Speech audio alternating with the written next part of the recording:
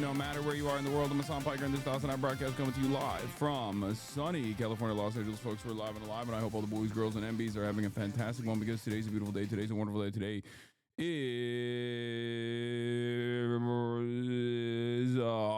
Wednesday, January 14th, 2026. We're alive, and I hope all the boys, girls, and MBs are having a fantastic one. Ladies and gentlemen, boys, girls, MBs, we're alive. I am late, and I apologize for that, but this is part of the broadcast where I tell you about my personal news, and part of that is the reason why I'm late. I actually have no excuses. Half day Hossie, you already know, did a 7-hour broadcast yesterday. What's going on, beta? This is a long video, but we might be actually watching this. Jimmy the Giant might have cooked on this. Anyway, so... yeah, doing big business deals, interviews with mainstream media. No, none of that. I was actually lifting. I got under the squat rack.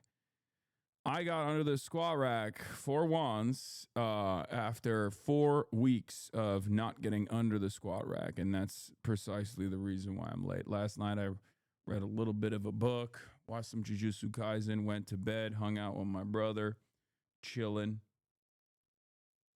You're lucky I'm at work because Verizon is out and I'm using work Wi-Fi. Yeah, I've heard Verizon is out.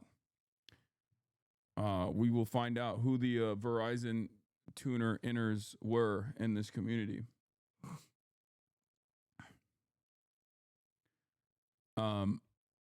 Holy dictatorship, I can't even say what's up, so Sparky. Holy dictatorship, I can't even say what's up to Sparky? What do you mean? Oh, it's because you were trying to say, yo, what up, Electro Wizard, smiley face, smiley face, smiley face. Again, if I was a guy like this, I'd probably kill myself. Good start to the broadcast, though. Anyway, if I lived life like this, I would have fucking ended it a long time ago. Anyway, where was I? Okay, personal news-wise, not really too much happening. Can you say I'm going to the cottage in Russian accent, please? No. Yeah, I don't know. I had some big business deals, you know. But that's pretty much it. Mind reading my last message? Did you see the governor of New York broke ranks with Hochul regarding the nurses strike? No, I have not. Yehuda, I have not seen that. That's from Heated Rivalry. Oh, nice. Anyway, folks.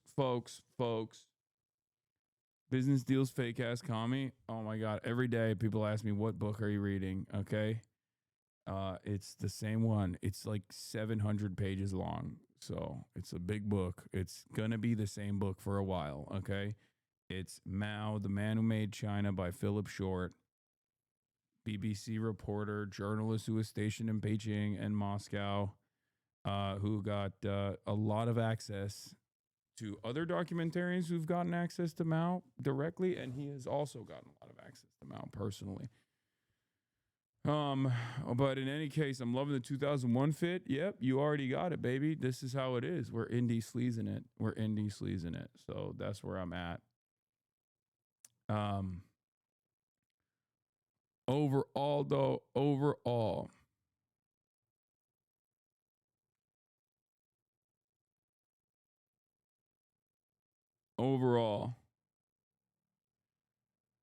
Your voice is strong. Can you discuss how we as a one can help end the world issues peacefully, brother? No. I refuse. Where's the Band-Aid to go to on your cheek? Yeah, this thing has been growing. I don't know what's up. It's like getting redder and redder around it too. Okay, we got Turks in here. I have to do it. I have to do it for the one time. We got Turks in here. Max List. Wait, is this even the right?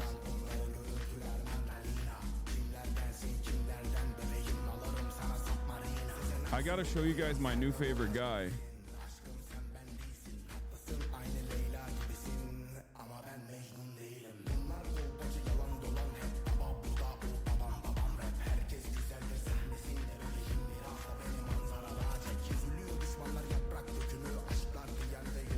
Abi tam Keko bu Lale.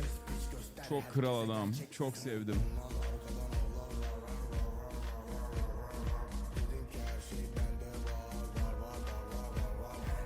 But this isn't even the one. I've been listening to this one Turkish guy nonstop. This is an old song, but there's a one that's been like blowing up on TikTok. And it is the worst dude you've ever seen. Okay? Come on. Turks. Kim adamın adı neydi? Hadi. Utanmayın hadi söyleyin. Hadi. Asıl şey Ezel mi? Hayır diğer adam. Bu şey erkek adam dans etmez. Ezel değil. The guy who says erkek adam dans etmez. Gene rezil edeceğim bizi. Abi amınıza bile koyacağım. Bulacağım zaten. Ya şimdi söyleyeceksiniz, göstereceğim ya söylemeyeceksiniz. O zaman bütün stream boyunca herkes geldiği zaman göstereceğim aynı adamı. Güven Demi. Abi Griko. Ha, yalan söylemeyin. Yalan söylemeyin amına koyayım. Yalan söylemeyin. Ne lan adamın adı? Erkek adam dans etmez. Erkek adam dediğin dans etmez. Okay, this is the guy. Hiçbir kadın dans eden erkeği sevmez. Erkek adam dans etmez. Olduğu yerde baba hareketler belli. Pardon kimsin tanıyamadım. Şuradakiler bile seni tanıyamadı. Bıktım modeller aynı severim esmeri sarılar baydı. Wow sevmiyorum küstah kadın. 4 kız darlıyor 3 dakikadır. Bırakmıyor peşimi fanlarım. Yıldız gibi kaydım parladım. Akım oldu büyük olay oldu. Çalar sirenler. Yatak odamda tıkılıyor 5 kız düşmanlarım mod. Dimdik kaslar sarılacaksın. Çok bakma güzelim bayılacaksın. Tek dans milyon kazanacaksın. Her hafta bir akımla anılacaksın. Bro, this guy, this is my goat. This is a legend. Okay, Güven Demir. This guy blew the fuck up on TikTok because of his one song that obviously gained a lot of traction. And then people found out what he looks like, and he looks like AI. Okay, I didn't even know Turks could look this Iranian. Okay, first of all, straight up, this merges all of the different things that we're talking about. This is the most Iranian Turk I've ever seen in my entire life. Because like, he reminds me of the Iranian bodybuilders I used to follow like way back in the day. You know what I mean? It's just, this is the most Iranian looking Turk I've ever seen in my entire life, bro. He is so fucking sick. Also, this is a drag king, right? Like, this is literally a drag king. Straight up. I think 2026 is the year of male to male transition. Okay? I'm putting my flag down on this. I'm telling you right now, 2026 is the year of male to male transition. Okay? We are going to have MTM trans men. Okay? Straight up. Like, you got clavicular on the one side, and you got whatever's going on here. Like, this is basically either a drag king, or if you want to say it's MTM trans, like, you can say that too, probably. Like, he's so beautiful. Pardon aşkım unutacaksın. Yatacaksın kalkacaksın laf atacaksın. Ya da Güven Demir gibi başaracaksın. Maskülen erkek feminen kadın. Böyle bir piyasaya hiç salladım. He says masculine man, feminine woman.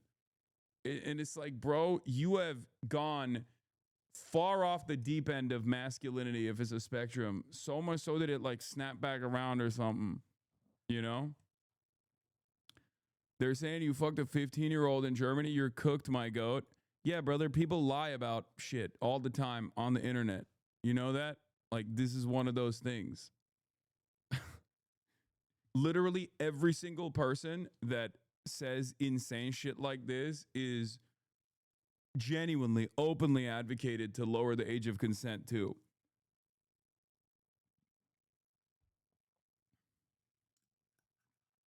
Always somebody ruining the vibes. Yeah, someone's got to come in and just be fucking weird.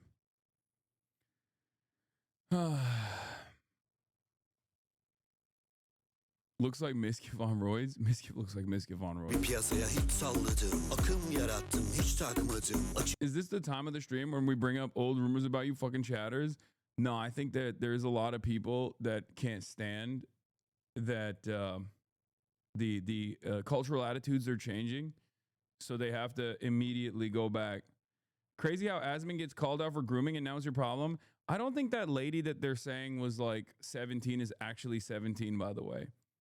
But I like that, you know, people randomly fucking call him a pedophile, so he has to turn around and be like, well, Hasan, I've heard.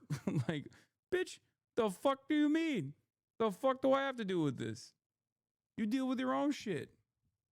It's the same. It's like the Ethan Klein technique, you know what I mean? Are you wearing the hat because everyone hates the haircut? I like the haircut. I was wearing the hat because my hair was wet. And also, I like the hat.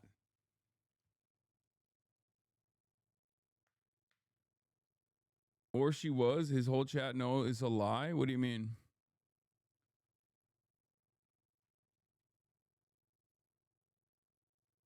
Jonathan Ross was internal bleeding. DHS. Jonathan Ross was internal bleeding. DHS. Yeah, I heard CBS. Shouts out to Barry Weiss. Shouts out to Barry Weiss for importing Israel news to the United States of America. Much respect. Thank you, Barry Weiss. Thank you for the most trusted, most pro-Trump name in news. We're going to get to that in a second. Mark's Carney is in China and might be getting some EVs as a fuck you to Trump. I know. He's living my dream right now. Açıldı kurtların iştahları. Maskülen erkek oynamaz oğlum. Güzelim anladım. Kafa açtın hiç sarmadın. Yıllardır senden sakladım. Pardon kimsin tanıyamadım. Şuradakiler bile seni tanıyamadı. Bıktım modeller aynı severim. Esmeri sarılar baydı. Pardon kimsin tanıyamadım. Şuradakiler bile seni tanıyamadı. Bıktım modeller aynı severim. Esmeri sarılar baydı. Yeah, so this guy is popping. If you want to have Mark Ruffalo on stream, DM him on Instagram. Mark is much more active on Instagram, or you can ask Mehdi Hasan. Mark is good friends with Mehdi, and they talk and message. They discuss this on the Zateo interview.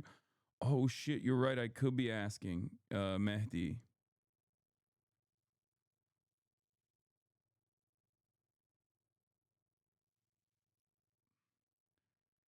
What in the Kojima villain am I watching? This is the newest soft power initiative from Turkey, okay? This is the newest soft power initiative from Turkey. I didn't even know we had this kind of thing. Like, I didn't know we had this level of steroid abuse in the country. Honestly, you know, it makes me proud when I see stuff like this because, like, we have caught up. Turks, we have caught up to the rest of the world. It makes me happy to see that, like, you know, despite the hyperinflation, despite the fucking state of the economy back in the homeland, seeing guys that are you know, doing this kind of stuff that I previously only thought happened in America, it truly means that there is equilibrium.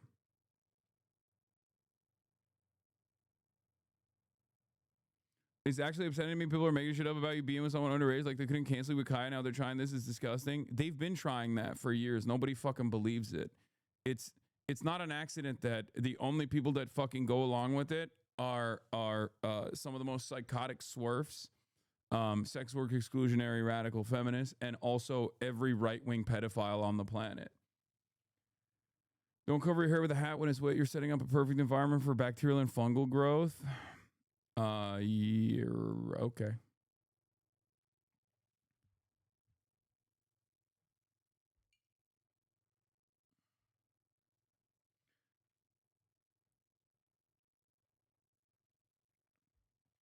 You have to realize, like, look, I'm going to be in here covering the news. Sometimes I'm going to be covering some content creators that are also, you know, covering the news, but from a right-wing perspective. And what my ops will do in the process is just make shit up. That's it. There's not really much you can do about it. This is just how the information environment is. If you're on the left, if you're progressive, if you're liberal even, they're just gonna make shit up. They're gonna make shit up about you over and over again to try to mask their own inefficiencies in their own life, to try to mask their own issues that they have in their own life. Not really much you could do about it. It's just fucking bullshit.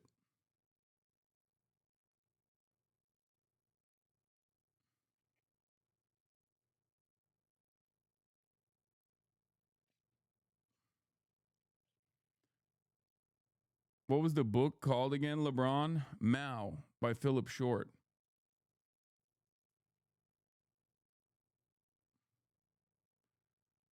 You still have time to change your prediction? Oh my God. Germany is deploying troops to Greenland. It's the death note. All right. I'll blast off real quick. Dude, I'm bad.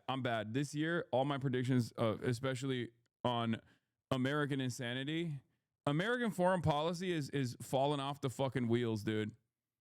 We are in a new environment, okay? I am ready to admit that American foreign policy has become more Putin style than ever before. Like, the way of empire was not this belligerent. The way of empire has always been violent, right? It's always been violent. But the way of empire has never been as belligerent, and also in the same way as open. Like the viciousness has been so open. We are genuinely reaching Hitler, Putler levels of insanity. I mean, we've been doing a much more sophisticated version of global domination for, the last 100 years, obviously post World War II. But now this is the next phase in American dominance, where we're just wrong. We have always been like this. No, that's not true. That's literally not true. It is objectively untrue.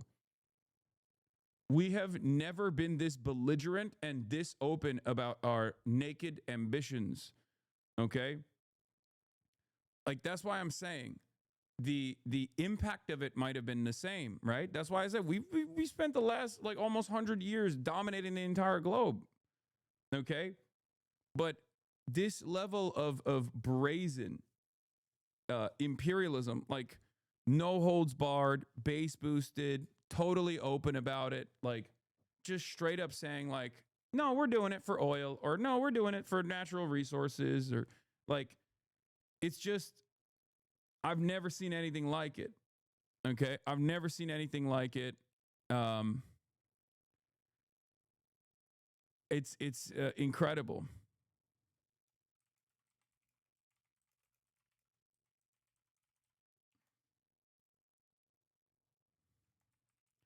Will Trump strike Iran?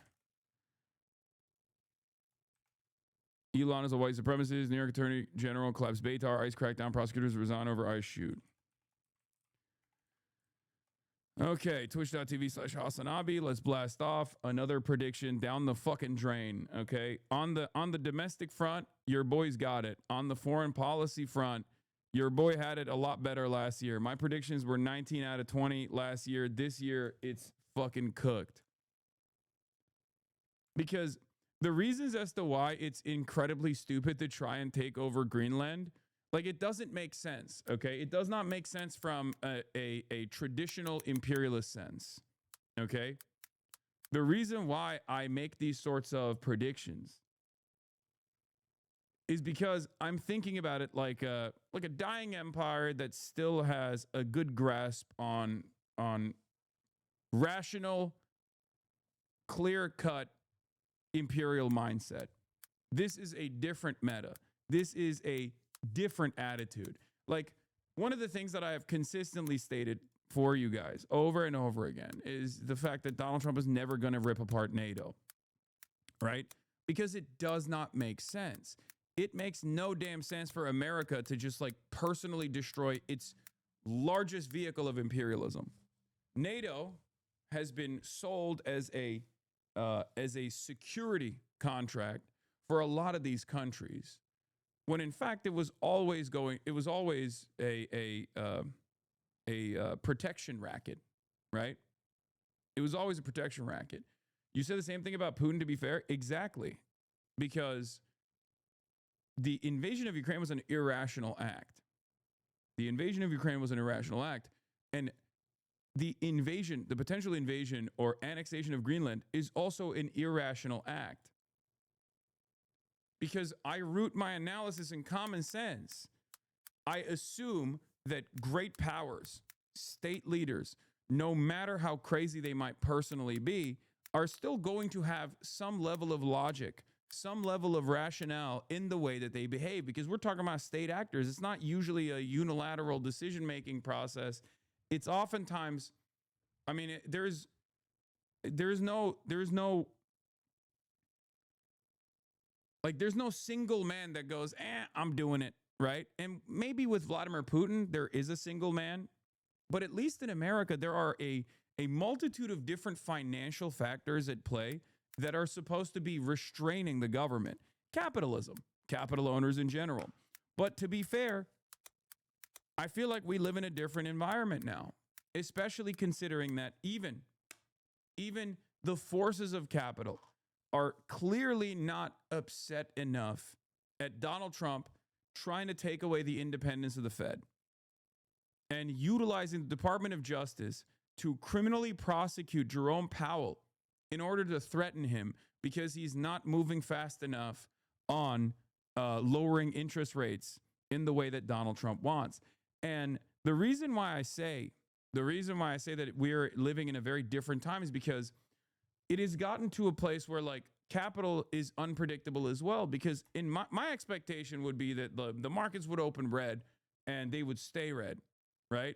When you see someone like Jerome Powell being threatened in this way, he comes out and makes this like hostage style video saying Donald Trump is trying to kill me.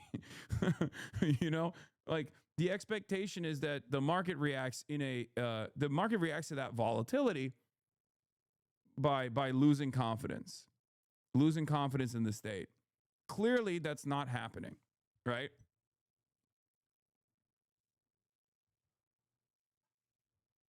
It's not happening.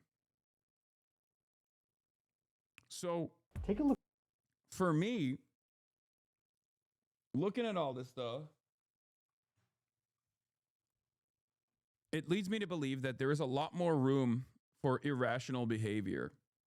There's a lot more room by leadership to engage in volatility and irrational behavior. And therefore, it just makes it infinitely harder to predict where we go. Right? That's the problem with these sorts of predictions. I took the long way home to explain to you why another one of my predictions might be fucking wrong. When I said we don't annex Greenland, because Greenland makes no sense. Annexation of Greenland makes no sense. Greenland barely has a fucking 3-month window for commerce. And even then, there are obviously still many issues with the weather. Okay. Extracting natural resources from Greenland already is very difficult. It's a very difficult endeavor. Okay. Like there are much cheaper methods of extraction. There are much cheaper methods of extraction elsewhere. Straight up. Like I'm looking at this from a logical, through a logical lens. And I think it's partially because, yes, the melting ice, global warming is real, and it will become a much more viable territory to overtake. And also, its proximity to Russia is important, and you can control the Arctic routes when, like, the ice melts, and there's new trade routes that open up around the Arctic Circle. I guess, like, that's part of the reason. It's a future ambition that we're locking down right now. But even then, it's like, yeah, the level of investment required to harvest Greenland's natural resources makes it not really worth it in the first place. And this is the same exact argument you can make for Venezuela. Venezuela is not the regular style of imperialism that you see because oil extraction in Venezuela is not as profitable because of the heavy crude and because of the upfront investment that is a necessity to build up the refineries in Venezuela, especially considering the potential for political instability. It makes it so that like a lot of these companies, Western companies, don't want to actually invest in Venezuela, right? Like there's all these arguments, but at least with Venezuela, I can understand that you still want to dominate the entirety of this currently very important energy resource that in an effort to leverage the next energy resource that China already controls, right? Because China is going to run the world when the world shifts over to renewables. America might destroy the world before we get there by way of anthropogenic climate change or directly with nuclear holocaust. But like, it's obvious that China looked to the future and said, the future is renewables. We're going to dominate the space. We're going to have all the battery tech. We're going to control all the rare earth minerals on the procurement side and the refinement side. And nobody can come close. Nobody has the industrial base to come close to that. And America was like, bet. Well, we're still running on oil, so I'm going to take all the oil. And if you ever threaten me with a rare earth mineral export control ever again, I will shut off the oil faucet to you, right?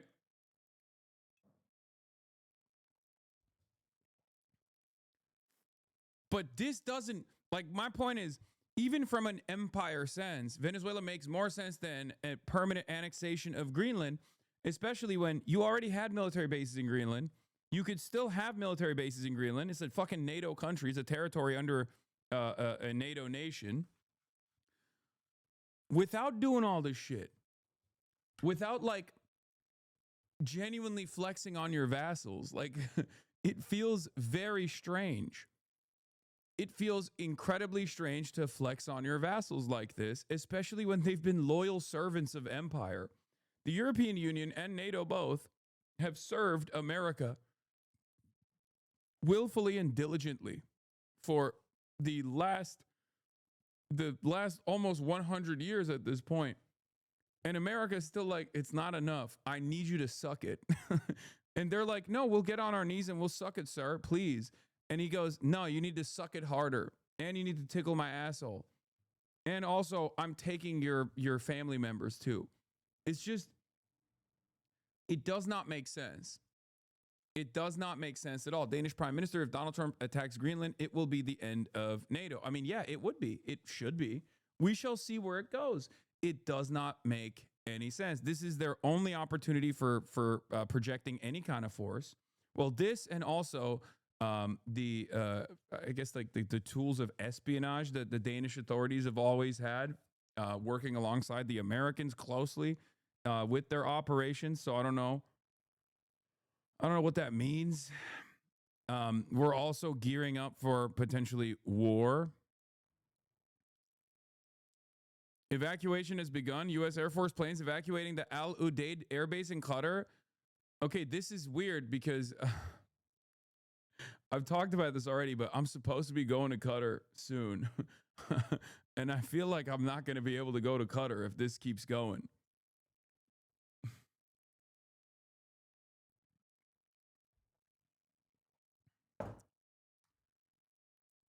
Trump is not budging. Anything less than U.S. owns Greenland is unacceptable. I saw that. I saw what's going on. Danish spies are so effective that you didn't even think such a thing could exist until you saw this message. Yes, Danish espionage is interesting. Anyway, but we'll get into that in a little bit. HasanAbi curse continues. Yeah. Denmark is deploying an advanced command to Greenland consisting of a military material support and forward personnel had a large force from the army that is expected to arrive soon on the territory. In addition to aircraft from the Royal Danish Air Force, according to Greenland-based newspaper Sørmit Siag. I mean, I want to say critical support to Denmark. Okay, critical support to Denmark in their anti-imperialist endeavor here, even though technically, I guess Greenland is also like a colonial holdover.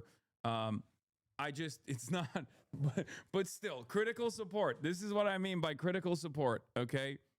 Critical support to the anti-imperialist forces of Denmark. I don't even know what to say here. What are we doing? This is like, Donald Trump was like, listen, I realized I can't fuck with countries that have nukes. And who are the only countries that don't have nukes? Countries that are under our nuclear security umbrella. So I guess I can just fuck them up. Someone's got to get fucked up. We got all these tools. We got all these weapons. We got to fuck them. Okay? We got to fuck someone. I can't fuck Russia. They got nukes. Can't do shit to North Korea. They got nukes. I have to fuck somebody up. Who is sitting there waiting to be fucked? Countries that previously thought they were under a security cooperation and under the nuclear security umbrella of NATO. That's right.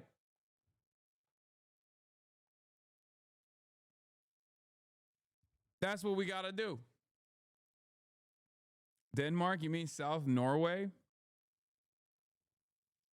What happened to Colombia and Cuba? I mean, hopefully he'll have his hands too busy with, well, Colombia might be fine because I think Petro called him and they had a good conversation.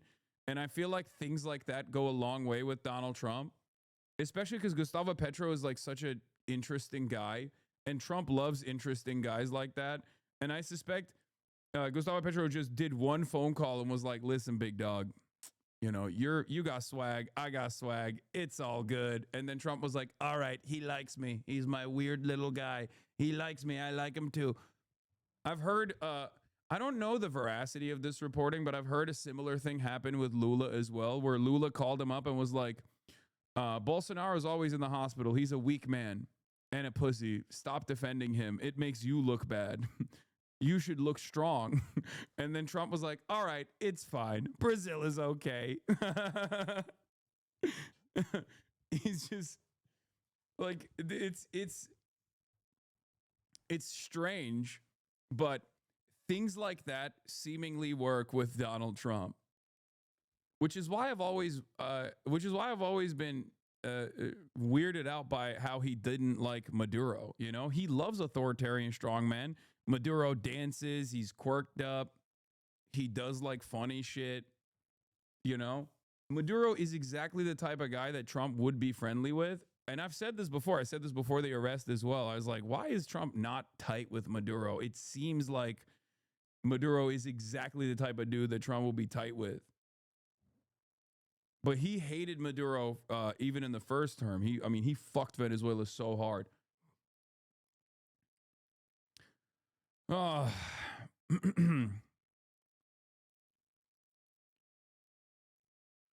If Chavez never died and was still alive, by the way, and I mean this sincerely, if Chavez was still controlling Venezuela, Donald Trump would never touch Venezuela. Donald Trump would love Chavez.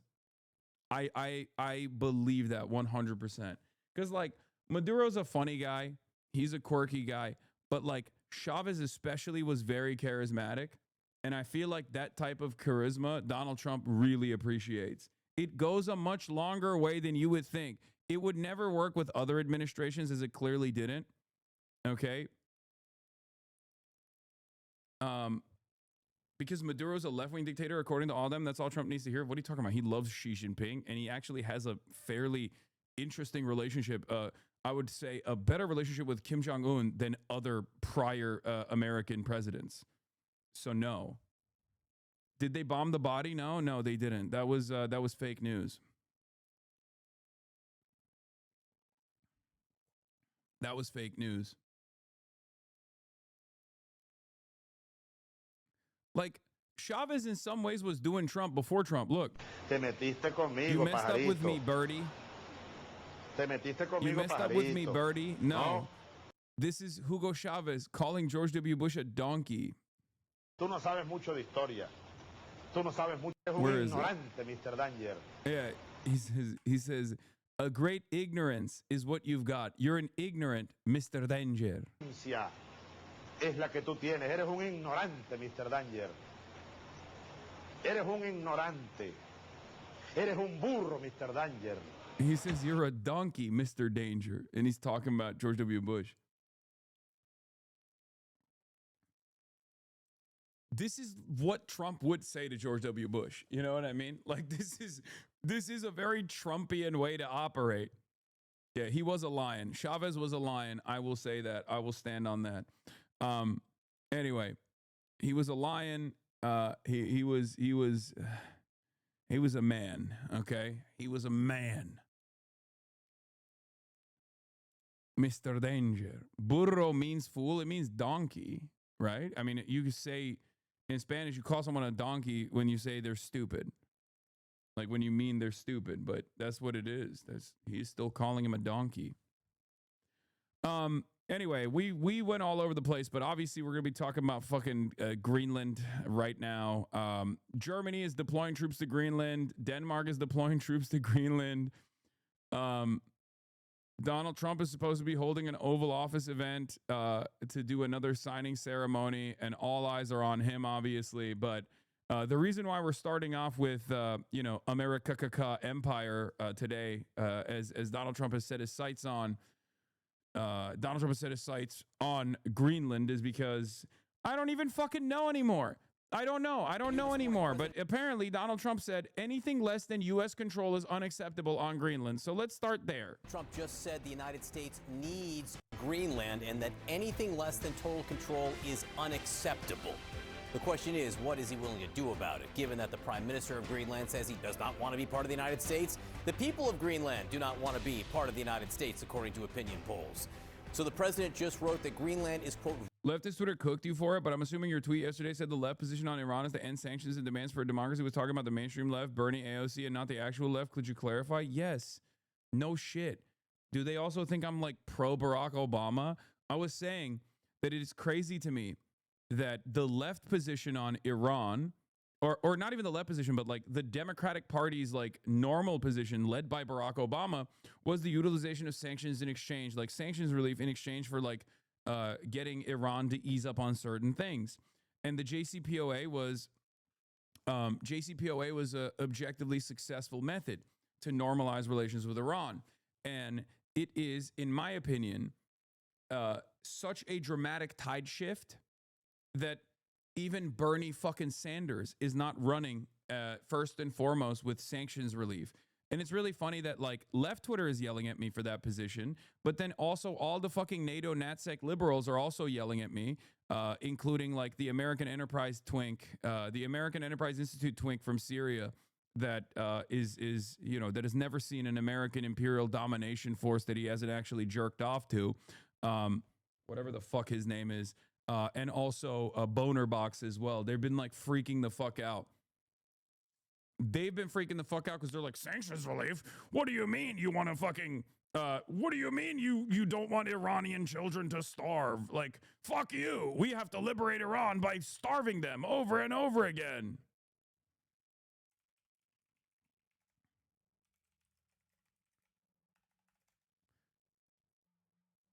So there is, I've once again found the the perfect middle ground where everyone on the left is yelling at me because they misunderstand my position, and everyone on the right is yelling at me always because they're on the right. But yeah, it's very cool. I find myself once again making a very reasonable stance here. Currently in Qatar crashing out. Can your country please not strike Iran? We're exhausted. Yeah. I can't stop that. American foreign policy is completely outside of my control. I apologize. But good luck. Also, I'm supposed to be in Qatar soon in a couple weeks. If it's still even sustainable to go there. It kind of feels like when you see American the American evacuation taking place with the US Air Force. I'm going to be flying Leroy Jenkins style directly in the direction of the fucking, action, I guess.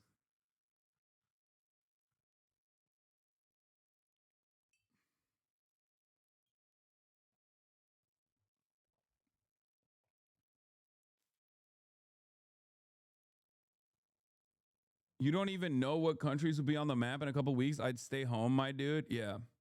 Your Twitter language fucks you so much, man. You got to be more succinct and clear. No.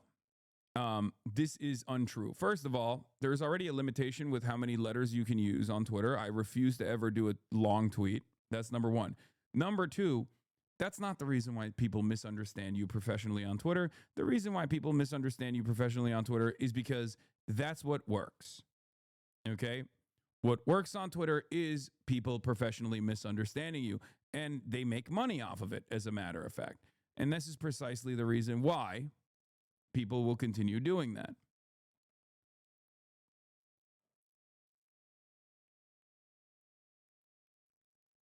That's it. That's the real reason. Because I could say, I mean, this happens all the time. The waffles pancakes equation is very common, right?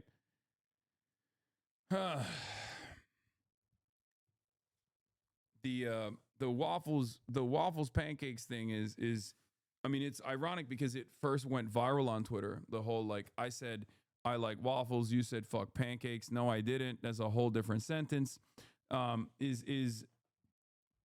Is something that people used to do on Twitter all the time, and it's only gotten worse because now it's monetized. They're cooking your ass in anarcho-tribalist blue sky. Okay.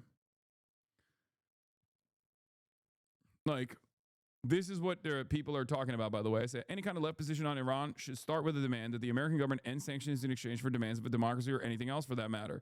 I cannot believe that we're past this point now. Obama got the JCPOA done with sanctions relief.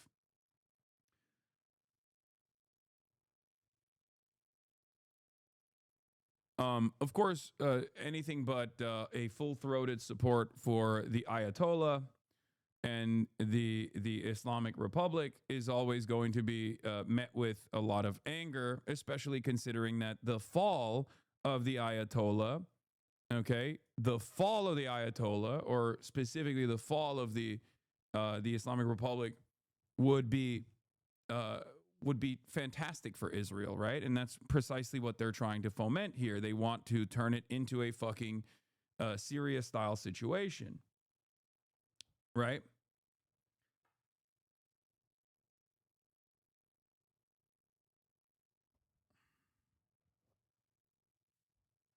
You said start, that makes it completely valid. It is the start, not the limit. Exactly. And if you noticed, I got yelled at by people who were saying, like, well, you're clearly a Mossad agent, or you're clearly laundering the liberal Zionist position or something like that. And the reason why people say that is because, you know, like I said, anything but like a full-throated, unconditional support for the regime in this situation is seen as, as supporting Israel, which I kind of understand. Like, I'm sympathetic. I'm sympathetic to that assessment because it's true. It would be beneficial for Israel, right? But my assessment on this is a little bit more nuanced, where I'm talking about like stability. I'm talking specifically about stability in Iran and maintaining sovereignty in Iran. And as I explained, there's like there's 3 pressure points here. 2 of them are obviously external and virtually impossible for the Iranian government to change, but the one is domestic. Okay. People want you to either be an interventionist who love American adventurism or be someone who defends every single action, every regime that nominally opposes the U.S. Okay, first of all, Iran doesn't nominally oppose the U.S. Iran opposes the U.S. with its entire pussy, okay? Iran is literally the most oppositional force to the United States in the region. Let's be real. This is precisely the reason why they want to dominate it, okay? The point I'm trying to make is, the point I'm making here is that instability of any sort and without like reforms coming in, which will inevitably lead to mass instability that causes the state to collapse eventually, right?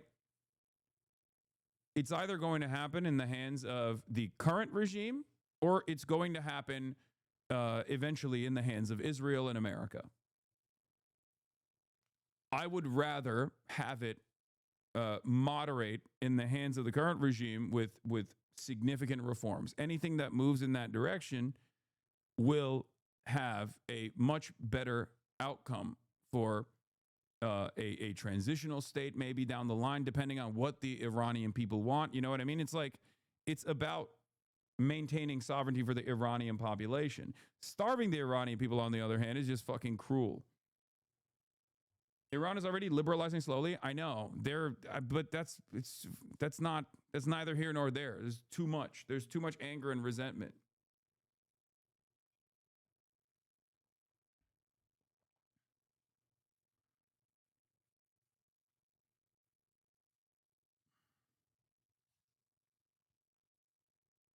Alhamdulillah, USA is going to strike and murder that pig Khamenei. And I know even though you act like you condemn the regime, you and your tanky viewers are going to be fuming. Tanky. Brother, you can't say Alhamdulillah and then say tanky, okay? Like, what the fuck are you talking about? Either, like, what is happening here?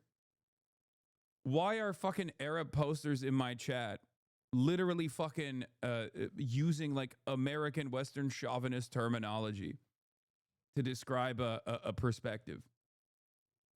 Say it with your fucking chest, pussy, okay? I'm Iranian. Oh, great. Yeah, I'm secretly in the tank. This is what I want. On the one hand, in the United States of America, I get mad when abortion restrictions are placed on women, denying their bodily autonomy, or when trans people are under the crosshairs. Obviously, neither of those two things are actually a real issue in Iran, but let's say, you know, gay people are in the crosshairs, right? What leads you to believe that any sort of social conservatism is something that I would be on board with? It's not, okay? It's very stupid. If I don't like any sort of social conservatism or any sort of repression in the United States of America, obviously I'm not going to be in favor of it in Iran as well. If we're talking about foreign policy, that's an entirely separate position. Stop pretending, man. Yes, you're right. I love the Islamic Republic. I love, as a socialist, I am a big fan and super fond of arresting, imprisoning, jailing, torturing socialists and communists alike. This is my thing. This is what I like, because I'm actually a Shia Muslim. Not even like what would I be pretending here? Like, what would possibly be the thing that I'm pretending? Okay.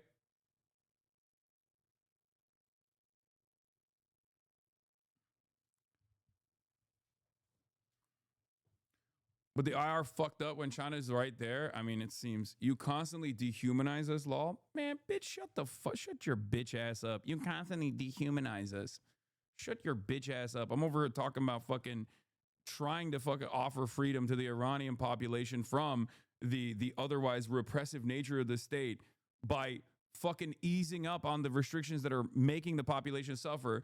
And you're over here being like, no, it's actually good that mama and dada are getting fucking destroyed in Iran because they need to fucking take up arms and start killing security forces in the country until they deserve food. The fuck?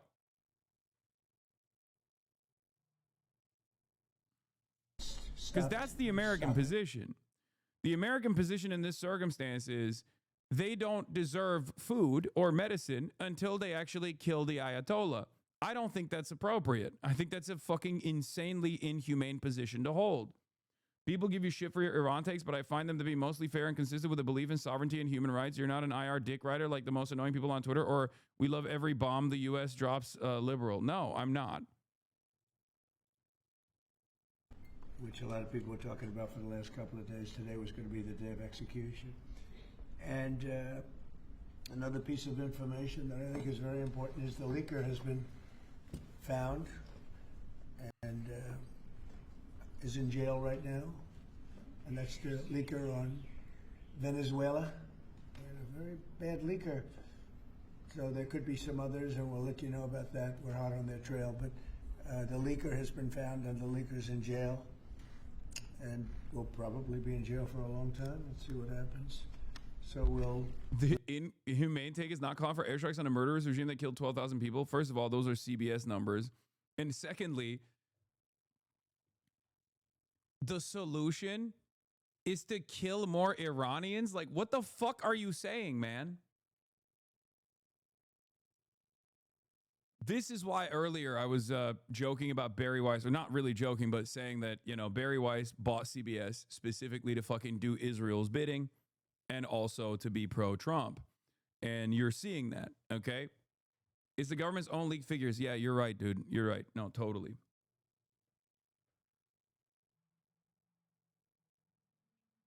I think you've done a great job. But it's great to have you here again. Thank you. Appreciate it.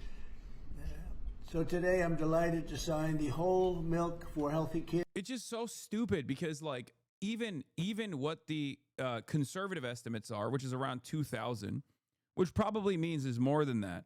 But even the conservative estimates are cruel and unusual. You can just say the number that most of the analysts are saying. You don't have to fucking lie at the behest of Israel, okay? It's the same exact fucking atrocity propaganda being laundered after October 7. October 7 was fucking, crazy enough. You didn't have to like make up all of this additional atrocity propaganda to be like, oh, they were actually lining up babies and chopping their heads off with a chainsaw. They were just like put the babies in a row and just whip the chainsaw over to cut all of the babies' heads or whatever. Like, why? I know why. It's because you already gave the game away. You want America to bomb Iran. And you're a fucking moron for that position, by the way. Because if anything, bombing Iran would unironically harden the position of the government. If your goal is government change, regime change in Iran, bombing Iran is only going to harden the position because Iranians want sovereignty. Iranians want sovereignty more than anything else. It's so funny that even Trump seemingly, amidst talking about how he's going to fucking invade Greenland, is demonstrating more restraint than the absolute fucking weirdos in this chat. That's what's so crazy about it. I'm Iranian, you're not. I don't give a fuck what you are, brother. I don't think you understand. Last week we did this with Venezuela, okay? Last week we did this with fucking Venezuela. Shut up. I want Iran to have sovereignty. I want the Iranian people to be free, okay? I want Iran to have sovereignty. I want Iranian people to be free. You are demanding America strike your country. You're a fucking idiot, okay? Sorry. You're a self-hating fucking moron. I'm of course sympathetic to the fucking people protesting against the Islamic Republic.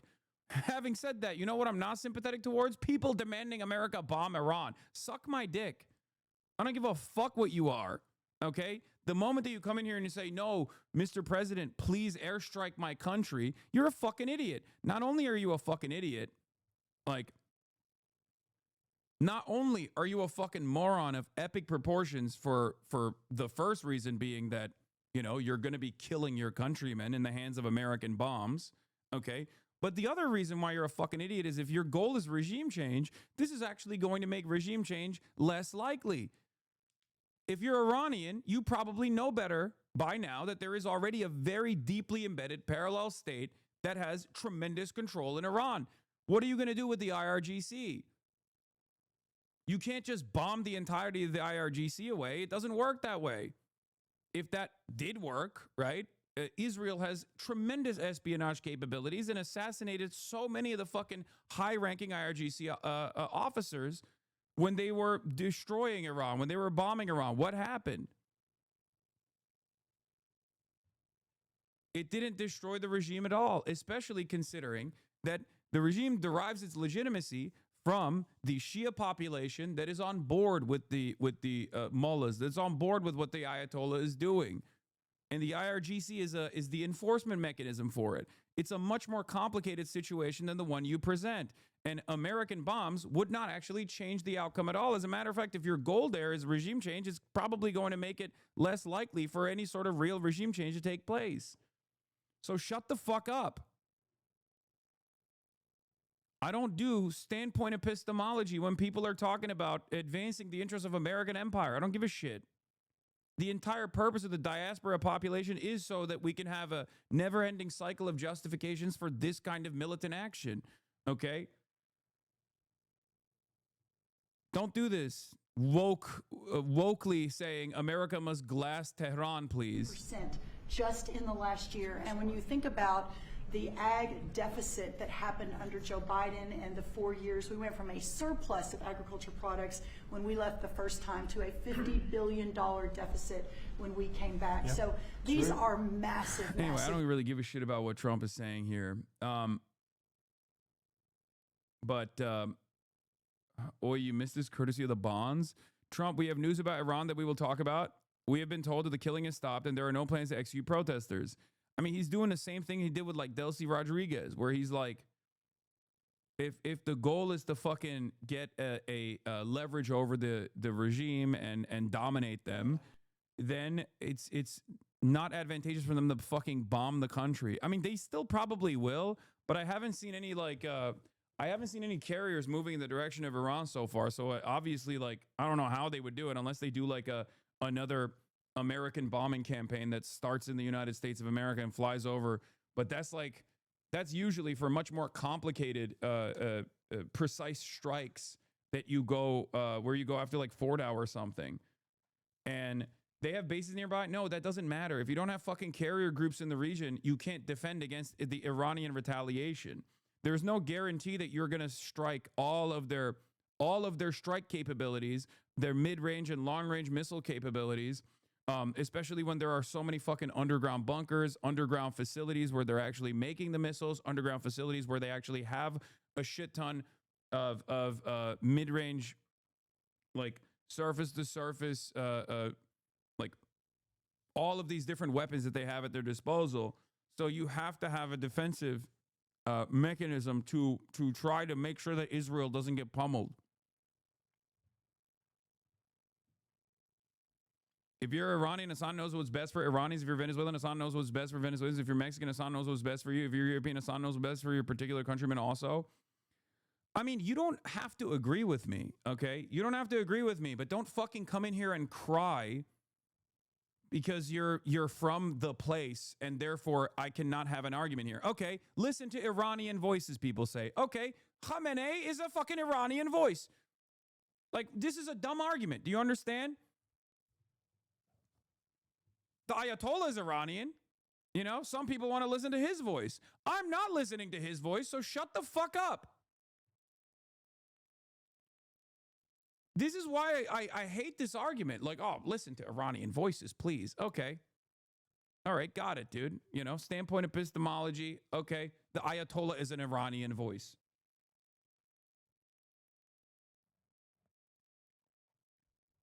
And it's really fucking annoying because I'm not even in favor of what this regime has done anyway. I'm not even in favor of it. And now you got me looking like I'm fucking out here being like, no, the Islamic Republic is awesome and they're great and they should continue doing the things that they're doing, when that's not even the case.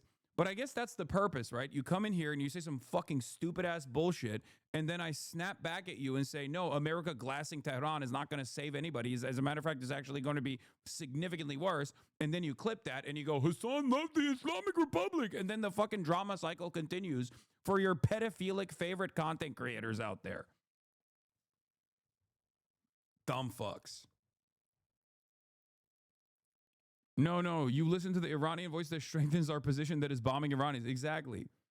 Listen to the Iranian voices that actually want the Iranian economy to collapse even further. Otherwise, you'd be helping the regime. You'd be helping the regime. Yeah, I know, man. This is my first time dealing with American sanctions and people who justify them. I didn't realize that, like, most of these countries outside of the security apparatus of the United States don't actually have this kind of fucking design where sanctions on the administration doesn't actually harm or impact the economy at all. No, the entire point of the fucking sanctions is so that people are punished, so that they get so mad that they take up arms and try to fucking kill the government. It's to punish the people enough that there is enough volatility, enough instability in the country that they take up arms and kill the fucking Ayatollah. That is the whole purpose of the fucking sanctions. And what's crazy about all of this is that people, on the one hand, openly justify that. And they say, well, we hate the Ayatollah, so it's good. It doesn't matter if my fucking, family members are being starved in Iran. It doesn't fucking matter to me at all. Okay? They should what? They should fight better. Is that the argument here?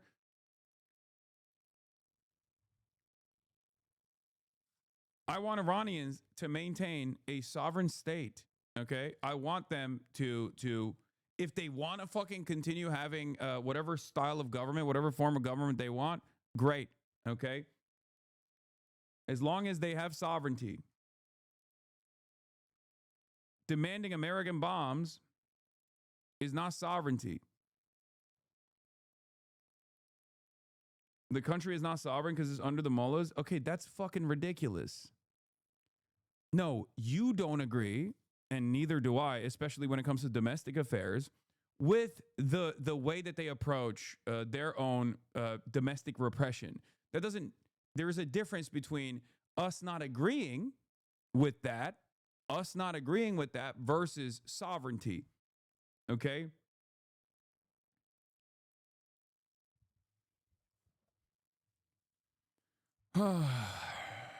Elections don't work, man. We've tried. I know. That's why I'm saying if the sanctions already exist, and it's like a fucking cruel measure that has actually caused tremendous punishment to the Iranian population, then one way to actually find a reasonable, manageable negotiation is to lean into what the public's discontent is, and then offer sanctions relief.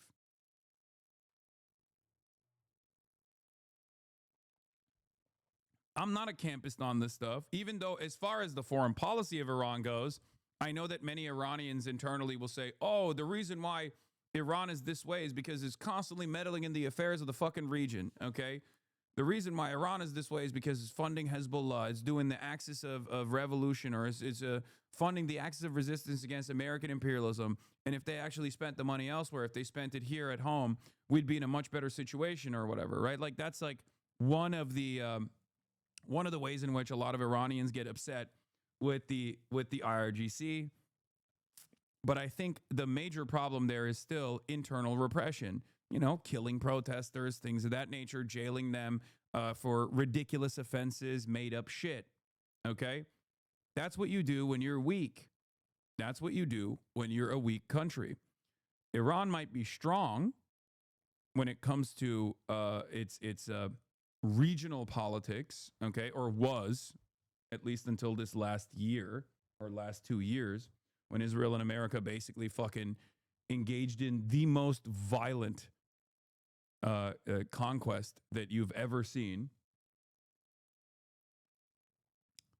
But as far as it's a common sentiment in Iran that the yeah, I know it's a common sentiment in Iran that the state spends too much money on proxies instead of investing in the economy, not realizing that the only reason why there isn't enough money to go around in an otherwise resource-rich country is because of the fucking sanctions. And these guys don't fucking realize that even if Iran wasn't setting up these proxies in an effort to at least claw back some fucking regional autonomy from Israel, okay? Even if they weren't doing that, Iran would still get the fucking sanctions. It's so stupid. The idea that Iran, as a sovereign country outside of the fucking outside of the control of the United States of America, was never going to be punished if it wasn't for fucking Hezbollah, if it wasn't for the Ansar Allah movement, the Zaidi Shias in Yemen, or if it wasn't for the Sunnis, Hamas, that they are offering, you know, logistics to and training to, then America would let them go. You're fucking delusional. That's not the case at all, because they still have striking capabilities. They can still strike Israel if they wanted to. Okay? That's the real problem. The real problem is America has a fucking design for this goddamn region, and that design includes a completely servile, completely dominated Arab and Iranian. All the fucking regional Arab countries either have to be perfect little vassal states like the Gulf states are, or they have to be destabilized and broken apart like Syria. You're such a weird, rigid weirdo. Two things can be true at the same time without it being propaganda. Dumb fuck, it's not propaganda. To honestly assess the fact that the Iranian government murdered thousands of his people and keeping the government in place is probably not going to work. That doesn't mean I want the fucking... Wait, what? Are you talking to me or the other person? Because, sorry, that wasn't meant for you. That was meant for another chatter. Okay, I was about to say, like, people are now arguing against positions that I do not hold. Okay, that person was talking to another chatter. Anyway.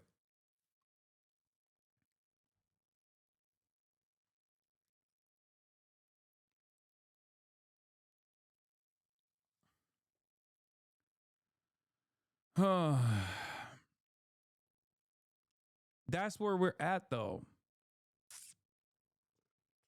I thought the internet was down in Iran. How are all these Iranians tuning into the stream? They're not in Iran, brother. What are you talking about? They're not. They're not tuning in from Iran, no matter how hard they say they are. They're tuning in from Westwood and London and Canada and all of these other places. But this doesn't mean that there aren't fucking Iranians in Iran who are also, Iranians in Iran also have similar attitudes to the diaspora Iranians. Now, obviously, it's not as commonly shared. For example, one of the things that you see in the diaspora is MEK, support for MEK. Doesn't exist in Iran at all, okay? That's not a thing at all. Big part of the reason is because of MEK's support for Iraq. So that's gone. There is no domestic consideration for MEK at all. There are, Shah writers. Okay, there are Shah writers in mostly the diaspora community. There are some people who think the Shah will actually bring a secular democracy by way of Israel and America that believe this nonsensical thing internally in Iran as well. Because for them, the only cruelty that they have seen is from the fucking Islamic Republic. They haven't seen the Shah. They don't remember what the Shah was like. They don't comprehend why the initial Iranian revolution took place to begin with, because at the time, the Shah was doing way worse shit than what the Ayatollah has done, or same things that the Ayatollah has been doing, right? So there's different camps, and there are, of course, a multitude of different opinions internally inside of Iran as well. It's easier to say, I want my country bombed when you're in diaspora. I know.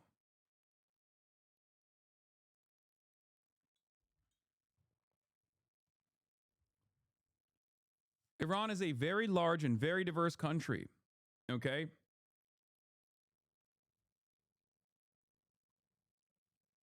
This is the problem. Without someone controlling this entire process, it will collapse, especially with all of the external pressures.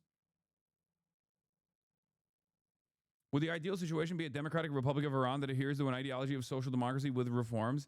I mean, this is not up to me. This is not up to us at all. That's my point. You know what I mean? Like, this is not up to any of us. Like, sure, that would be great. I would love a fucking communist Iran. You know what I mean? Okay, great. But it's not up to me. This is why I always say, like, well, the Palestinians voted for Hamas. It's like, okay, well, I'm not Palestinian. You know what I mean? Hey, Iranian leftists here, we do exist. We're just not the louder voice. Yeah, part of that is because all of the domestic Iranian leftists have been destroyed. They've been killed. They've been thrown in prison. They've been tortured. And unfortunately, there's not like that prominent of a voice. And obviously, America initially deposed of Mossadegh anyway, even though he was a social democrat at most. He was a national, he wanted sovereignty. He was a nationalist first and a social democrat second. And even that was too much for America. So obviously none of the fucking people from the diaspora are going to be in any way, shape, or form a part of any of the, pro-Soviet bloc Iranians or any of the other, non-aligned socialist Iranians. They're not. It's all going to be mostly Shah supporters, and I guess the closest you can get to is MEK. The closest you can get to like a socialist Iranian in the diaspora is going to be Rudolph Giuliani and John Bolton, two prominent lobbyists for the terror group that is known as MEK, which at some point was, I guess, socialist.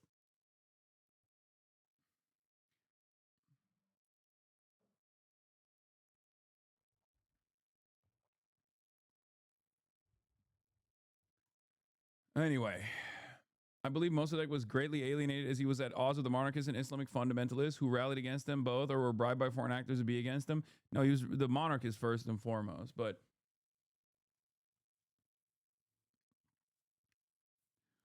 what's crazy to me is that in spite of the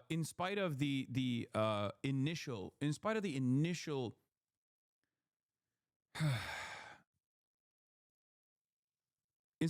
takeover in Iran, the Ayatollah, for all of its, the mullahs, the Ayatollahs, for all of their fucking regressive attitudes about domestic policy, have still, to the best of their ability, tried to focus on making sure that the Iranian population is educated and whatnot. So there is there is tremendous repression at the same time, but this creates this weird this creates this weird juxtaposition where you are creating an incredibly well-educated population with access to the internet, and they see all of the beauties of liberalism and freedoms and whatnot. And obviously they're going to be like, I want that. The fuck do you mean I can't have that? That's stupid. That's bullshit, right? Hold on. Doors open.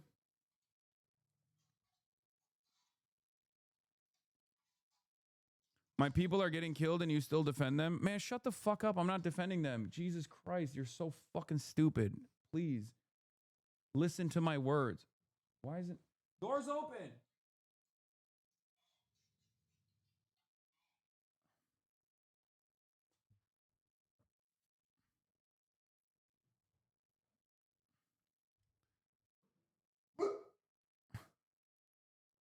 Bro, this little lady thinks she's a damn guard dog, okay? Every time there's delivery throughout the day, she perks up, she starts growling, she thinks she's it. It's crazy. She's a damn guard, she's not a damn guard dog, she's a damn guard bear. Okay? A warrior.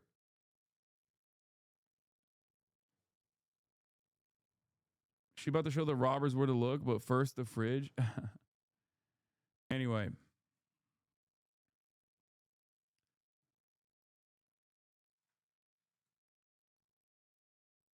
Kaya has a warrior ethos. True. So she's a cop? In some ways, yes. Listen to Kaya's voices. Listen to the Kaya voices in the chat. My grandpa was hardline Shah loyalist to Iran during the revolution, but refused to leave the country, resulting in him being in jail for 9 months. I still don't understand his loyalty, but at least he had the intelligence to understand the U.S. was not to be trusted and only ever wanted a real sovereignty for the country. I guess a lot of domestic Iranians are like that. Don't trust any diaspora Iranians that support the Pahlavis, though. No, I don't.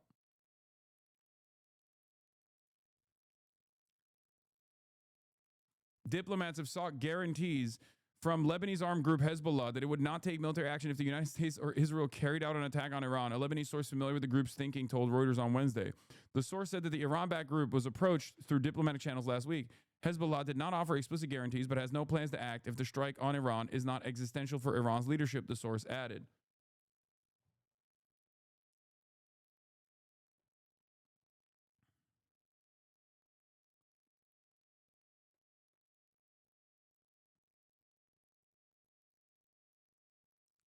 Anyway, so my point is, I want, and I keep repeating this over and over again, and I know that people will not understand this because they can only approach the situation through black and white thinking. I don't want American bombs. I don't want American sanctions. I want the Iranian population to be able to if they are slated to do a revolution, it will never not be impacted by Western forces. It's going to happen, but ultimately, the best path forward to maintain Iranian sovereignty is going to happen if there is an organized like next step forward government that they already have. Because everything beyond that will turn into fucking complete chaos, especially considering that there are also the defenders of the Ayatollah. There's a fairly sizable population. Like those pro-government protests, people say, oh, there's fucking people from Pakistan, people from Afghanistan are bust in for those protests. Like, no, there are real fucking people who love the Islamic Republic. Like, you have to deal with those people. You got the IRGC. Like, whether we like it or not, the disagreements in terms of domestic affairs, whether we have our own understandable disagreements with how the domestic affairs of Iran must be conducted, those people are in the tens of millions, and they got fucking guns. They have a military. They have the IRGC. They have these security forces. What do you think happens in that situation? What do you think happens when the state collapses? When the state collapses, what do you think happens? Do you understand?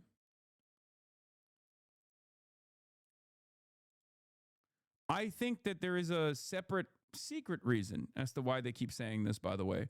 because Channel 14 reported that foreign actors are arming the protesters in Iran with live firearms, which is the reason for the hundreds of regime personnel killed. Everyone is free to guess who is behind it. Now, this is like a fucking, close to Benjamin Netanyahu, right-wing channel in Israel saying this out loud. You won't see a lot of people covering this in American news, of course, because they don't want to act like there's any interference whatsoever from Israel. But Israel wants to make it seem like they are directly interfering. Mike Pompeo has said Mossad is out there on the streets, right? So why are they doing that? Because under different circumstances, they don't take credit for it until after the fact, right? They don't say that they're doing it in the process. And the reason why I think they're doing it is because they want to goad the Iranian government, the Iranian regime, to be as militant and as violent as possible against otherwise normal-ass protesters who aren't fucking Mossad, okay, who aren't getting armed by Mossad. And when that happens, then you have, for every person that you kill, you have 10 to 100 other people that will also take up arms and seek out revenge, okay? That's it. That's what I think. Do they have outside agitators? Of course they do, but they don't have as much. I don't think they are as powerful as the way that they're claiming they are in this circumstance. Like, that is the reason why I think it's like Mossad spurs Iran protest, says Asians with demonstrators in a Farsi message. This only benefits, this only gives just cause to the Iranian government to do whatever the fuck they want to do, to slay as many people as they want to. This creates more violence. It gives them just cause to engage in violent action, because now it's like outside agitators. See, they're fucking openly admitting it. I think the reason why they're greatly overemphasizing their involvement in these protests is because they want the regime to eat the bait and start fucking slaughtering people, as they did, okay? And they did do that. It's a way to cause more chaos, and it's a way to cause, it's a way to create even a larger force of people that will throw their bodies on the line.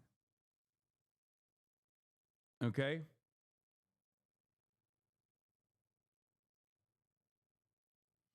Remember the clip culture we watched yesterday? A perfect example here. What is this? 2,000 to 5,000 dead protests. Anybody else find poetry in that? Breaking. Hasan Piker says the thousands of Iranians murdered by Islamic Republic is poetry. I didn't say that at all. That's fucking insane. What the fuck is happening? It's an 18-second clip. It's so stupid. You Khomeini tweet when he responsible for killing so many people. Listen, sometimes you can find poetry in the strangest places. Yeah, Persian. I am Persian. This is not even from. This is before. Yeah, it's just he's lying. This is before the actual fucking protests were violently squashed, by the way. I don't stream 18 seconds at a time. You're not gonna beat the allegations. Beat the allegations of what? Suck my fucking dick. Yeah, dude. I'm a paid propagandist for the fucking Islamic Republic. Who gives a shit? I don't care.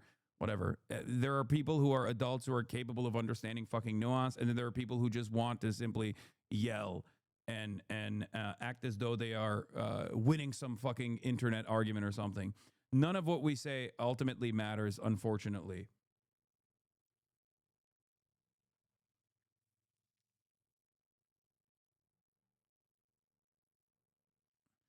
I think Pompeo tweeting about Mossad operatives in the streets was a part of an effort to make security forces even more paranoid and brutal, because of the deadlier the crackdown, the deeper the crisis, and it worked, and you have to be a rube not to understand this. I mean, I take it for granted there's all kinds of covert CIA and Mossad are up to as well as Iran, come on, but part of the intel script for things like this is projecting force and inevitability beyond what you really have. Other accounts of this I have seen are just brain dead sorry. Do people really think the former head of the CIA just casually outed a bunch of assets on X on the Everything app to gloat the shitpost? Be serious? So you're telling me Pompeo didn't tweet out actionable intelligence days before the protest expanded? Beats me. I always thought if you have secret agents embedded in a protest movement, you should tweet about it ahead of time. I mean, he's being sarcastic. But I do think it's interesting that they are doing that. I do think it's interesting that America and Israel are doing that. Okay. Like the Jerusalem Post article that came out being like, oh, yeah, we have all of our assets on the streets. They have been unlocked. Okay. I respected you a lot more when you stopped running ads. People should be able to see you aren't this paid propagandist. Exactly.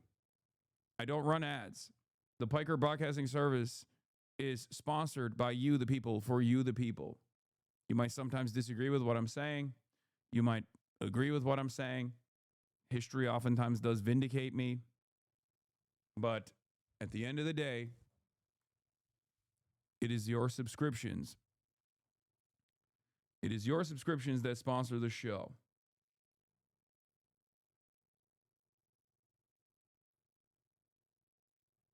What is this? Here's a clip from yesterday when you're talking about how Iran is very cruel for killing protesters. 2,000 is enough for it to be insane. Why do these people always have to make it even higher? Well, it's the same as like October 7. You could have just looked at October 7 and been like, this is a fucking catastrophe. How do we get here? But it didn't matter. They had to be like, they're decapitating babies while raping them, you know? It's just, it doesn't, like the truth is not enough. They have to literally, they have to do atrocity propaganda. Israel kills hundreds of thousands of Palestinians in Gaza. That's nothing. That's just, you know, the cost of doing business. It's not a big deal. Don't worry about that, right? Iran, on the other hand, they've killed 10,000, 20,000, 30,000, 50,000. Is not actually Vanilla Mace. I have like random fucking people that put me in their stupid fucking group chats on Instagram. And for some weird reason, even though it doesn't show up on my actual Instagram DMs, when I turn on Instagram desktop, it shows random fucking Stan accounts and the conversations that they're having. I don't know why. I don't know. It's just, Instagram is busted, okay? Anyway, let's get back to Trump for a second. I gotta go. They were shooting at them with guns and they were shooting back. And, you know, it's one of those things. But they told me that there'll be no executions. And so I hope that's true. Does this mean military action is now off the table against Iran? Well, we're going to watch and see what the process is, but we were given a very good statement by people that are aware of what's going on. Is that still considering military action? Is that still a threat? No executions. Everybody's talking about a lot of executions were taking place today. We were just told no executions. I hope that's true. That's a big thing. Yes, ma'am. The Foreign Minister of Greenland, she said a while ago in a press conference in an embassy of Denmark that she made very clear in the meeting that happened here in the White House what are their limits. She also said that it was a very respectful meeting. Are those limits going to be respected? Well, we're going to see what happens with Greenland. We need Greenland for national security, so we're going to see what happens. They're going to brief me on the meeting right after this conference. In fact, the sooner I get you out, the faster I'm going to know exactly what happened. But we have a very good relationship with Denmark, as you know. We'll see. But, you know, we're doing the Golden Dome. We're doing a lot of things, and we really need it. If we don't go in, Russia's going to go in, and China's going to go in. And there's not a thing that Denmark can do about it, but we can do everything about it. There's no more than what they can do than Well, we're going to see. I mean, look, we're going to see what happens, but we need it. You know, I'm not the first one. This was talked about by President Truman, and 40 years before President Truman they were talking about it. They've been talking about this for 100 years. This is not anything so new. A lot of people don't realize that, but this was a hot subject. Probably not as hot as it is now, but it was a hot Trump subject. sounded satisfied. No executions, possibly no military action, or is this a ruse? With Trump, you never know. With Trump, you never know, because he does end up, you know, leaning in a certain direction as a way to misdirect, you know, as to get people to focus on something else. But happened and why Planned Parenthood is receiving any. There is one thing. There is one thing that you can always count on, though. He will suck Israel's dick. So if they're not bombing Iran right now, it's probably because Israeli intelligence is saying, don't bomb Iran yet. And I assume the only reason why they wouldn't bomb Iran is for the same reasons that I mentioned. Why are the phones down, newsboy? What do you mean? Oh, you mean the Verizon? I don't know. he will always suck Israel's cock on whatever the fuck is related to the region. And I suspect that the reason why Israel wouldn't want Iran to be bombed yet is because they think it will harden.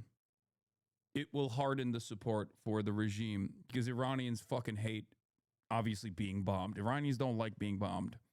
No one likes being bombed. You know? Iranians are a magical, mystical people, very stubborn, very proud people who hate getting blown up. Because right now, as it stands, there's already so much discontent, so much anger. This is not the end of the protests, okay? It's stopped for now. It's stopped for now, but people will understandably vow revenge. They will seek out revenge. There will be more organizing. There will be more anger. There will be more resentment. That's why I keep saying something's got to give, okay?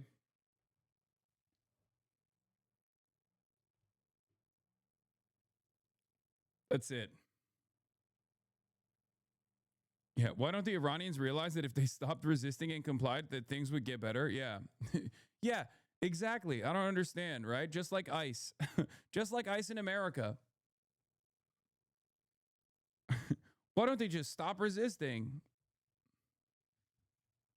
Oh, I forgot. Everyone that's saying that in America is saying the opposite in Iran. I forgot. Right wingers with their consistent position here. They're truly in favor of a free Iran. Except ironically enough, that when they talk about like religious oppression or religious repression that the Ayatollahs are committed to, they want to do that in America, but Christian style. Actually, probably even worse. They don't want women to fucking read. They don't even want women to go to school.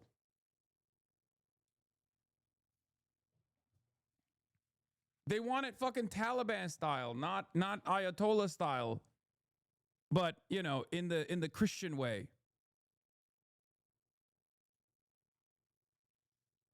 Yeah, this is, ma'am, your government just shot a woman in the face. Smoke them if you got them. America does love a good, America does love when their foreign adversaries engage in like horrible shit though, because then they can just for once posture as though they're the good guys. You know what I mean? This is what happened in Ukraine. Like the reason why I think so many liberals and so many Republicans like leaned into the Ukraine stuff early on, like aggressively, it was not because they care about like the righteous emancipation of Ukrainians from you know, Russian invaders or whatever. It was because like it ultimately gave them an opportunity to fucking be like, oh yeah, we're morally superior for once. You know, that was what it is. And it's the same with like Iran too. They just like hold on to this idea that like, you know, there are worse governments out there. See, we're not as bad. WAPO is reporting that Iran and Israel spoke via Russia, guaranteeing that they would not strike each other. What do you make of this? I don't fucking know, man. I mean, I don't know. I don't know. I feel like everything that we see, everything, all the bits and pieces of information that comes out of this situation is going to be beneficial for somebody who I do not know.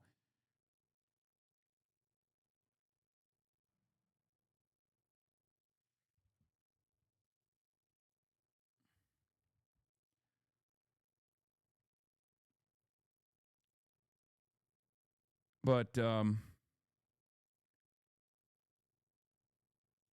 anyway, can please one of the HasanAbi Industrial Complex Clippers post what he said this morning about Greenland? I missed it and not sub to rewind. Well, Audrey, you got to subscribe. So you got a subscription. So now you can rewind. And all of you can rewind as well if you subscribe to the Piker Broadcasting Service. ITV News political editor Robert Peston. There's a signal tonight that the British government, that unspecified U.S. Trump action against Iran is imminent. I don't understand. Maybe it's a fucking debate. Maybe Trump is saying we're not going to do it. But that's just like a bait and switch. I wouldn't put it past him. He's done it many, many times over. So who knows?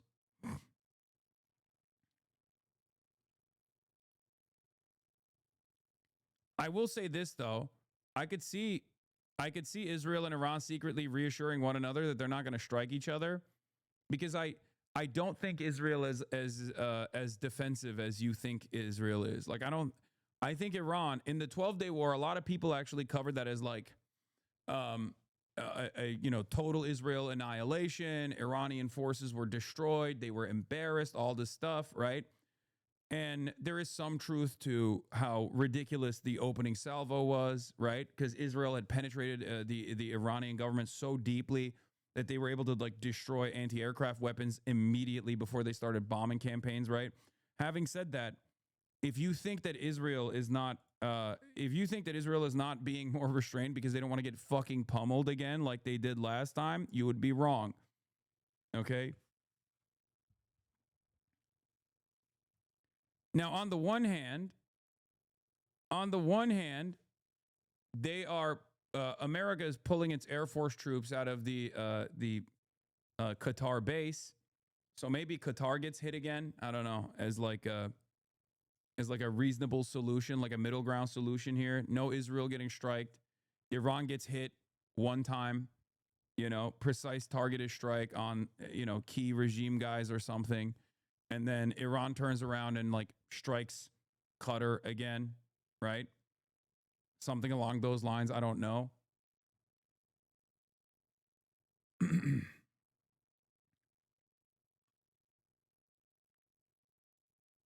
But remember, this is important. Stockpiles of interceptors are still severely depleted since the war 6 months ago.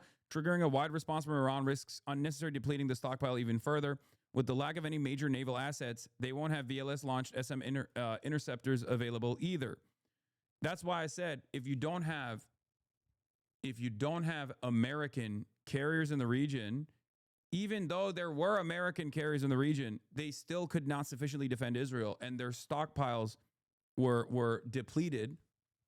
Last time Iran was fucking pummeling Israel, there is 0% chance, like either they get assurances from Iran that they're not going to, either they got assurances from Iran that Iran is not going to strike Israel again and punish Israel again, or they're going to strike and be insane about it. Who knows?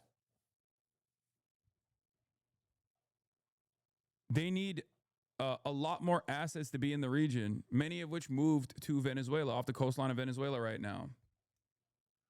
So it's not even about like taking out Iranian capabilities. It's more so about defending Israel.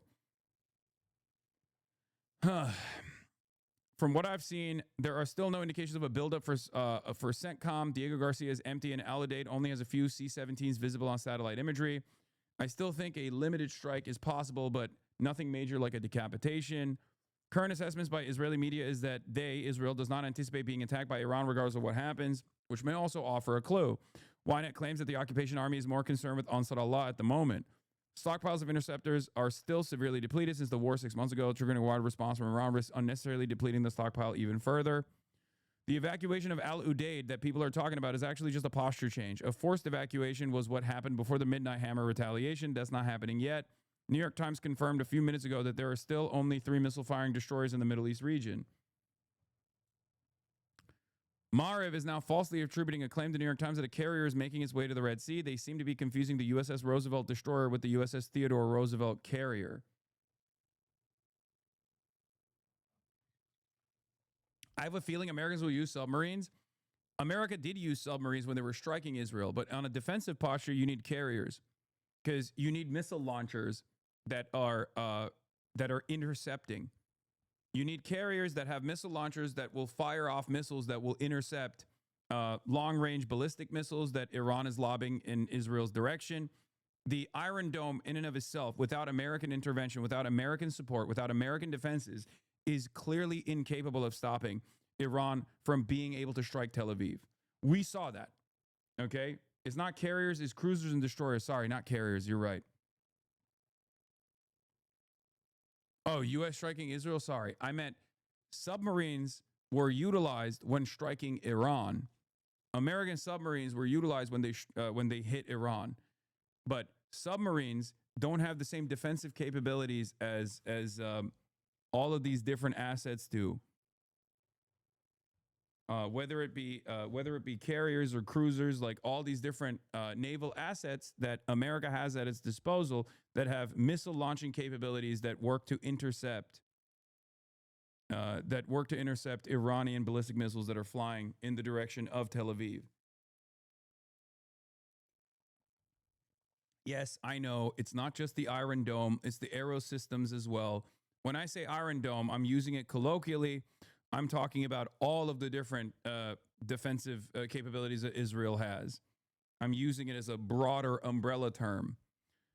I don't mean just the Iron Dome, which is Tamir interceptors that are good for like drones and shit. I'm talking about the the Aero system too, like Aero 3.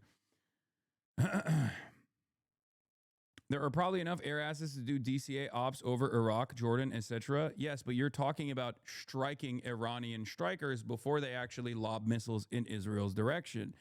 That's very different because there's no guarantee. As we saw last time, Israel can fly over Iraq, Israel can fly over Syria, Israel can fly and get refueled in the process and go strike Iran. But clearly when they did that last time around, Iran was still capable of lobbing fucking even hypersonics that actually struck Tel Aviv. Do you see what I mean? So, although Israel's modus operandi has always been the best defense is a good offense, clearly a good offense was not enough to stop Iran from being able to strike Tel Aviv. No, I'm talking about shooting down missiles with fighters, DCA, defensive counter air. Even then, it didn't work, is what I'm saying.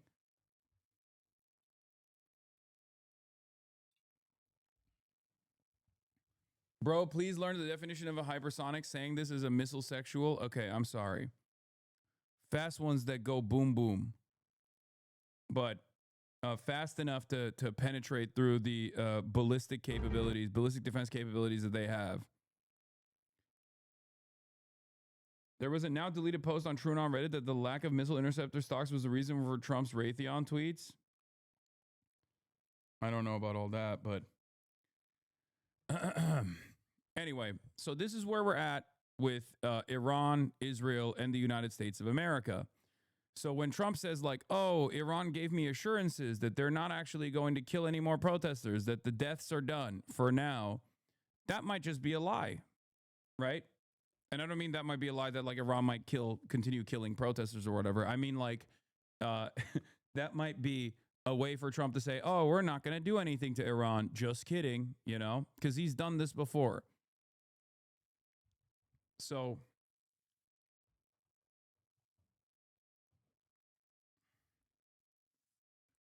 who knows?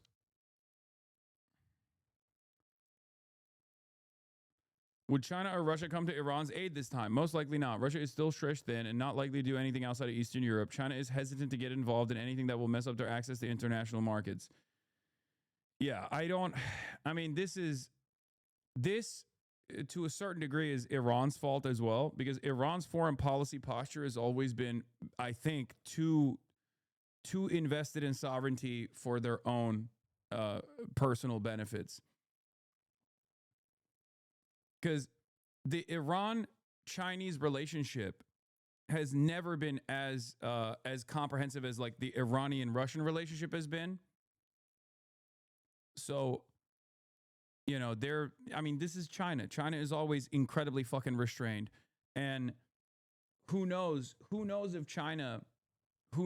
if China repeatedly offered to sell Iran weapons previously, but Iran always refused. Yeah, Iran low-key has been kind of weird about working with China. It was, if anything, like normally I would say China is too restrained and China is kind of shitty for that reason, or maybe it's actually the smart posture from China to you know, only trade max or whatever. But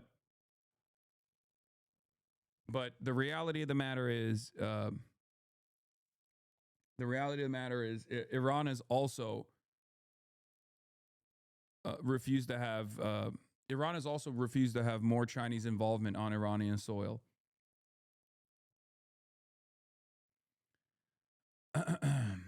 They have been stupid to not get Chinese weapons.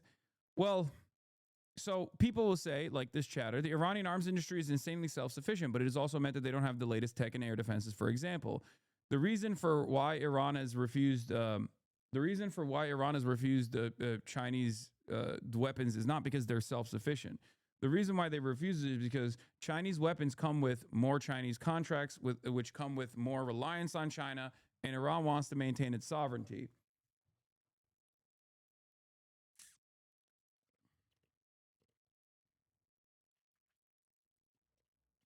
But yeah, here is Lawrence Norman from Wall Street Journal. Utter confusion, uncertainty about what's going on now with Iran among various senior diplomats. After Trump's statements about how Iran promised me that they're done with the executions, now everyone is confused.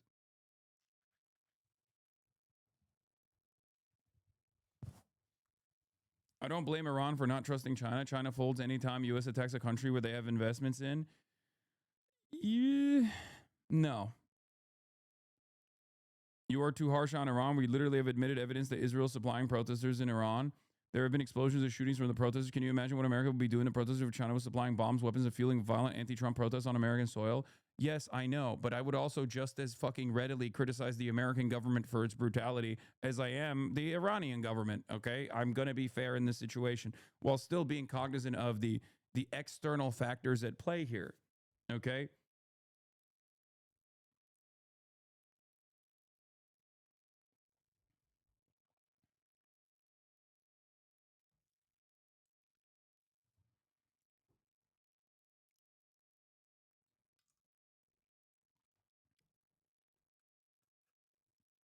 If I was a leader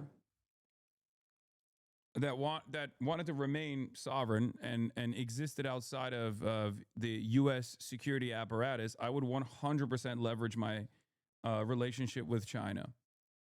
100%. It's a matter of survival. I would obviously try to get nukes as fast as possible.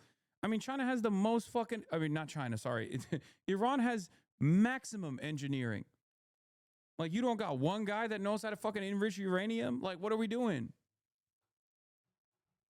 You don't got, and then beyond enriching uranium, then you have the intercontinental ballistic missile, like strike capabilities that you need to develop as well. That's a whole nother ordeal, but you got engineers out the ass. You got so many fucking engineers. I know Israel keeps killing them, but like, you got so many engineers, man. It's the engineer country, okay? It's the bricklaying country and it's the engineering country.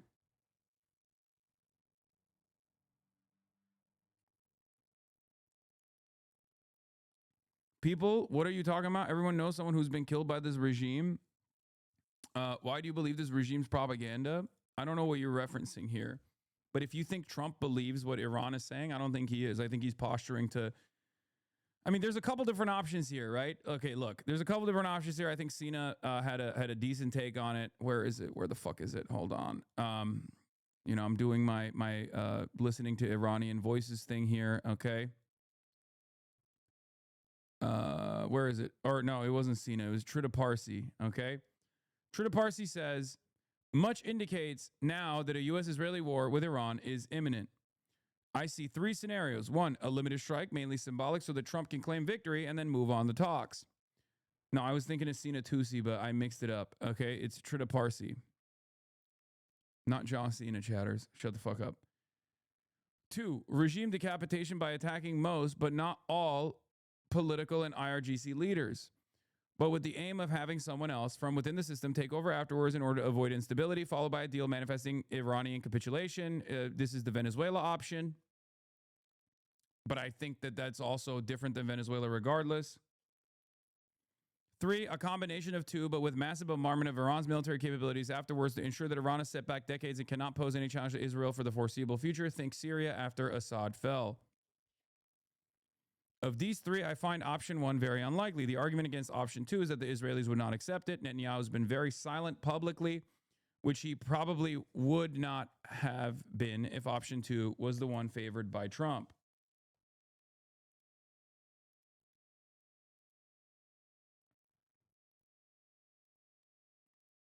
Where the fuck was it? Hold on.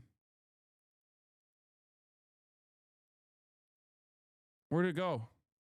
I lost it. Did I move it around? Where the fuck is it? Oh, here it is. Yeah, John Cena. I can't find it. Okay. Trita Parsi is the executive vice president of the Quincy Institute, by the way. Okay. The argument against option 2 is that Israelis would not accept it. Netanyahu's been very, very silent publicly, which he probably would not have been if option 2 was the one favored by Trump.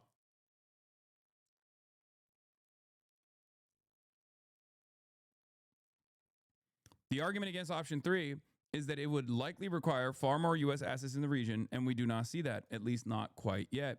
Of course, plans rarely survive contact with reality. Plenty of reasons why things won't play out the way as the U.S. and Israel may have intended, including, of course, how Iran responds / retaliates.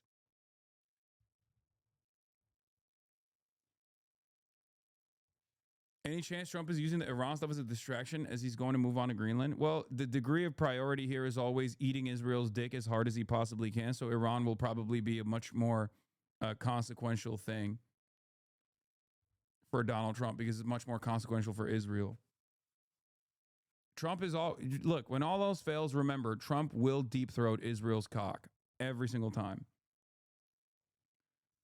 And as much as this is frustrating to hear from the Iranian diaspora chatters in here, the Iranian population and their best interests are not a consideration here when America and Israel are making these deals. So no matter how hard they try to sell this idea to you, or no matter how hard you fucking hate the Islamic Republic, and I don't put that past you at all, okay? The reality of the matter is America and Israel do not give a fuck about the Iranian population. They give a fuck about Israel. They give a fuck about Israel dominating the region for American interests and protecting American investments. And Iran is a major factor that holds the Israeli incursions back.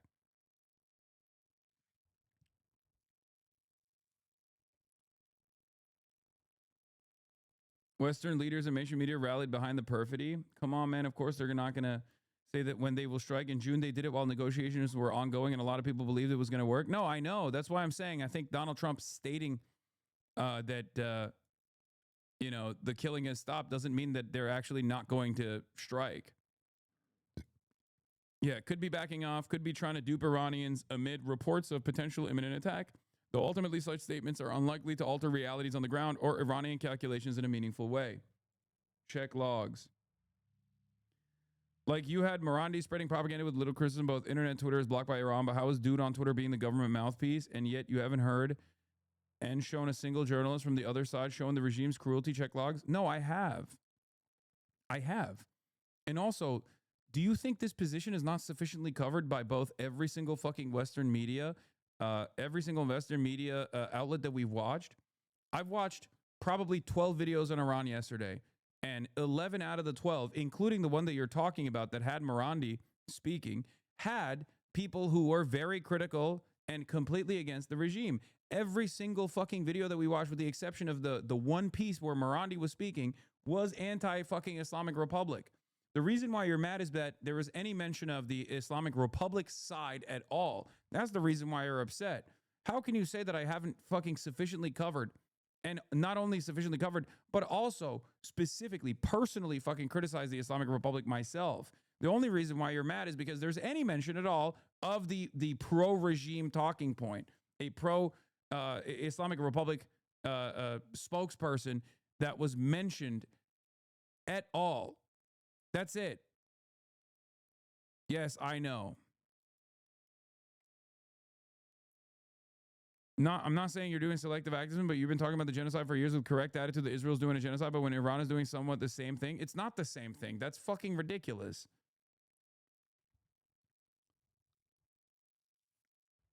You talk like a politician who cares about the stability of Iran or how they have to be a sovereign nation. You want to play fair. They're going to the hospital and arresting the wounded. I'm not subbed. I can't send links to vids. There is no amount of fucking cruelty that the Islamic Republic has not done in this process. They are doing that. Okay, they're doing it nonstop, and it's not something that I've actually hidden at all. As a matter of fact, that's the reason why a lot of people to my left on Twitter are getting mad at me and saying I'm actually, normalizing intervention or something like that. Of course I care about the stability and sovereignty of Iran. I want Iran not to be fucking Syria. I want Iran not to be Libya. I want Iran to be Iran. And if the Iranian population is able to bring about a democratic, secular Iranian republic, then that's fucking awesome. I love that. That's what I want. I want what's best for the Iranian people. I don't want the Iranian people to be fucking repressed and have to deal with not only the economic sanctions and the impact that has, but also the unimaginable amounts of repression from the Islamic Republic.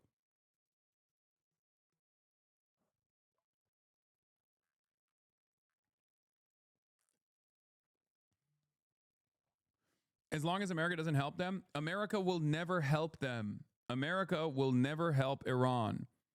The entire reason why the revolution took place in Iran is because of America helping Iran in 1953, okay? Shut the fuck up. America does not help its allies. America is talking about invading Greenland, and you're over here being like, well, what about a foreign adversary? You think America gives a fuck about dead Muslims, dude? What level of delusion are we on? It's not like the Trump administration is saying that they're invested in helping Iran anyway. They're talking about bombing Iran. They've been starving Iran, and now they want to fucking bomb it, and you're over here talking about America's going to help them. America doesn't even help Americans, and you're over here thinking that they give a fuck about Iranian people? Are you crazy? Are you out of your mind? They don't even fucking care about Americans. They care about a hand-selected pedophilic elite. That's it. And their fucking profit interests. That's the only thing America cares about. And it's the same fucking argument. Like, we got to free Gaza from Hamas. That's what Israel was saying. Like, Israel gives a shit about the Palestinians. Do you need America to fucking wipe out Tehran until you realize, okay, maybe America wasn't actually invested? Like, what are we talking about?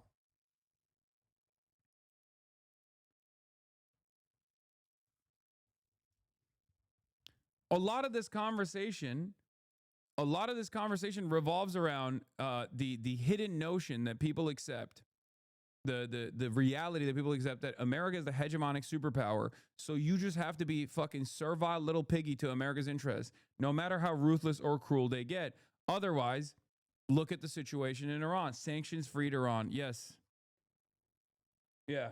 American sanctions, they liberated Iran. They liberated Iranian children from their life.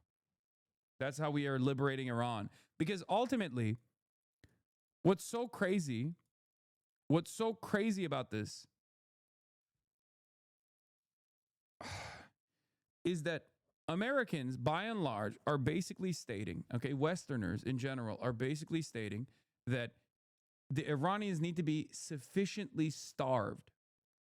Okay, they need to be sufficiently starved so that they can get angry enough to kill the Ayatollah. And if you don't kill the Ayatollah, sorry, you're going to get starved even further.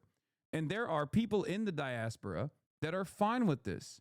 Okay, there are people in the diaspora who also will defend it. It's no different than the way that Cubans in America will say we have to bomb Havana. We have to bomb Cuba. We have to bomb Cuba to liberate Cuba. The ones that defend the sanctions in America are the Cuban Americans that say, no, sanctions on Cuba is good. The trade embargo on Cuba is good. This is how we will bring about democracy.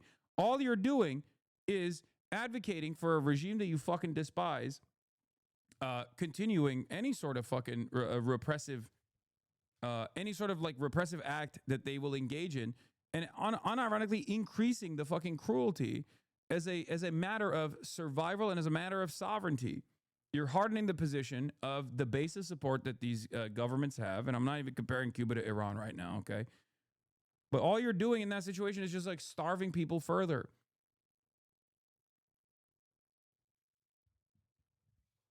It blows my fucking mind. I don't understand it. Where'd you get the bear fur, Matt? Kaya. It's a movable one. It's a new type of rug that moves. Kaya. Kaya, place. Place. Zzz. Yeah, it's an AI rug.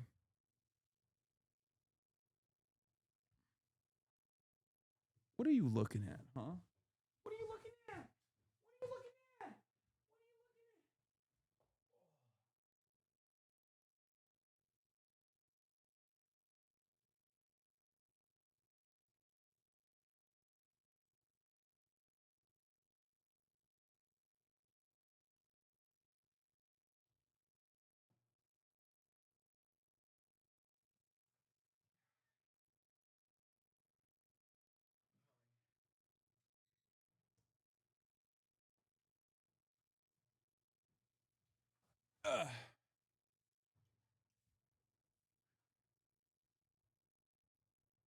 Anyway.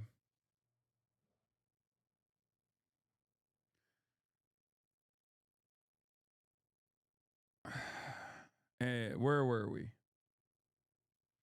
Oh yeah. Also, Unc caught a stray here as well. Just now, ex-Canadian Parliament member threatens to hunt opposition. Goldi Gamari to Cenk Uyghur in Farsi then English. Don't worry, when the regime is over, we will come after you. Bro, these guys think they are Israel, by the way. That's one of the funniest things I've seen is like, there are some of these people who like think they're literally Israel. Like, you're not Israel, little bro. Let me ask Rob a question. Hey, is Israeli دیگه puppet, الان hold on a نباش بیشتر second. وقتی که Okay, رژیم عوض can شد I میان ask Rob a سراغ All right, question? don't talk over each other. Yeah, Israeli when the puppet, regime blah, is blah, Don't blah, talk blah. over Got each it. other, We're gonna please. come after Hey, you, Rob, don't worry. when you do enough military, Yeah, she goes, when the regime is, don't worry, when the regime is over, we will come after you.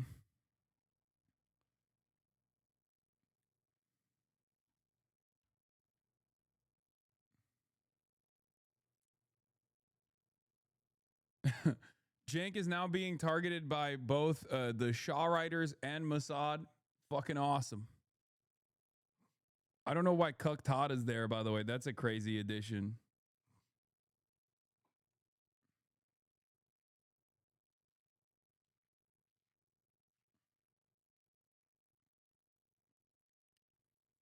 If one person commits high treason and espionage, calling on adversaries to attack America, they would face capital punishment under U.S. law, and all Americans are okay with it. Why the hypocrisy? Come on, you know why.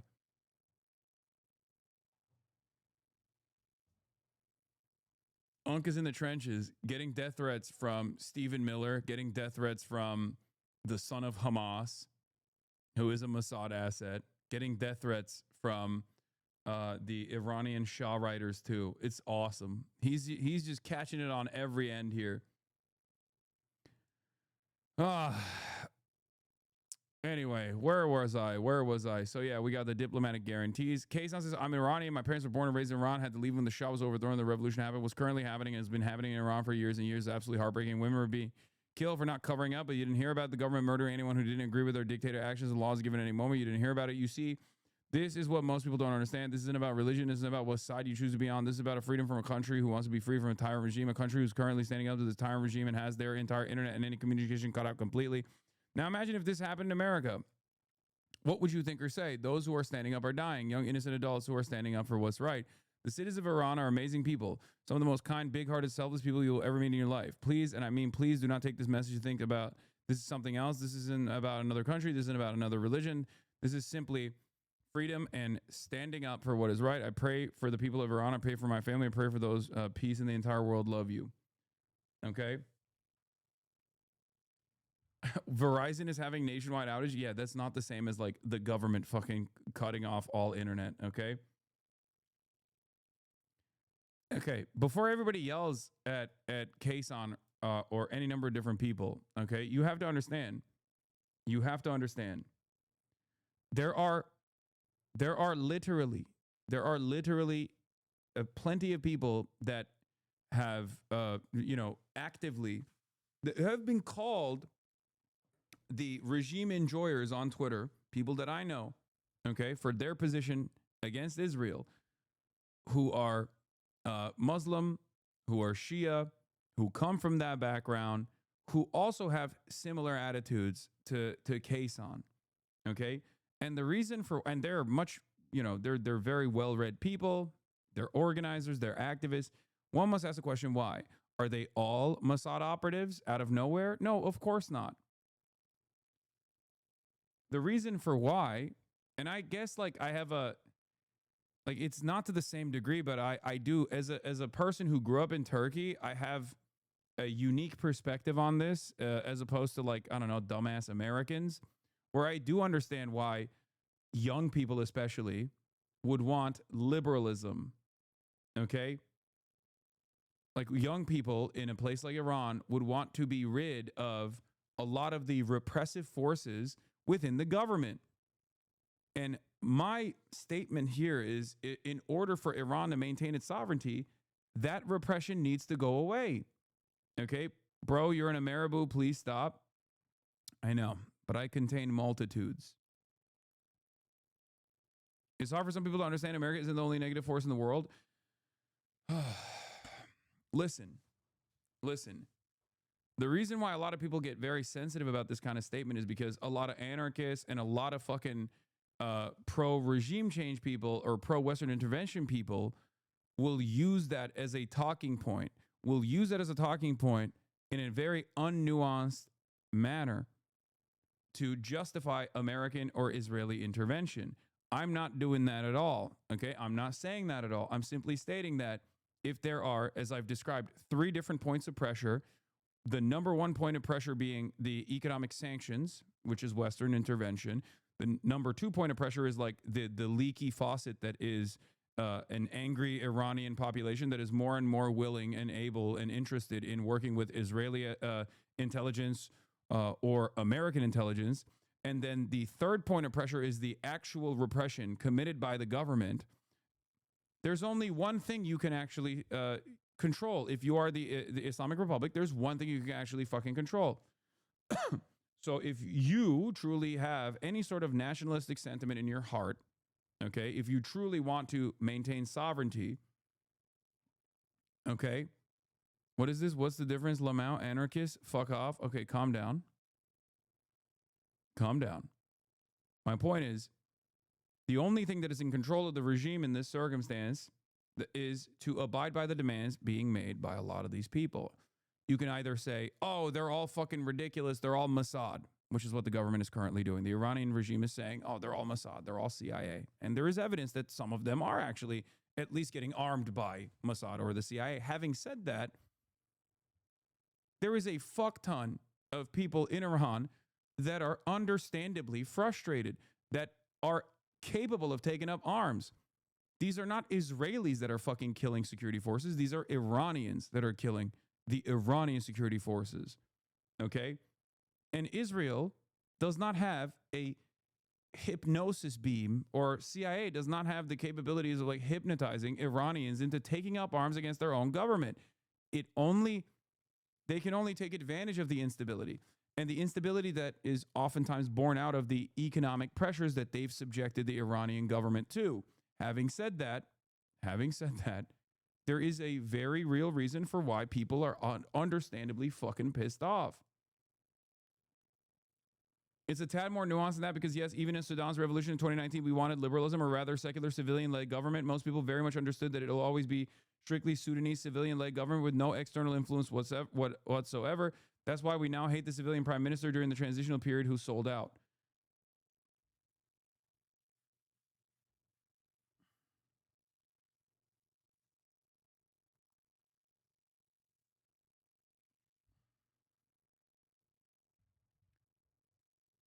There would be no talk about repression if there were no sanctions. How often do you hear about the Saudi repression when their government is even more repressive? Yes, but it doesn't matter because the sanctions already exist. Okay? That's it. It's that simple. And you can't change that. So you have to work within the confines of you know, you have to work within the confines of reality. Okay? You can't just close your eyes. If you're a government that wants to maintain sovereignty, you can't work with what you wish was happening in the world. Okay? You have to work with what is happening to you. It's that simple. Like, their economy is still going to suck even if they had social liberalism. Their economy is still going to be in the shitter even if they have social liberalism, at which point you have to make different foreign policy decisions. Lean into China, for example, okay? But that comes after you actually maintain stability in the country, a country that is actually on fire, a country that is on fire for good reason. Beyond the external pressures, there is a valid fucking reason for why a lot of the Iranian youth would be fucking you know, are understandably angry.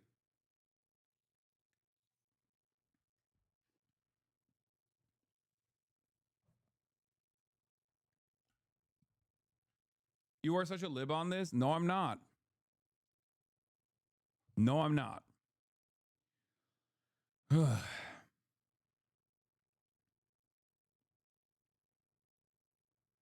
There's a reason why Sudan is literally the best example to give here. The revolution that top hold a 30-year dictatorship was successful only when it was by the Sudanese people with no foreign intervention. We were killed in the hundreds and the internet was shut off as well. That didn't stop us. What's the solution then? They don't have enough firepower to take over the government and the regime is not going to reform. What happens when you release sanctions and they give that money to the terrorist organizations they fund? First of all, I'm going to be very real with you, okay? This argument is incredibly stupid because you're saying the government is stealing all those funds and using it on Hezbollah instead. You're coming to a person who doesn't give a shit about that regardless. But let's say I do. Let's say the Islamic Republic is taking all the funds and simply funneling it to Hezbollah and not actually using it to you know, stabilize their economy. Okay, release the sanctions and they're going to continue doing that and the people are still going to be mad because the economy is not stabilized. That doesn't make any fucking sense, right? That doesn't make any sense at all. Because if that was your real concern, if that was your real concern about sanctions, and not that if you actually stop the sanctions, then the economic pressure will actually diminish, and therefore the economy of Iran will stabilize to a certain degree, and then the Islamic Republic will not be overthrown violently and militarily by the population, who will at least have some breathing room, right? The real reason why you're saying that is because you want the sanctions to continue, because you want to punish the Iranian population for not successfully overthrowing the Ayatollah. Okay? Because you don't think that the Iranian population has any smoke for the Ayatollah at all, or the Islamic Republic at all, beyond the economic problems. This is the other side of the way that leftists, ultra-leftists, or you know, campus to a certain degree operate, where they're like, no, if there were no fucking economic sanctions whatsoever, then everyone will be happy.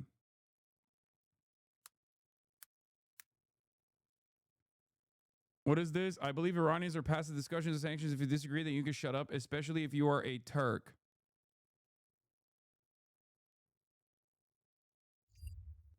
Well, good thing Hasan Piker is not talking to Iranis. He's talking to Americans about what America can do, unless you want the sanctions to stay.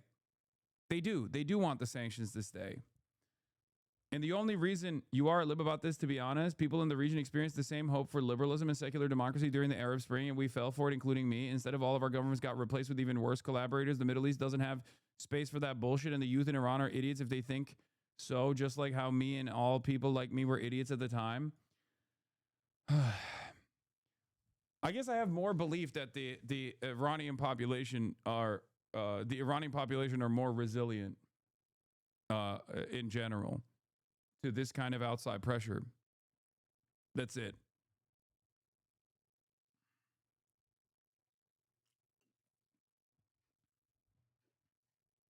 Because the Islamic Republic is also incompetent in some ways as well. I mean, I don't know how I would operate in a similar situation. I mean, there's so many fucking external pressures here. But they have also very clearly had issues with their domestic attitudes, with their domestic repression, and also their inability to maintain stability by looking for other trade partners, for example, or deepening their relationships with other trade partners that are growing around the globe. Okay? What I'm simply saying in the most basic ways, and people will get mad at me for saying this, especially Western leftists will get mad at me for saying this, but you can't have an unimaginably educated population with access to the fucking internet and then force them into doing dumb shit. I'm sorry, okay? You can call me a fucking Islamophobe if you want to, but it's not going to work. It's not going to work. You can't have an incredibly educated population with access to the fucking internet and then assume that they're not going to sit there and be like, well, okay, I want freedoms, like I want fucking civil liberties. What are we doing? That's it. It's not going to work. It literally is that basic. Now, is that the major factor here? No, but it's very clearly a major point of pressure. Okay? America, brother, we have unlimited treats in the United States of America, and you just said the Americans are well educated. Are you out of your fucking mind? Have you met the average American? Yes. That's such a brain dead take. I don't even know what to say. You're preemptively defensive while saying it's because it's stupid supremacist thought. Yes, you're right. You're right. What do I always say? Yes, I'm doing supremacist thought, but this time it's not even American supremacist. It's actually Turkish supremacist thought.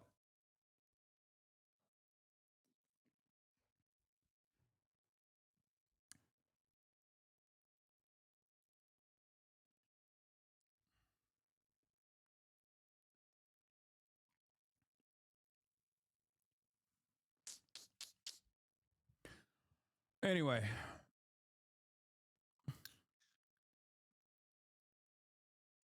what do you mean they would want freedom if they have internet? Like I'm saying, they have access to the rest of the fucking world.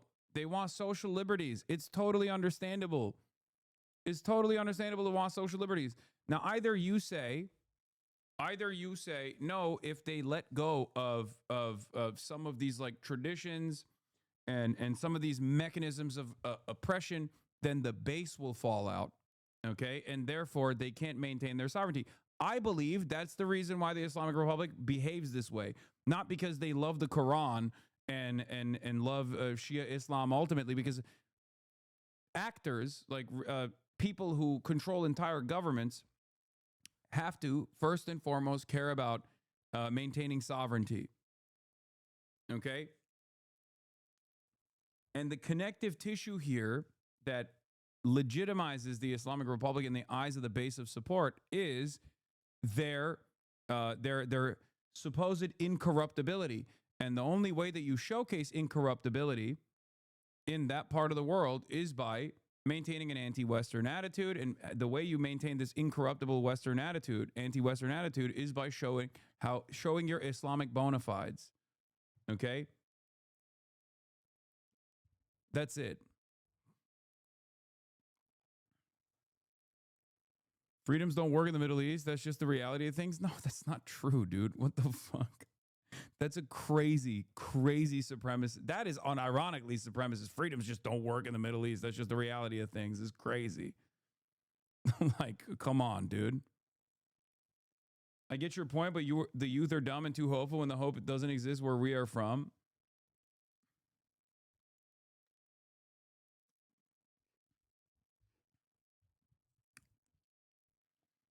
What do you think about the Shia-led government? Is it not similar to Syria? That's exactly what led to injustice. Syria is an even better fucking example of this because they weren't. Syria, the Syrian government was woke. Bitch, I'm Iraqi. I know. You can still be fucking racist to Arabs, dude. This is the type of shit that I would hear from like a Turkish supremacist. You know what I mean? Aren't you Kurdish?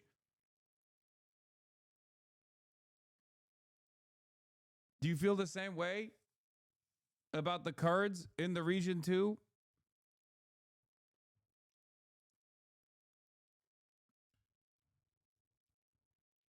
Syria is an even better example of this because Syria was woke by the Islamic repression standards, but they still had a fuck ton of repression. They still had torture. They still had fucking the military being used against the population. Look how that fucking turned out. And a lot of that was still very much fomented by the United States of America.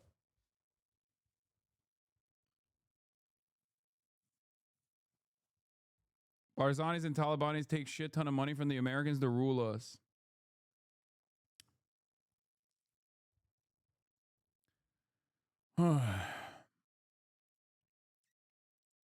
Anyway.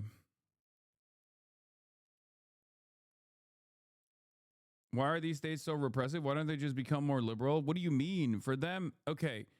The other side of the story is the reason why they're repressive is because they are trying to maintain stability as Western forces are fomenting instability. And the more they're under attack by these powerful Western forces, the more they fucking harden their stances. Some countries are able to get away with it in different periods of time, and other countries are not. The ones who are not able to get away with it are the ones that suffer and the ones that turn into fail states. And the reason why I say this is, I mean, I'll give you an American example, right? Like the United States of America has talked about, maintaining the First Amendment. And yet during the Cold War, the First Amendment was out the fucking door, okay? During World War I and World War II, the First Amendment was out of the door. The moment that you talked about how we shouldn't go to war, like Eugene Debs famously did when he did not want America to intervene in World War I, as was the international Marxist position here, he was thrown in fucking prison, right? That's what happened. The Espionage Act was created to find treasonous people that were that would be assassinated, that would be executed by the state if they were actually working with America's enemies during times of war. So the reality of the matter is America itself, if America, the most powerful country on the planet, itself has taken such stringent repressive action at times during times of war, then what leads you to believe, why are people saying D? What leads you to believe that like other countries that are constantly under the thumb of American empire are not going to do that? Of course they are. Of course they're going to do it. I mean, we fucking interned Japanese people in this country, man. During World War II, we just like put them in concentration camps. Like, what the fuck do you think that was? I mean, that was transparently racist for the record. But like, what do you think America was doing during World War II? They put every Japanese person in a fucking concentration camp, in an internment camp. Because they were like, we can't trust them. And you're over here thinking like, oh man, how repressive are these countries that are under the fucking endless barrage of misinformation and war, right?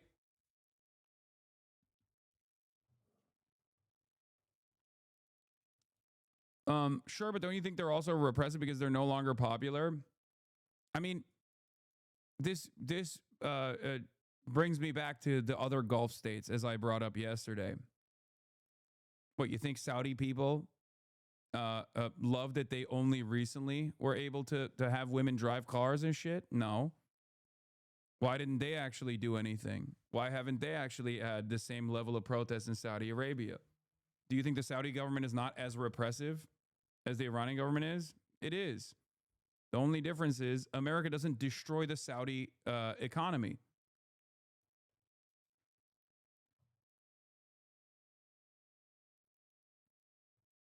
Saudi Arabia is allowed to liberalize now in an effort to whitewash all the other stuff that they're doing in the region under the watchful gaze of the United States of America.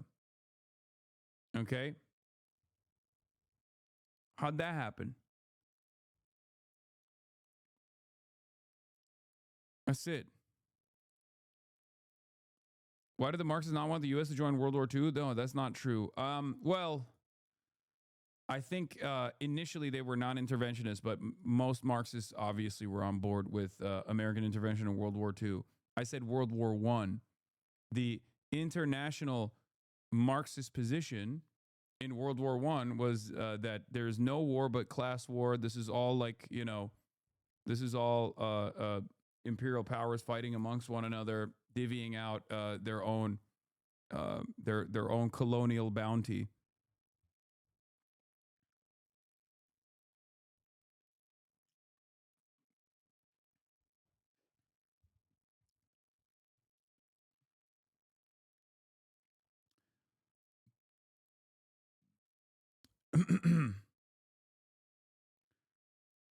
I mean, just pre-World War I is kind of when Marx had the most motion, to be honest. Yeah. Yeah, it was a very different time.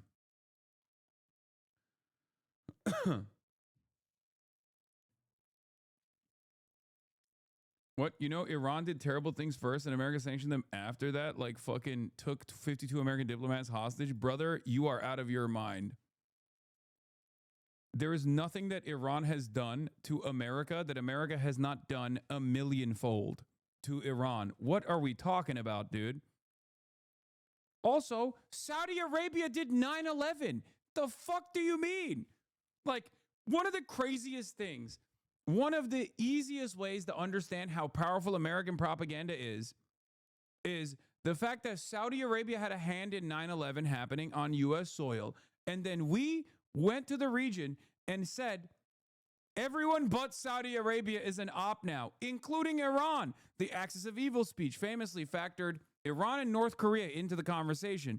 And Iran was like, the fuck? What do you mean? We're mourning that 9/11 just happened. The guys that did 9/11 are our number one ops in the region. They're fucking Saudi-backed Salafist brigades. What the fuck? Wait, hold on. What are you talking about? What the fuck are you talking about? And Americans did not even consider that. Americans have not even, to this day, considered that. If you ask Americans, probably more Americans think Iran did 9/11 than Saudi Arabia. It's fucking crazy. And then we sit here and act like we're not the most propagandized country on the planet. It's the best propaganda because it's the most effective propaganda, because good propaganda doesn't even let you believe that you're reading propaganda. It makes you feel like you're learning the truth. That's how good propaganda works.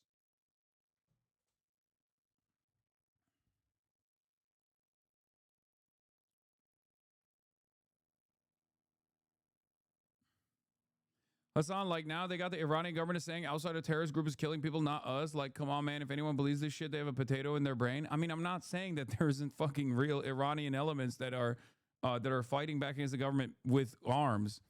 Yeah, of course the government's going to say that. Every government lies. This government is lying. The Islamic Republic is lying. They're using truth. Like, they're using what Israel is saying. That's why I said it's really interesting that Israel is like leaning into this shit. But they're using what Israel has said or what America has said as a justification for why they're fucking killing people. Okay? They're doing that.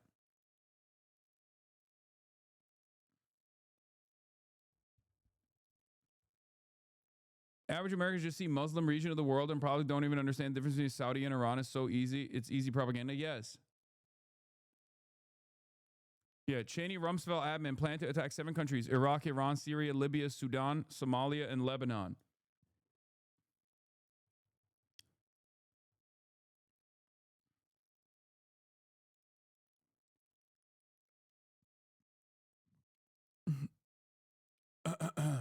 Anyway.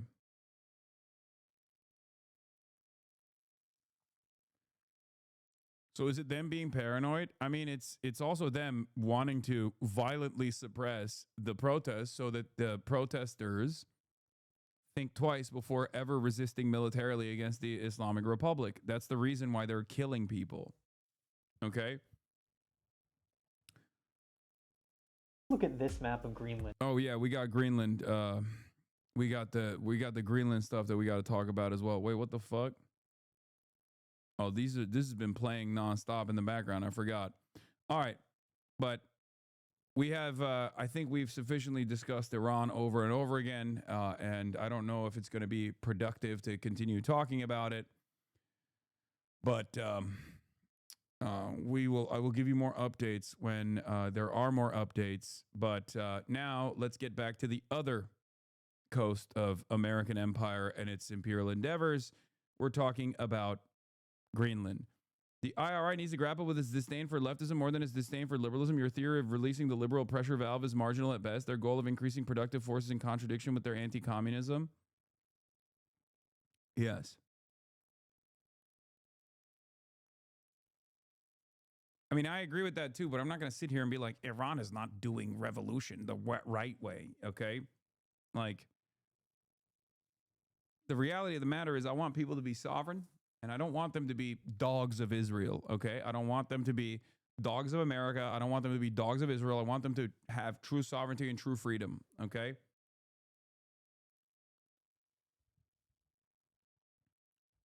But yes, I do believe that if Iran wasn't, if the Islamic Republic was not the great commie annihilating nation, they probably would have had a more successful organizational capacity inside of the country right now.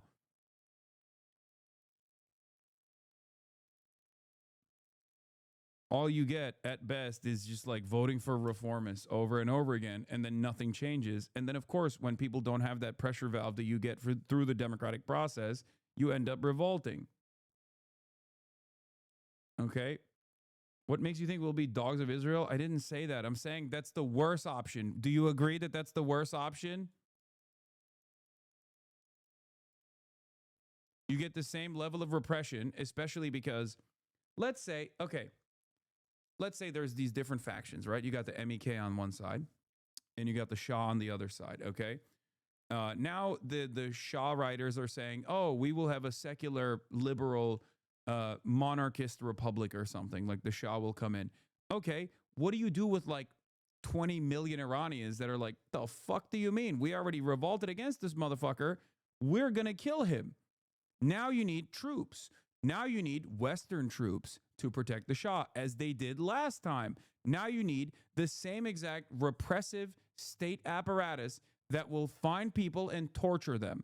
Okay, maybe they'll offer some level of secularism, as a red meat for the base to say, look, you got, we're releasing some of the sanctions, and you're going to get some level of secularism, secularization. Isn't that wonderful? That's what you wanted. Okay, what happens? What happens when all of the other forces are like, well, I don't want that. The fuck do you mean? You just brought the Shah back. You have American troops now in Tehran that are like maintaining this regime. Fuck that. They're going to start literally murking American troops. What happens to Iran then? What happens when you have Sunni forces that come into Iran? Because now there is a power vacuum that has been established. Because I think one of the other factors that we're not even considering is Sunni militancy that has wreaked havoc in the entire fucking region. Who's Iran's number 2 op if it's not Israel? Israel's number 1 op, right? Who's number 2 op for Iran? Saudi Arabia. What happens when you have ISIS inside of Iran? Now America has to definitely put boots on the ground because now they have to fight ISIS as well.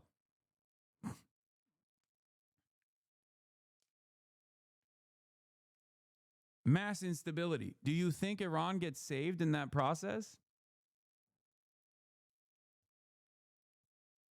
Do you think Iran is going to look better in that process? There is no clean break here.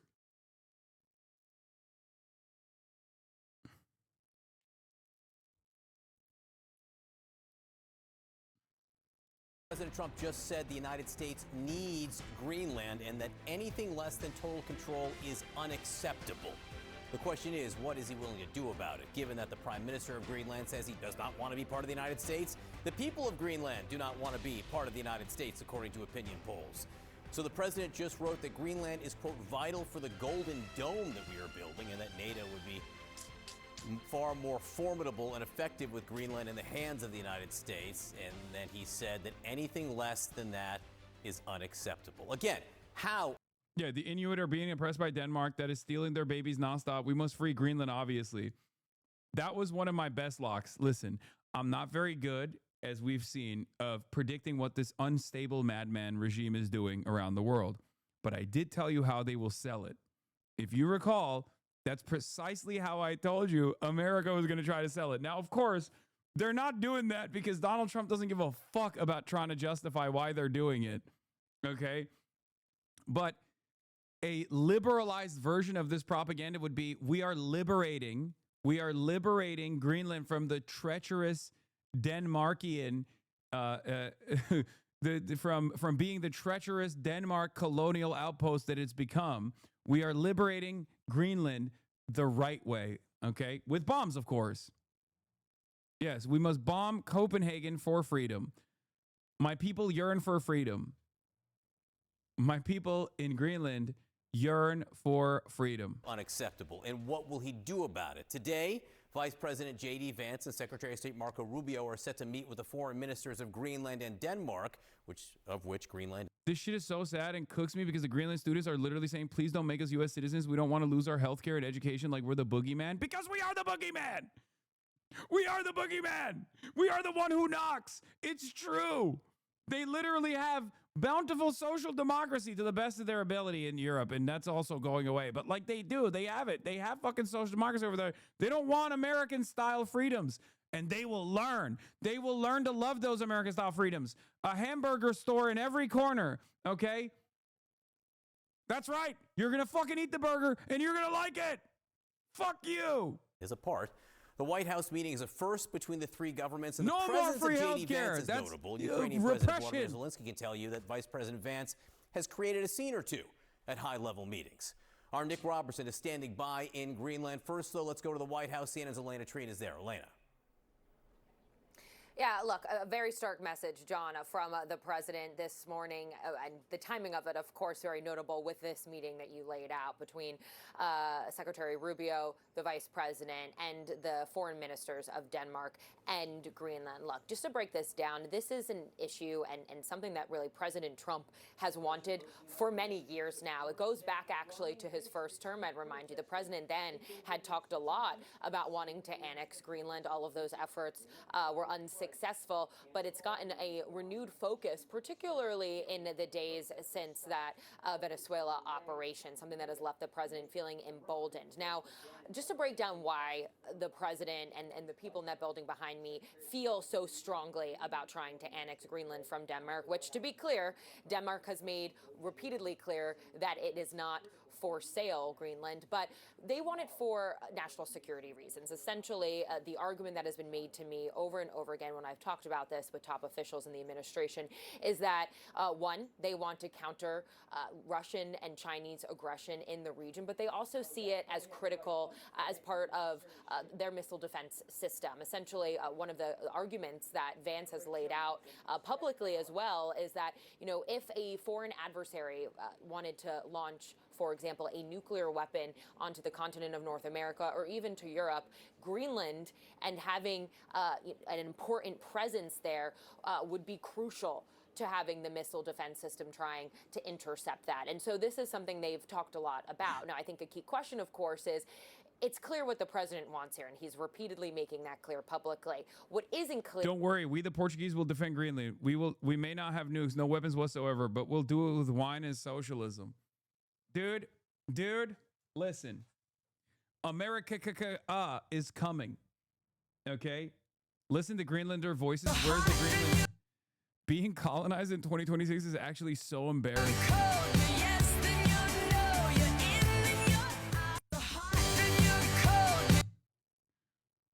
No, they're welcoming us as liberators. You guys, shut the fuck up. They are welcoming us as liberators. I will not have any of this, okay? They want us. They want us bad.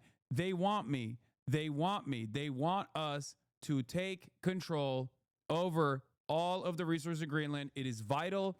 It is vital for the Golden Dome that we're building. They want us. They want us. They want us to fucking take away their health care. They want us. Stop saying that's not the case. It's true. It's true. We will molest the shipping lanes. We will molest the money. We will molest the shipping lanes. We will molest the fucking Greenland natural resources. It's gonna happen. Okay? Take a look at this map of Greenland if you want to understand why Trump wants to take it over so badly. Trump says that it's all about national security. We need Greenland from a national security situation. It's so strategic.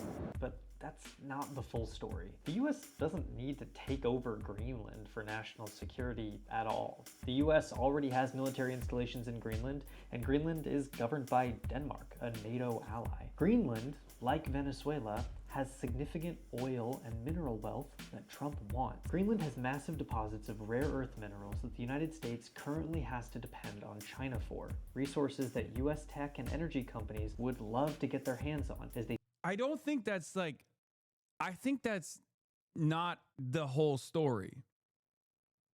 The reason why I say that is because like extracting those rare earth minerals are so difficult out of fucking Greenland. We can get it elsewhere. They're not as rare as the name would imply.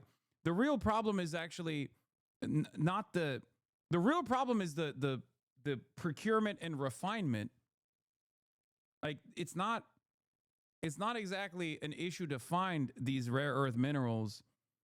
It's an issue because the refinement process is expensive. It's costly. Well, it's not expensive and costly in China, but it's expensive and costly elsewhere, right?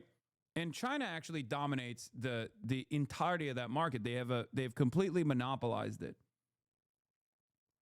So even from that perspective, like putting, trying to take over Greenland in its entirety just for the rare earth minerals is like not the entire story at all, I think.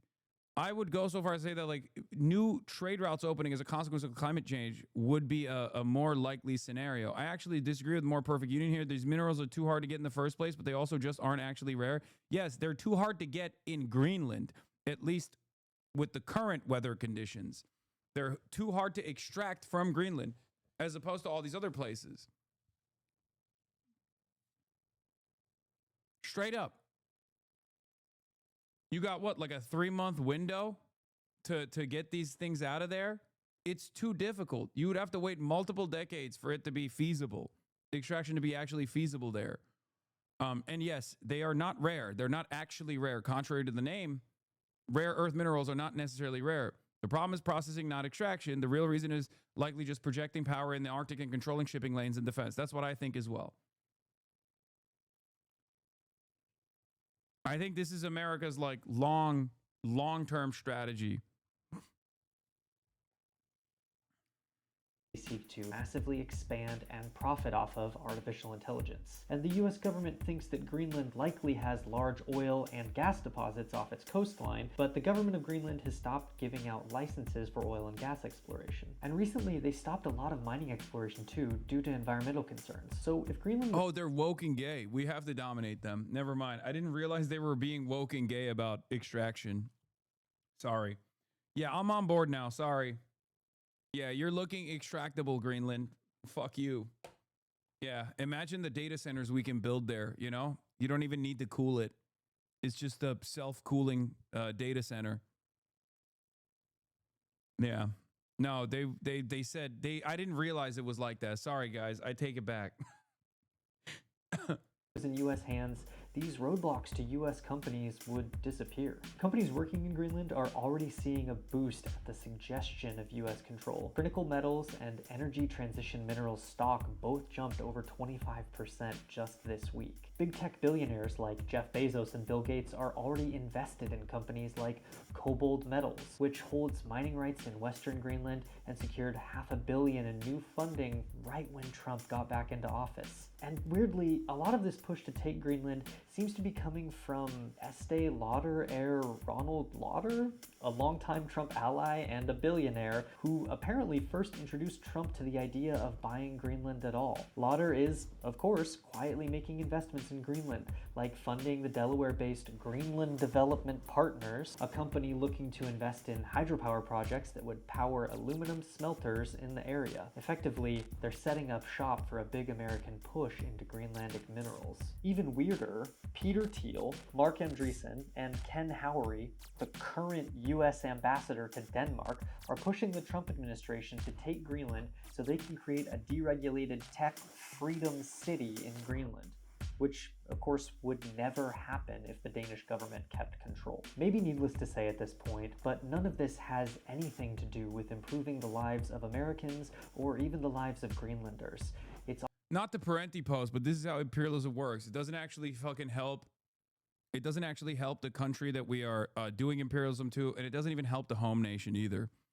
It's just only helping a handful, like a hand-selected few billionaire pedophiles, okay? Lizard people. That's it.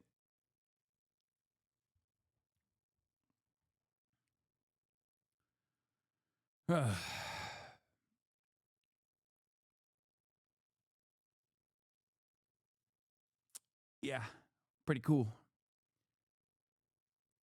Excuse me, Peter Thiel's just a vampire. He's a lizard vampire. Is how they're going to approach this. This meeting, I'm told today, between Rubio, Vance, and the foreign ministers of both countries, is really to kind of be a level setting. You know, see where both sides are, see what, if any, agreements could be reached, if there's any, type of cooperation that could be made. Rubio has made clear in the past that really it's the preference of the administration.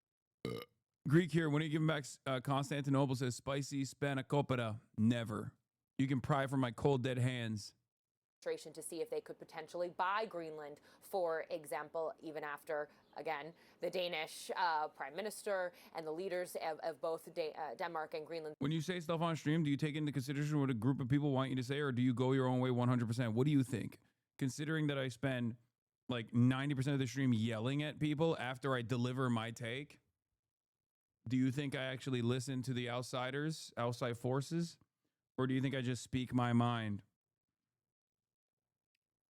Saying it's not for sale, but seeing if they could, potentially make a deal that way. I will say, though, however, President Trump has repeatedly now not left a potential military option off the table. And so that has, I think that raises a lot of concerns as these leaders are coming to the White House today. So it's going to be a very important meeting, potentially the first of many conversations, but we'll really have to see where it all leads, John.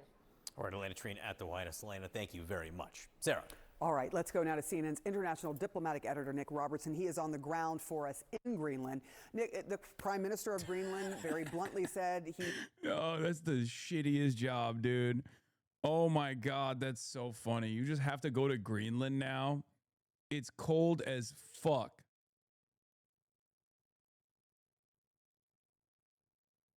He does not want to be owned by the United States. The president of the United States saying that if they don't do it the easy way, they're going to do it the hard way. The big picture here is what's happening with the people of Greenland. What are they saying?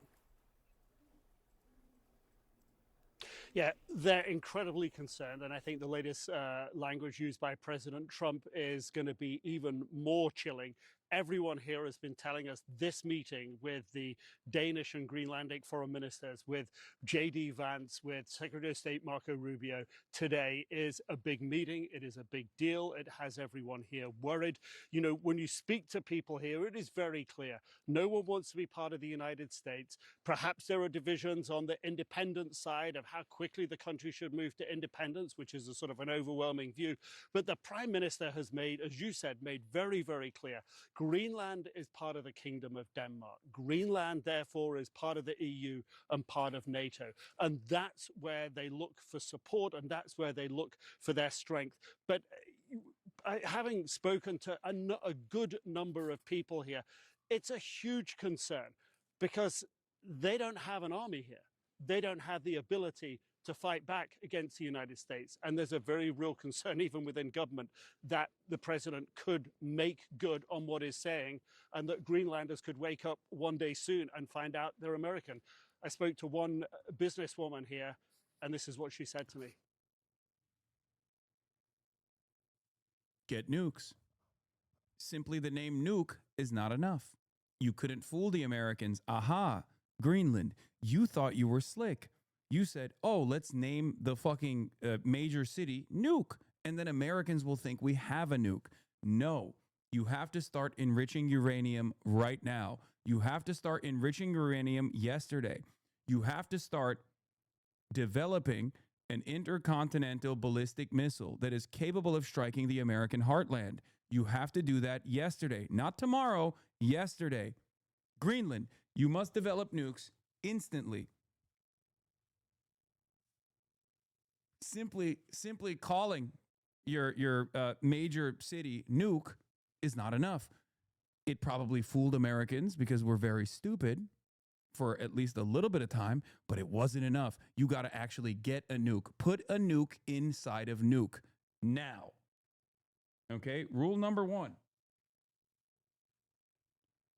Unless you want Greenland to turn into a pedophile island akin to Little St. James for all of our psychopathic tech billionaires to come in and do whatever the fuck they want to, like a libertarian anarcho-capitalist paradise, you must develop nukes now.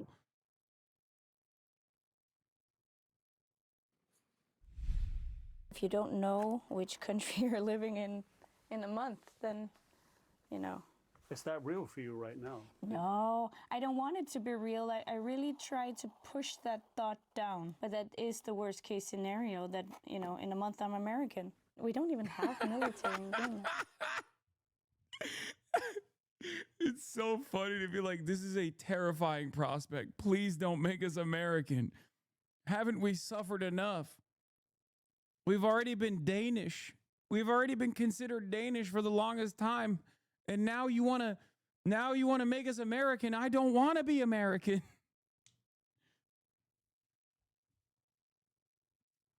It's brutal. It's the worst fate of it all, of all time, okay? Because we don't do war. So, of course, you know, there would be, I don't know, you know, we wouldn't be able to resist the American military. No one can resist the American military. So the big question here for people is, how does the meeting go today? Oh, she doesn't know. You won't be an American, sweetie. You won't be able to vote and won't get any of the benefits, but you will be American. Yeah, Puerto Rican style. Yeah, that's probably what will take place. Like, you'll have freedom of movement, I assume, because they're white, right? So, like, or white enough. So they'll have, like, some kind of freedom of movement, but they won't actually be able to vote for the president or whatever unless they move to the mainland. It seems that both sides are in a very clear position, poles apart. Everyone here knows that J.D. Vance has been to Greenland before. It is a very big thing on his personal as well as political agenda. The Greenlandic Danish side are not for backing down. That's very clear. So the question people have here is, well, how far will the EU, how far will NATO go to support us? And I think it's fair to say at the moment that the major military northern NATO members are squarely behind Denmark, Greenland. There's a question mark perhaps over some of the others. Yeah, a lot of people wondering how this is going to... Greenland is about 90% Inuit, but many of them look kind of white. Yeah. Inuit equals terrorist. That's the next excuse. And what that might... Well, they do have MS-13 style tattoos too, so you already got that on deck. You know what I mean? The Inuit separatist movement must be squashed, okay? It must be destroyed militarily. They do not understand that we're there as liberators, okay? They're going to welcome us as liberators. They don't get it. They don't understand that we're actually there to democratize Greenland, okay? Yeah. They already got hand tats and face tats. It's already scary. Trend at Arctica. Look like. Nick Robertson, thank you so much. Joining me right now is a member of Greenland's parliament, Juno Berthelsen. Thank you so much for coming back on. Juno, how do you respond to they what we got parliament members with face tats, dude. Americans are already on board. Like, they're just... The craziest thing is, like, the American government isn't even trying to make these arguments, okay? They're not. Like, the Bush administration, if they were to do something like this, or Obama, if they were to do something like this, right? Like, they would at least, like, try to present an argument. They would try to manufacture consent. They'd be like, oh, they have, you know, Greenland has the weapons of mass destruction or whatever. Like, what, you know, they've been colonized by Denmark for far too long. We must liberate them, all this stuff. Nope. Nope. Not even entertaining it, okay? Not even entertaining any of that. They're just like, it's mine, I want it, fuck you. now just hear the latest from the president? And what do you think it means for the Greenland and Danish leaders who are what they're walking into now in this White House meeting? That isn't a tattoo. Good morning, Kate. Thank you for having me on. I'm a dumb American hog. What do you mean that isn't a tattoo? It looks like a tattoo to me, brother. This is MS-14. Show, first of all. Well, we think that it's very positive that Greenland's Minister for Foreign Affairs represents the Greenlandic people at the meeting. And of course, positive with the diplomatic dialogue being initiated, which Nelarak, our party, has advocated for a long time. And it's important to say that Greenland is and wants to be a part of the Western Alliance and continue to be an ally of the U.S. as well as an ally of NATO and Denmark. We are through the through Greenland being a part of the currently a part of the Danish kingdom, is in NATO. And Greenland has been an ally of the U.S. since the Second World War. We're allies now, and we will stay allies in the future. So that will be the most important things that we would hope would be communicated at the meeting, and that there will be understanding between Greenland and the U.S. But hearing the President of the United States set the tone going in, and the Vice President, as we know, from experience, does not really differ from President Trump in his views, especially in policy. When the President of the United States says anything less than Greenland being in the hands of the United States is unacceptable, I mean, you may see this meeting as progress, but what do you see do you see that as a new threat from the President of the United States? Well, we just want to make sure that these diplomatic lines are being used and that they're initiated now. What is being said to the media, and I've done a lot of interviews with media from all around the world, saying that Trump has his own style and has a way of creating headlines and saying these things that kind of create outrage. But I think it's important to remember that both Republicans and Democrats are not in support of having this aggressive rhetoric and the advances that we've seen from Trump and some of his high positioned people in his administration. We have to remember that a lot of Republicans, which are creating the background for Trump to be in the position that he is, they do want to seek diplomatic solutions. They don't want to hear any talks about invasion of Greenland and destroying the NATO that we see today, and creating any more tension between the United States and Denmark and the rest of the world, especially countries from NATO. So the most important thing for me to say is that the Greenlandic people is using its right to speak on behalf of itself. We have our minister at the meeting represented the Greenland. Thank you for not making your entire stream about influencer and streamer drama. Brother, there are so many insane things happening around the world. Any content creator that spends any amount of time in this day and age when Trump is like entertaining bombing Iran, the Islamic Republic has violently stamped out all the protests that have taken place in the country. ICE is dominating Minneapolis in an effort to, one, distract away from the Epstein files, and also to basically test out how hard they can go without Americans actually pushing back. And on top of that, Trump is entertaining the colonial occupation of Greenland. Any content creator that says that they are primarily a political commentator in this day and age, in this moment, that spends any amount of time entertaining drama is not a real political commentator. They're just deeply unserious. They just want to farm some of the dumbest motherfuckers on the planet. That's it. Anyone that does this, that then tries to claim that they are a serious political content creator, should never be taken seriously. And before people say you did that yesterday, like I was looking at the clip channels and stuff, right? I do 8 hours of 8 hours of fucking news broadcasts. Yes, there are instances where it's not going to be all news. I did that after covering 7 hours of ongoing incidents, both in the United States of America and around the world. You know what I mean? Like, that doesn't mean that there is not going to be instances where I fucking, switch gears a little bit. Didn't you cover Aiden Ross yesterday? Yeah, I did. 32-month subscriber. I did. It was a 7-hour day. After 6 hours of covering the news, I did 1 hour of Aiden Ross.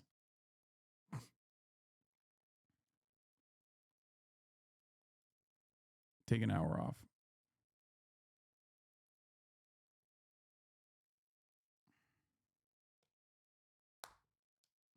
Asian Ross. Yeah, the Joe Budden segment was awesome. We, the Kingdom of Denmark, continue to believe that also the long-term security of Greenland can be ensured inside the current framework, the 1951 agreement on the defense of Greenland, as well as the NATO treaty. For us, ideas that would not respect territorial integrity of the Kingdom of Denmark and the right of self-determination of the Greenlandic people are, of course, totally unacceptable. And we therefore still have a fundamental disagreement, but we also agree to disagree. And therefore we will, however, continue to talk.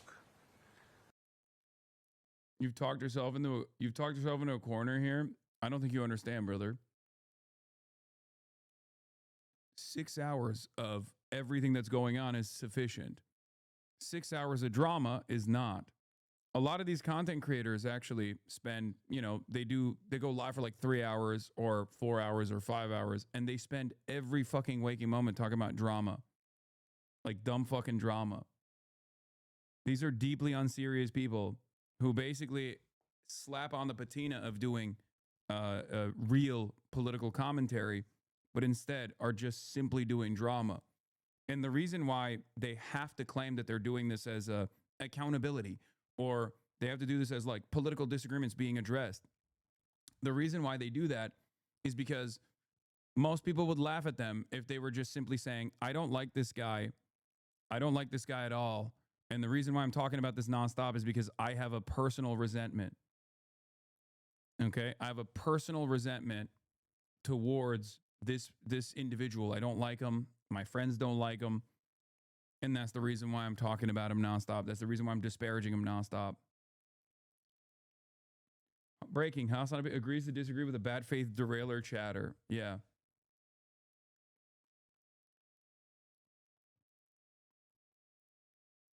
At best, my coverage over like other content creators or drama or whatever the fuck is at best 10% of this broadcast. We have decided to form a high-level working group to explore. He's talking politics and getting mad when he gets corrected. No, I'm literally in the process of talking politics, and that chatter just wants to argue with me. If we can find a common way forward. Even though we wasn't so successful that we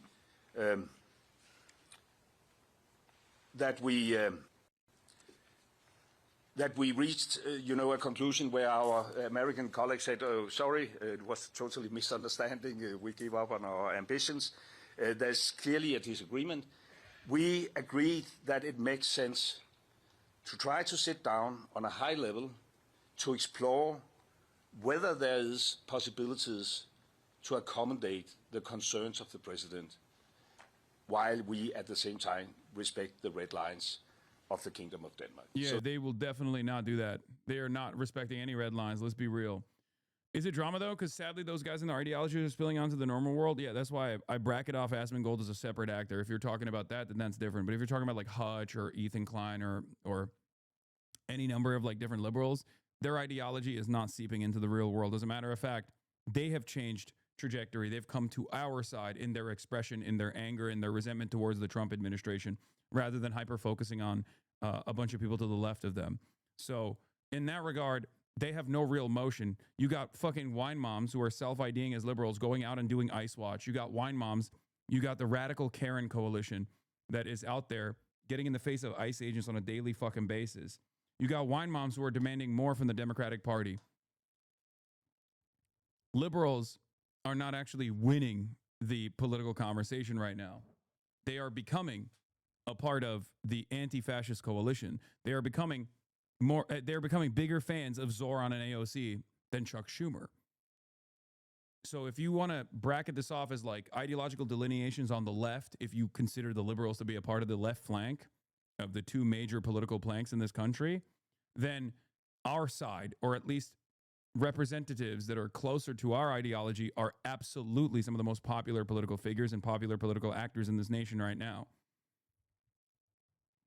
The people that have spent the last election cycle dick riding the DNC into oblivion have no real working representation amongst the base of support in the Democratic Party right now. The Bernie-crats have infinitely more motion in the eyes of the public than the establishment Democrats do. The establishment Democrats are seen as like poisonous for the most part.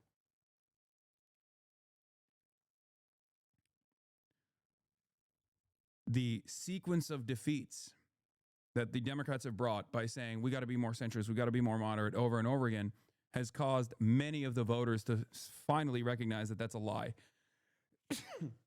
So while there are liberal content creators out there who are still maintaining this like weird centrist posture, they're simply following our lead.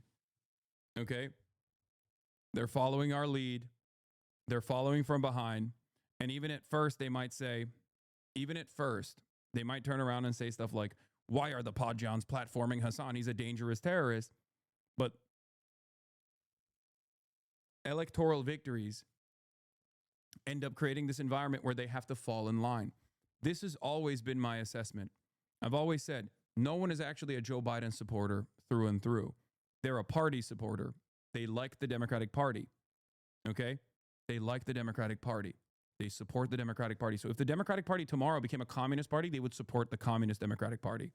Obviously, this is an extreme example. It's not going to happen.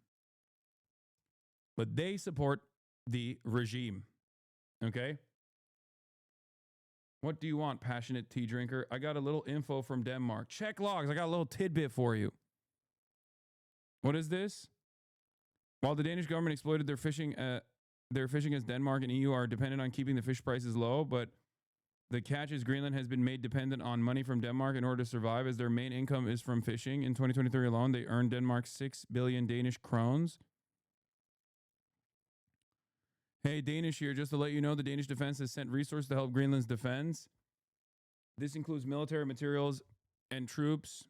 Concern doesn't cover what the Danish people feel they are preparing, which is hilarious because Denmark colonized Greenland, tried to commit an ethnocide, and forcefully removing kids from their homes. Yes, I am aware of this. And I suspect that given the choice between being Danish and being American, it kind of feels like, Hasan, you were featured on the Foreign Report podcast this past week. What's the Foreign Report podcast? They would rather stay in Europe than get liberated by America.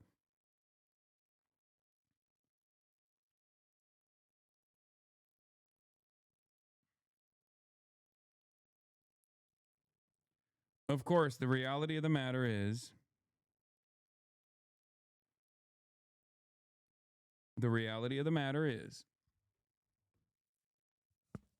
will Europe do anything if Trump moves?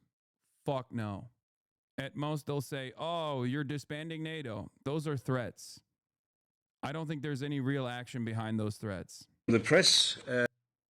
We already watched We this. have already said that we wanted to do more trade and more opportunities together with America. So I'm not sure why he wanted to invade us and take us over, but we are saying no, thank you. Kindly, please don't take us over. We will work together with you as the good allies we have always been. There's simply no such thing. I am reminded of Mark Rutte, the current leader of NATO, calling Donald Trump daddy in text messages, in private text messages. And when those text messages were leaked by Donald Trump, who loved being called daddy, he turned around and said, yeah, I did say that. So just understand what the NATO position is, okay? Mark Rutte called Trump daddy. As a better colonizer. And this whole talk about buying Greenland or taking over Greenland to us has very clear connotations to ways of viewing the world that are long gone, an imperialistic superiority approach. So there's no doubt about Greenland being organized in a constitutional model that is coherent and recognized by... Please entertain me. I don't understand. What's the talk about? Someone came up and wants to take your land. You're saying no. What's the talk about? Yeah. The talk is for liberals that still masquerade as though there is some international order. And this is anything but might makes right politics in play. For the longest time, America has at least entertained the notion that Europe has any sort of sovereignty. Okay? That time is passing. We are now saying the quiet part out loud. For years and years, I said, the Europeans don't understand that they're vassal states, and Europeans got very mad at me. Europeans in my chat got very mad at me. Some of them became Asmongold watchers, as a matter of fact. Some of them became Destiny watchers, as a matter of fact. European liberals would get mad at me all the fucking time. I would say, look, Europe is vassal. Europe is a sequence of vassal states that are completely colonial cucked by America, by the American empire. And people get fucking super mad. Once again, I was right, but too early. Okay? And I get it. It's not necessarily that, you know, I was being harsh. I was being harsh when I said it. But sometimes you need to hear the fucking truth.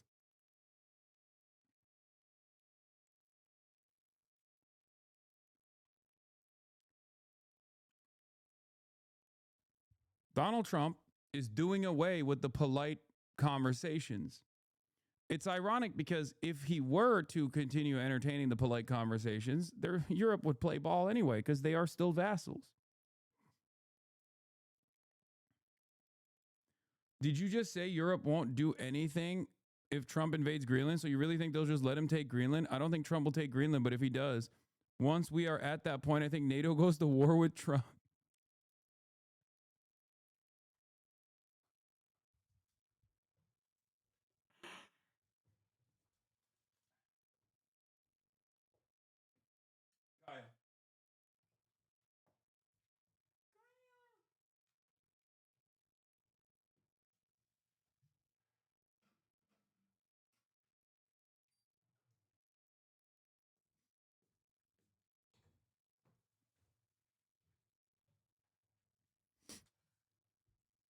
NATO goes to war with America?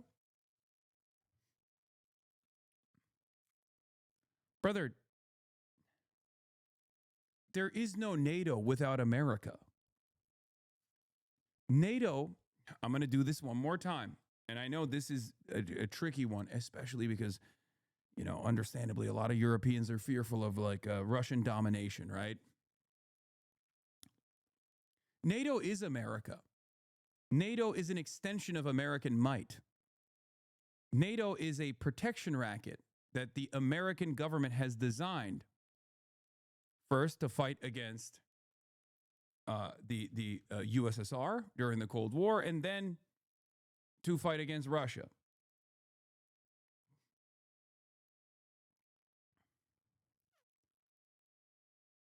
There is no NATO without America.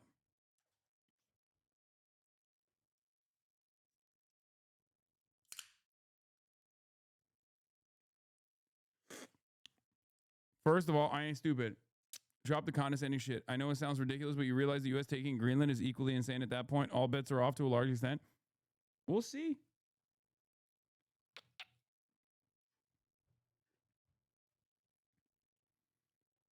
I'm from Sweden, and a lot of Europeans think NATO is a European alliance law. It's a European alliance that seemingly demands more money from Europe in exchange for American weapons that America has, you know, almost complete control over, that ends up having American military bases in your country, American espionage facilities inside of your country, that you have no control over. And you know, it's all actually Europe. They have complete control over this stuff for sure.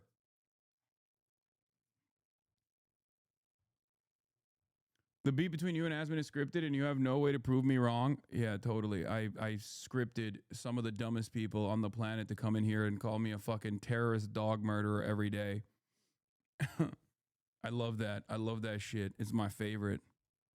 I love having a large voice on this platform spit out some of the most toxic bile you've ever fucking seen in your goddamn life, upping the intensity with every stream. I'm a fucking masochist. International law. So this huge disrespect, I think, is something that is very obvious for the vast majority of the people of Greenland. We're hoping that some reason and some sense will come to the Trump administration.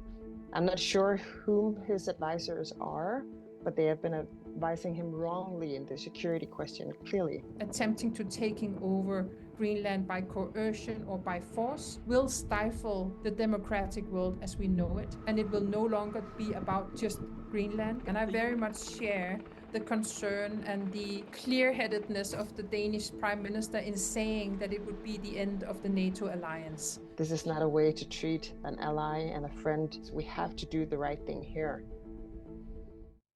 Their message is written in black and white throughout the snow-covered streets of their capital. Greenland is not for sale. Unswayed by the US president's cash proposals to buy their country. İşin komiği böyle Rusya'ya ve Amerika'ya karşı paylaşım yapan tipler normalde Türkiye'yi hiçbir boka katmamalarına rağmen bana bunlara katıyorlar. Türklerin çoğu biz gelemeyiz, vize alamayız, biz barbar Müslümanlarız falan diyorlar. Neyle ilgili? European Union'la ilgili. Bro, Europeans aren't ready for the arrogance of the American podcast government. They think being white will save them. Nah, they ain't gonna be ready for this. Eurolibs thinks US values democracy. I mean, yeah, Eurolibs think Europe values democracy too. It's a fucking lie. These residents want him to mind his own business. What is he going to do with Greenland? He speaks of Russians and Chinese and everything in Greenlandic waters or in our country. We are only 57,000 people. There are ships around the coast from other countries, but we have never ever have any problem with these ships before. We don't want to be a part of US, and they should leave us alone. The prospect of being part of the United States is a definitive no for 85% of Greenland's population, according to a 2025 poll. The majority of the semi-autonomous territory have long wanted independence from Denmark, which first colonised the island in the 1700s. Now they are having to grapple with how to respond to President Trump's threat of US annexation, with or without military intervention. We as a Greenlandic people, we are up for diplomacy, we're up for democracy, we're up for justice, and we're not gonna grab the sword. I feel bad. I shouldn't be laughing, but like, it's just not like this is propaganda. These aren't real Greenlanders. I really think you should listen to more Greenlanders. All five of us were ready to join Greater Vinland. Anything else is colonial erasure of our lived experience. Greenland has suffered ever since Eric the Red was unfairly canceled in 982. It's just, this is literally the same exact like hypocritical dynamic that took place when Russia invaded Ukraine, and then everyone was on board with defending Ukraine, international human rights, all this stuff, and then October 7 happened, and then Israel started punishing all Palestinians, right? This is identical to that situation, because on the one hand, you got America being like, we're taking Venezuela because it has oil and we want it, and Europe is like, thank you, Mr. President, that's such a fantastic thing that you're doing. I love that you are doing the rule of law and democracy in Venezuela. Finally, you have destroyed a ruthless tyrant. And then right at the same moment, Trump is like, also, Greenland is mine too, bitch. Fuck you gonna do about it? And Europeans are like, wait a minute, sir. We are a nation of rules and laws. What do you mean you're taking Greenland? Excuse me, hello? That's a NATO country. We are white. We are white. What do you mean? Not realizing that from the American perspective, it doesn't fucking matter. This has triggered LFI France Unbound to introduce legislation for France to exit NATO. It's not very likely to pass right now, but it's a breath of fresh air in the political debate. We're doing what we can. I mean, France is one of the only major powers in Europe that has its own nuclear arsenal that has actually left NATO in the past. So, I mean, more power to Mélenchon, Melon Goat, my goat. So, I'm on board. I'm on board with that and fully. Will happen. The United States will try to buy Greenland, or they will invade it. People forget, but there was a time when Europe understood what NATO was. Okay? There was a time when European powers understood that NATO was actually violating their sovereignty and denying them sovereignty and basically turning into a missile sponge for the USSR in order to advance American interests. Straight up. That time is long gone, but who knows? Crazier things have happened. to think clearly. I'm just simply stating that, like, I don't believe the current European leadership will ever seriously reconsider being a part of NATO. And think about how can we defend our country. Trump claims the United States needs the territory for its national security, but European leaders have expressed fears he risks global stability. French Prime Minister Sébastien Lecornu said Wednesday that the words of the US president should not be underestimated and that France stands in full solidarity with Denmark and the legitimate authorities of Greenland. NATO supported Franco regime in Spain, the Cardinals dictatorship in Greece, the Salazar regime in Portugal, as well as the far-right Gladio network in Italy. So yes, I am 100% in favor of my country, France, getting the fuck out of it. Mélenchon is right. Dude, I would dick ride the French into oblivion if they did that. If there was a LFI-backed anti-NATO movement in France, oh my God. Because that is the only way that you actually do get out of NATO, okay? I do not believe any of these fucking bloodless fascists will ever actually pull out of NATO. No matter how hard, like Meloni, for example, claimed that she was anti-NATO when she was running and then obviously wasn't when she became the leader of Italy, right? In the European continent, no fascist has ever genuinely and seriously considered leaving NATO. NATO is what made the fascist movements come back into power after World War II anyway.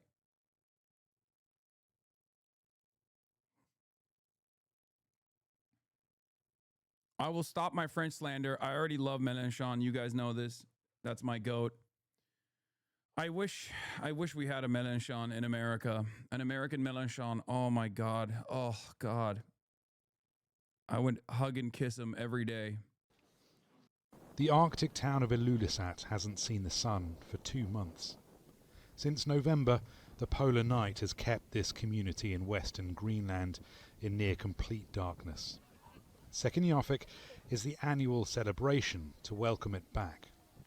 Up the snowy crags they've climbed to gaze across the icebergs at the brightening sky and wait. A moment of reflection for the Greenlanders gathered.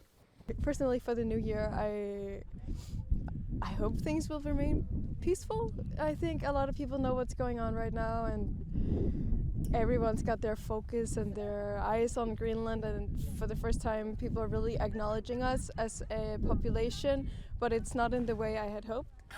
When the sun Greenland mention. Oh wait. she said Greenland mention. Never mind. I didn't like that. You're paying too much attention to us now. I do not like being perceived. Please stop perceiving us. Never mind. Does creep over the horizon. It's shrouded in cloud, and the song. Hand-wringing vassals politely groveling to their king to not pillage their towns. Classic EU moment. It's true. It's sad, but it's true.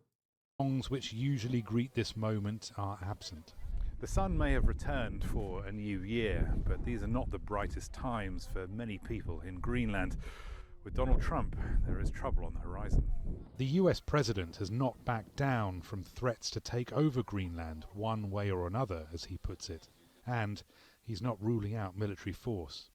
The crisis has widened fissures between Europe and the United States, and thawed for now. You mentioned that NATO brought fascism back to Europe. Could you say more about that? I've covered it extensively in the past, but I can't get into it right now. But just Google Operation Gladio or look at who the first German generals were when Germany was introduced into NATO. The sometimes tricky relationship between Greenland and Denmark. The Danish and Greenlandic foreign ministers are meeting US State Secretary Marco Rubio and Vice President Vance in Washington on Wednesday. My hope is that Rubio is going to have some humanity in that talk. Yeah. Carl Sandgreen is an Ilulissat native. He runs the Ice Fjord Centre here, and my questions about Trump's ambitions for his homeland bring out raw feelings. You make me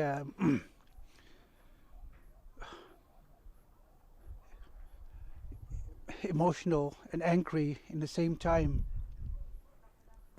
Hey, Hasan, do you think that the best play for the U.S. is just glass Greenland and Taiwan so it doesn't fall into oppressive Chinese communist hands? It may be a bit overboard, but it's probably the best way to keep those places from falling under Chinese control. Not just Chinese control, Chinese communist control, Chi-Com control. Yeah, I think I'm a reasonable international rule-based order NATO Atlanticist, and I agree with you. Obviously, it seems like it's the final solution or the final option, but some of these people are going to have to die, but I'm okay with that because obviously we would have to relinquish control to a much scarier group of people, which are the Chinese communists. Yeah, it's for our national security. Yeah, the MacArthur method, exactly. I'm I'm American Admiral Curtis LeMay, also known as Bombs Away LeMay. I have a very reasonable middle of the ground position here. We must glass everyone in order not to let them fall into Chinese communist hands. He's not welcome to, do something like that to us. We are totally different. We are Inuit, and we've been living here for thousands of years. This is my daughter's and my son's future. Bomber commanders aren't admirals. Whatever. I don't know the fucking people actual who are thinking title. about resources. Two hunters gut a seal on the glacial ice of Ilulissat's immense fjord. Though Inuit have been living like this for countless generations, in the span of just one, global warming is changing life here. Donald Trump could bring a shift more rapid still. In Washington, Greenland and Denmark's governments are hunting for an escape. Rory Challens, Al Jazeera, Ilulissat, Greenland. Don't miss out and get the full picture. Subscribe to Al Jazeera for reliable news and expert insights. Right now. By the way, here's Ben Norton, living my dream, living in China, obviously, every single day, saying the leader of NATO made it clear that the U.S.-led imperialist alliance is not only fighting Russia, but also China and North Korea and Iran. Meanwhile, Trump spits in the face of his European allies, and they say, thank you, Daddy. Let's wage more wars on the global south, please. Here is the NATO position. And yes, it is undeniable that Russia, China, North Korea, and Iran are aligning more and more. And they are challenging us. But they are only... Bitch, what do you mean us? What do you mean us? No. No, they're not. You're not part of the team. You're just literally waiting there to be seized, okay? This is what I don't understand. It's like you are just a dog to America. You are a servant of American empire. Oh, we have to do everything in our power to make sure that we don't let these fucking scary Chinese take us over. It's like, brother, you have already been taken over by America. You are not a part of the team. That's it. I don't, oh my God. Starting to understand what partnership really means. We are miles ahead. We can build on decades of friendship between our organizations and between our nations on both sides of the Atlantic. And we can build on the growing... Bro, I swear, America's going to take over. America's going to literally take over other fucking Nordic countries next. They're going to be like, I don't know. They're going to pull a Venezuela on Norway. They're going to be like, a lot of your extraction industries have been nationalized, and I don't think that's appropriate. I think we need to do some free market capitalism here. You know, really fix it up. Kind of feels like you're eating good off of your nationalized oil sector. That's not good.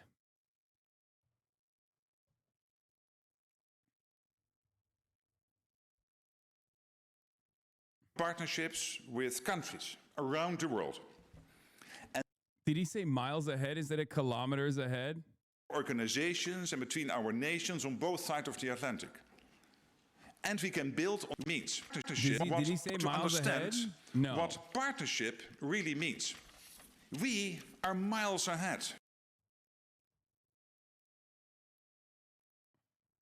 Daddy. Daddy. I love Daddy Trump.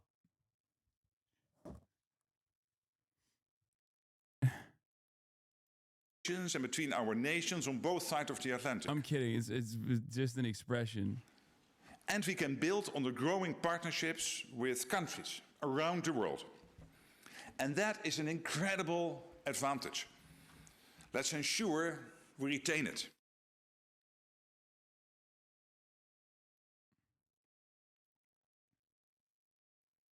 Nobody says kilometers ahead. Yeah, you've been fucking Americucked from the start, baby.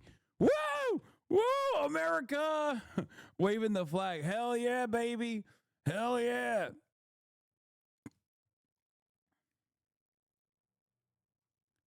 Fuck yeah, dude. Liberation time. It sounds like you are saying that you would potentially acquire Greenland by force. That would be a NATO country. The United. Are you saying that? Would you do that? No, you're saying that. Would you I acquire didn't them by say it. force No, right you're now? telling me that that's what I'm going to do. You don't know what I'm going to do. So what are the options? Your then? network Because doesn't know either. The Danish foreign minister said that there's still fundamental differences after the meeting with Rubio and with the vice president. Are you willing to leave the NATO alliance in order to get what you want with Greenland? What are the options right Well, now? I wouldn't be telling you what I'm willing to do, certainly. I'm not going to give up options, but it's very important. Greenland's very important for the national security, including of Denmark. And the problem is, there's not a thing that Denmark can do about it if Russia or China wants to occupy Greenland. But there's everything we can do. You found that out last week with Venezuela. There's everything we can do about things such as that. Not going to happen. We're not, I can't rely on Denmark being able to fend themselves off. They were talking about they put an extra. Yeah, they can't even defend themselves from us. Here I am talking about invading it, and they're talking, oh, please don't do it. They're weak, very weak. It's just a test. If they can't defend themselves against us, what makes you think they can defend themselves against Russia, or China?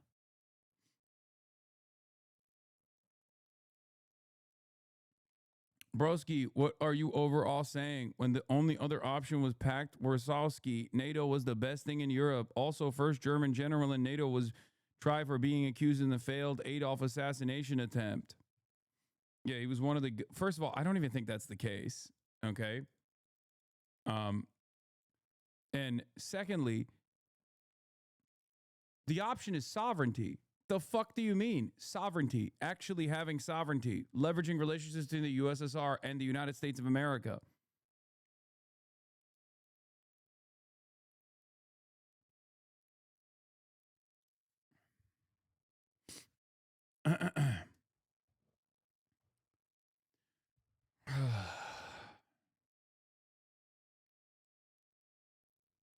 Extra dog, and they were serious about this. They put an extra dog sled there last month. They added a second dog sled. That's not going to do the trick. Denmark fought alongside the United States in both Afghanistan Thank you and for telling me Iraq. that. I appreciate it. But I have a very good relationship they're with an Denmark, ally and we'll see how it all works I out. appreciate I think it. something will work out. The protests in Iran approaching the 3-week mark. Yeah, he seems to really appreciate it. Yeah, we're gonna get back to Iran right now because there is a no flight NOTAM issued by Iran, closing the airspace to all flights except international flights to and from Iran with permission. NOTAM is valid for a little more than 2 hours. Here's what the Iranian airspace looks like right now.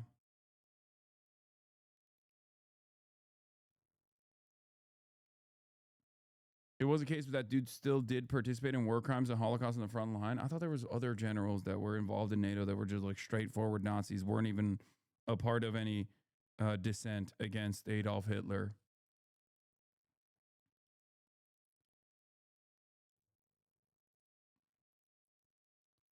USS Theodore Roosevelt Nimitz class aircraft carrier leaving San Diego January 14th.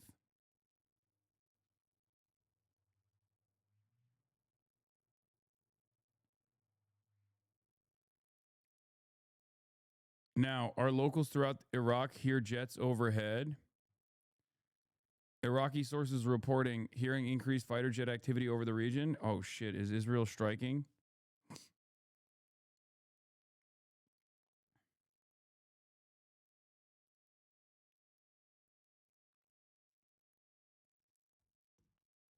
I mean, we'll see.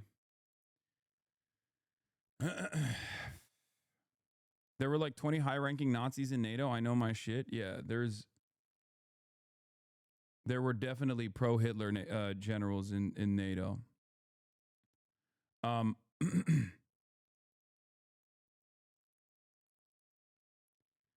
Orders have been given to the Iranian Air Defense Command to immediately engage any aircraft that enters airspace without prior identification. Okay, maybe things are happening. Fighter jets on Iraq and Iran border. Iraqi news outlet Al Jabal reports that residents heard and observed fighter jets earlier tonight over Basra in southern Iraq, only miles away from the border with Iran.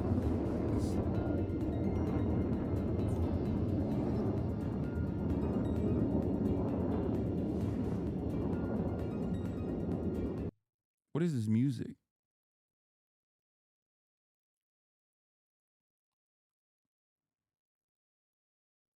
Arma 3 footage law, bro, that's not even, you can't even see what that is.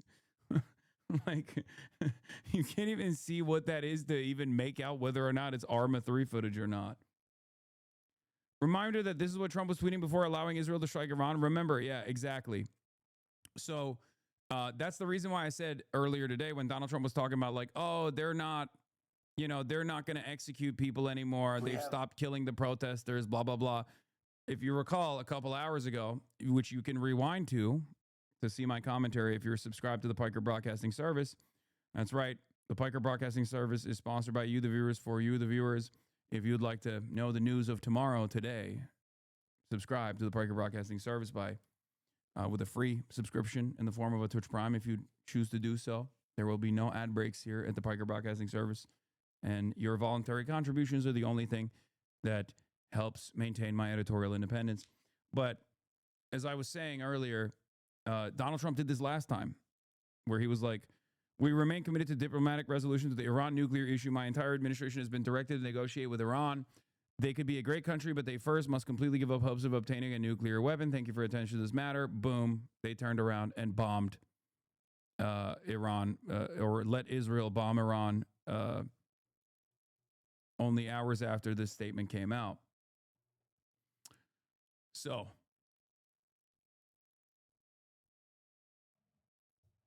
what I think is, that's why I said like perfidy is something that the American government loves doing. So it could totally have been that as well.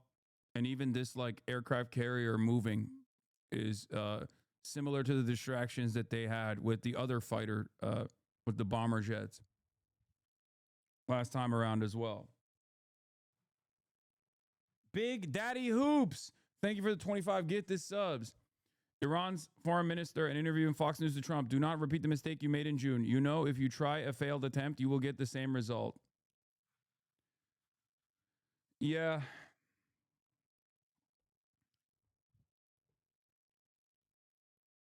The only thing that I thought would restrain Israel or America is the fact that there aren't enough American defenses in the region right now to successfully defend Israel. And I don't think that Israel's defenses are sufficient. I don't even think Israel's defenses on top of the American American carriers in the region and cruisers in the region were sufficient to defend against Iran when they were striking Tel Aviv.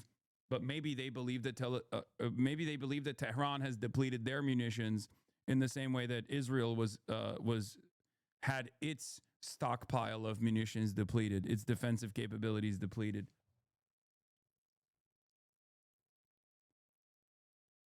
If Iran nukes Tel Aviv, will the entire world end? Wait, what? Iran doesn't have nukes, brother. If Iran had nukes, this conversation would not be taking place right now.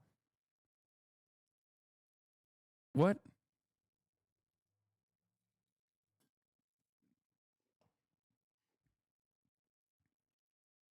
There's even more reports of fighter jets overheard over eastern Iraq. Well, I mean, Iran doing a no-flight, Iran doing a NOTAM warning means that they got information ahead of time somehow that there are probably going to be strikes on Iranian soil, most likely by Israeli fighter jets, I assume.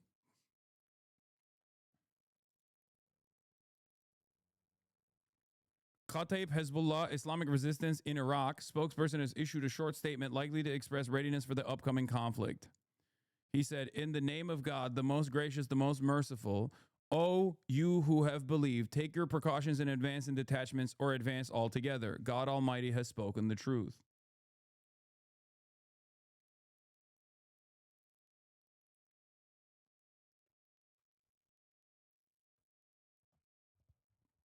Probably cleared to not accidentally shoot down commercial planes. Yeah, that has happened before. But have you thought about how Israel always knows best and we must trust them? I think about that every day. I love Israel, am Israel Chai, and I think Israel will liberate the Iranians. Israel will liberate the Iranians with these bombs. F-15 fighter jets, F-35s, different bombing campaigns in Iran will certainly liberate the Iranian population, I think. Guys, you guys know me. I call balls and strikes, and you know me. I've been a very big Trump supporter, famously. I'm beginning to think maybe Trump isn't the peace president. You might say this is my turning point. It kind of feels like Trump is not the peace president. I don't know. Don't get mad at me. It kind of feels like he was lying when he said he was the peace president. And it gives me no pleasure to report that I think the FIFA Peace Prize was bullshit. I know many of you are firm and committed to the sanctity of the FIFA Peace Prize, but I do think, God, it just, like I said, it sucks to see this. It sucks to say this. These words, they hurt me. I don't think he cares about the FIFA Peace Prize.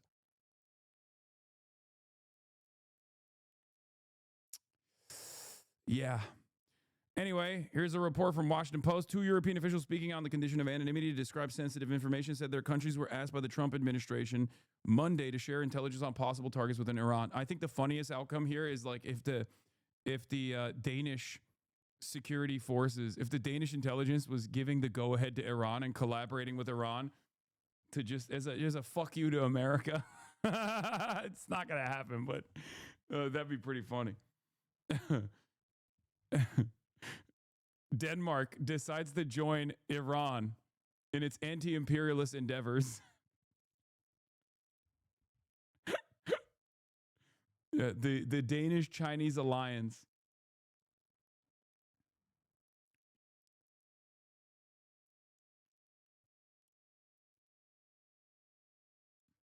Heavy aircraft activity also heard by residents within the last hour over northern Israel and southern Syria. Axis of Resistance, newest member unlocked Denmark. That'd be so fucking sick. React on Kai's tweet.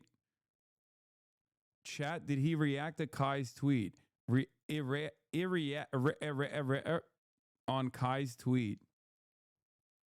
This is the lone soldier in the chat doing the bidding of what matters most. We're over here talking about how like Israel's potentially going to bomb Iran again, and who knows what will happen after that. And this chatter's like, but have you reacted to Kai Cenat's tweet?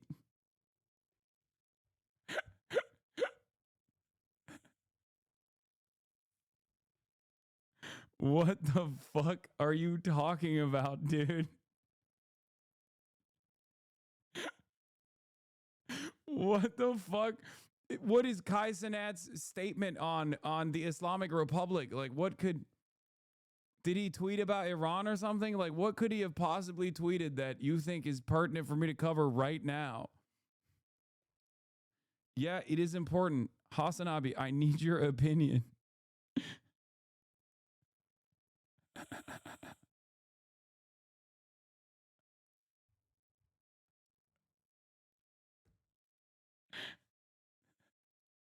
Kai Cenat has come out with a strong, resilient stance, offering condolences to those who were slain by the Islamic Republic, while simultaneously maintaining an anti-imperialist posture by saying the only way for Iranians to maintain sovereignty against Israel is to stand behind the Islamic Republic, is what I've heard. Kai Cenat is donating all of his subathon funds to the to the IRGC. Kayatollah.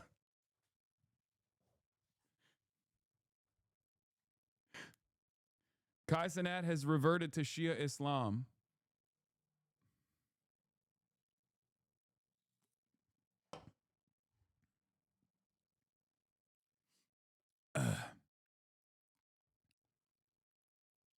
Yeah. Jerusalem Post editor-in-chief.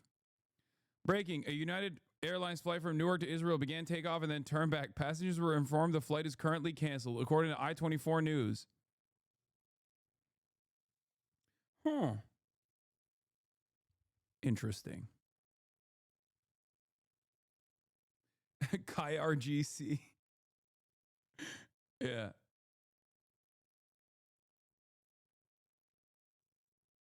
If the U.S. did a Little Green Men Crimean Peninsula style annexation, what would the NATO nation even be able to do? I mean, dude, they already have military bases there. The fuck? All you need to do, there's already American bases there. Just send more troops there and then say, this is ours now. That's it.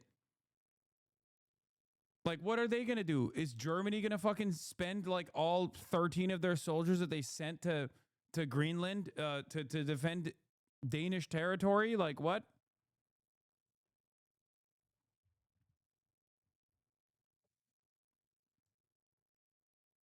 Why are American leftists like this? Let me find out.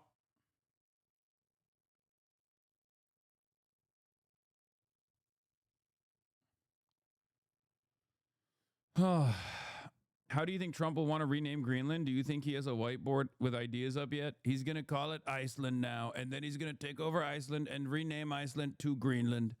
Believe me. He's going to take over. He is going to take over Iceland. I'm going to take over Iceland. I'm going to call it Greenland, because Iceland is green and Greenland is icy. Why do they have this naming convention wrong? That's why I took it over.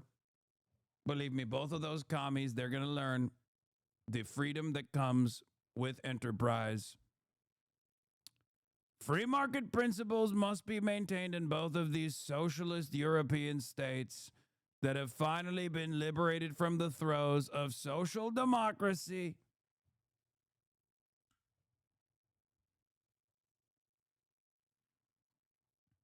I'm going to put 30 on Kalshi for Whiteland.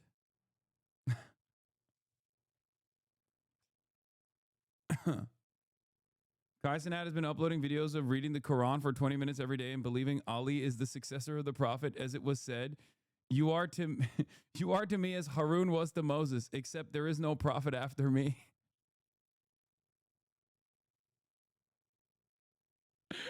Kai Cenat, the new sword of Islam. It's true. Turns out he was doing taqiyya the entire time. He was actually hiding that he is a Shia Muslim. This whole time that was taqiyya, as he infiltrated America by claiming to be a Christian. He was, as a matter of fact, doing taqiyya.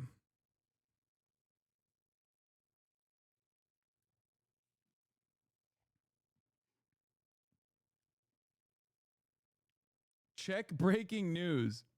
What do you mean, Trek breaking news?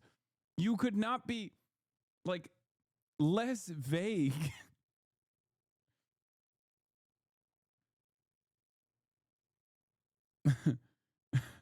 Google.com. Like, it's like the equivalent of linking Google.com in the chat and being like, dude, have you seen this? I am breaking the news. What the fuck do you mean, check breaking news?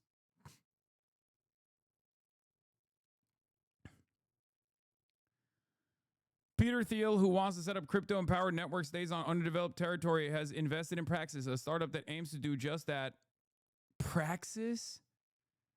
Oh, God. And which has scouted Greenland. Ugh. Anyway, let's get back to Trump saying help is on the way to Iran's protesters. With fears the regime could start executing protesters today. This is 26-year-old Irfan Sultani. He was arrested last week. Activists say he's facing imminent execution. His family telling ABC News they can't sleep, waiting for news. I think one of the grossest things, low-key, one of the fucking dumbest, grossest things that the Iranian government did after all this shit was posting a video on one of their like official Twitter channels talking about how much liberalization that has already taken place in Tehran, like showing showing videos of women like with their exposed midriff and things like that. It's like, bro, if you're going to do that, then you might as well fucking go all the way. Okay? The fuck do you mean?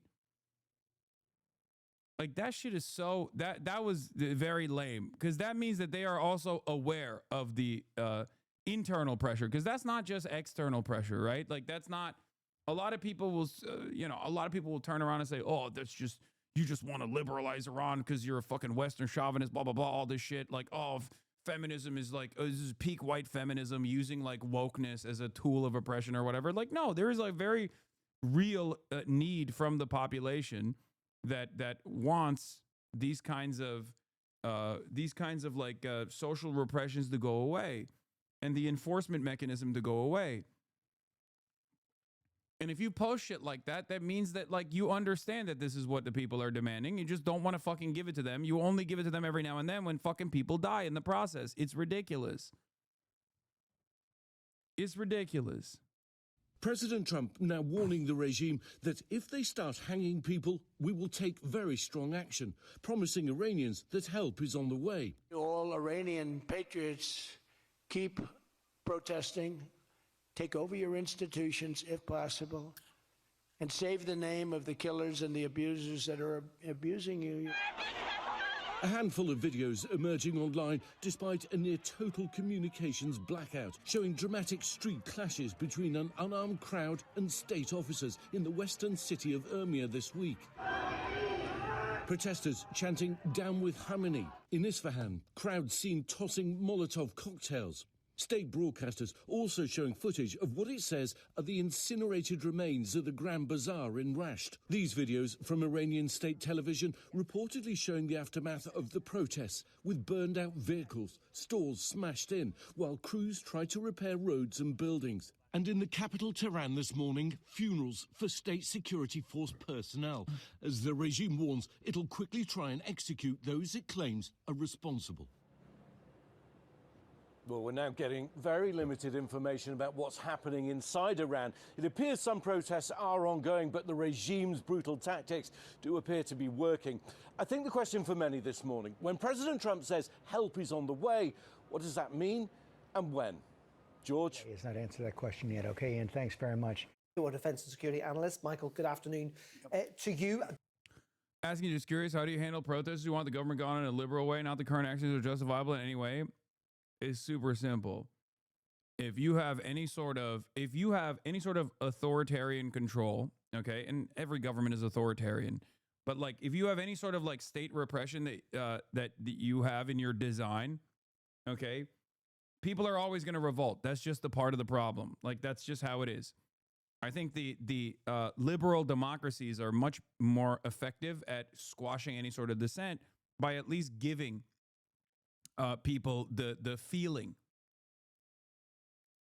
giving people the feeling that they have liberty, that they have this pressure valve of democracy, and sometimes being responsive to their needs, even though it's ultimately fake. But you have to be doubly cognizant of the demands being made by your population when you don't even have any sort of like liberal democracy, or that mechanism of control. So in that circumstance, what you have to do is immediately cave to what the protesters are demanding. If they want less repression, you have to offer that to them. I think when you don't do that, people get more frustrated, especially when you kill people over and over again. Then even more people are going to come out and take up arms, or even find themselves increasingly more invested in like aligning with foreign actors, you know, whether it be Israel or America. It's that simple. How do you have 39,000 people watching you? This is crazy. But I love the topic you discuss. Well, now you know why. 39,000 people are watching. The Iranian foreign minister is going to be on Fox News soon. Yeah. Are you talking about USA or Iran right now? I'm talking about a good one. I mean, I'm talking about Iran, which will resemble the future of the United States of America if things continue going the way they're going. I mean, look. Submit their response by January 19th. The decision comes as immigration operations Last civilian spread plane into across Tehran arrives in Minneapolis, 15 minutes. While protests have led to repeated confrontations with federal agents. We'll have a live report on that coming up later in the show. FBI agents searched the home of a Washington Post reporter as part of a probe of Iran. I have followed you, your passion, the way you articulate the hope of your people. It will be up to the people of Iran to pick their next. Sorry, but you're really comparing apples to oranges here? No, I'm not. That's why I also said that, look, free speech is only afforded to dominant world powers, okay? Free speech is a liberty that will be taken away from Americans if America's global power starts waning, okay? And we already saw a version of that with the Israel protests in the United States of America. We've seen this historically in the United States of America with the civil rights movement and how that was dealt with by the American state. We've seen this in the past with, the internment of Japanese Americans during World War II under the suspicion that they might actually align with Japan. So when there's war, or the Espionage Act is another version of this. In the Cold War, it was the Red Scare and the McCarthyist trials. So America has always gone back and forth on how much liberty in terms of free speech Americans actually have. Okay? So it's apples to oranges now from your perspective because, yes, the American government hasn't killed 2,000 protesters. Okay? They didn't do that. Right? But if push came to shove and you believe they wouldn't do that, you're delusional. They would kill 10,000 protesters. When terrorist elements led from outside, entered these, protests and started to shoot, police forces, police officers and security forces. And there were terrorist cells. They came in. They used Daesh-style terrorist, operations. They got police officers. That's this cap. They beheaded them, and they started shooting at police officers and also to the people. I don't know if they actually beheaded a police officer, but saying that they were doing Daesh-style attacks is bullshit. Fighting against terrorists and not, with the protesters. It was completely a different story. The reason I have to explain, and this is important, why they started to shoot at people, for one reason, they wanted to increase the number of deaths. Why? Because President Trump has said that if there are killings, he would intervene. And they wanted to drag him into this conflict. And that was exactly an Israeli plot. They wanted to drag the President of the United States in this conflict. So they started to increase the number of deaths by killing ordinary people, by killing police officers, by starting a kind of, fighting inside the different cities. Mr. Foreign Minister, you're saying that these killings, these deaths are at the hands of foreign elements inside your country, not by the Iranian regime. That's not what we're being told when we get people to talk to us on the ground. The internet has been shut off, but occasionally turns back on, and we do hear from people on the ground who tell us various stories. Witnesses spoke of seeing snipers positioned on rooftops in downtown Tehran, firing into crowds of peaceful protests, turning abruptly into scenes of carnage, panic as bullets pierced through people's heads and torsos, sending bodies toppling to the ground, and an emergency room treating 19 gunshot patients in a single hour. The regime is on a killing spree, said one protester, and we've seen the video of body bags stacking up. You were saying that all of this is because you're not in control of your country and foreign elements are killing people inside your country? No, I'm telling you that it was a fighting between our security forces and terrorist elements who had a plan to create a big number of killings in order to provoke President Trump to enter into this conflict and start a new war against Iran. And that was exactly an Israeli plot. The footages that you mentioned have not been seen in Iran. I have to tell you that a misinformation campaign is going on at the same time. And you're suggesting that it's Israel and Mossad acting like Iranian forces, shooting the Iranian people to make casualties to spur on the action of President Trump. I'm just saying there's a lot of people that don't believe that, Mr. Foreign Minister. No, Mossad has already confessed that. They may be on the ground, sir, but as far as them killing hundreds and hundreds of people to make it look like you did, it does not appear in the video that we get out that this is a full level of calm. It appears that protests continue in a number of different cities. The exiled Iranian crown prince, talking to people on the ground, said this. About 12,000 plus. 12,000 plus. That's what we get so far. It might be more, but that's the minimum number that we know so far have been killed. Killed by the regime, this is not arrested, this is killed. We are talking about using military weapons, AK-47s. That number came from Barry Weiss, by the way. That number came directly from CBS. Protesters. Their bodies are being picked up by bulldozers, and they charge each family for the bullet to be able to just retrieve the remains. It's abhorrent what's happening. As a longtime viewer who watched you from inside Iran, your segment on Reza Pahlavi was deeply disappointing and hurtful. The protesters chanting his name are being shot for that symbol of opposition, dismissing his relevance, erases their voices and complex reality on the ground. Are baseless. You know, there is no proof of that.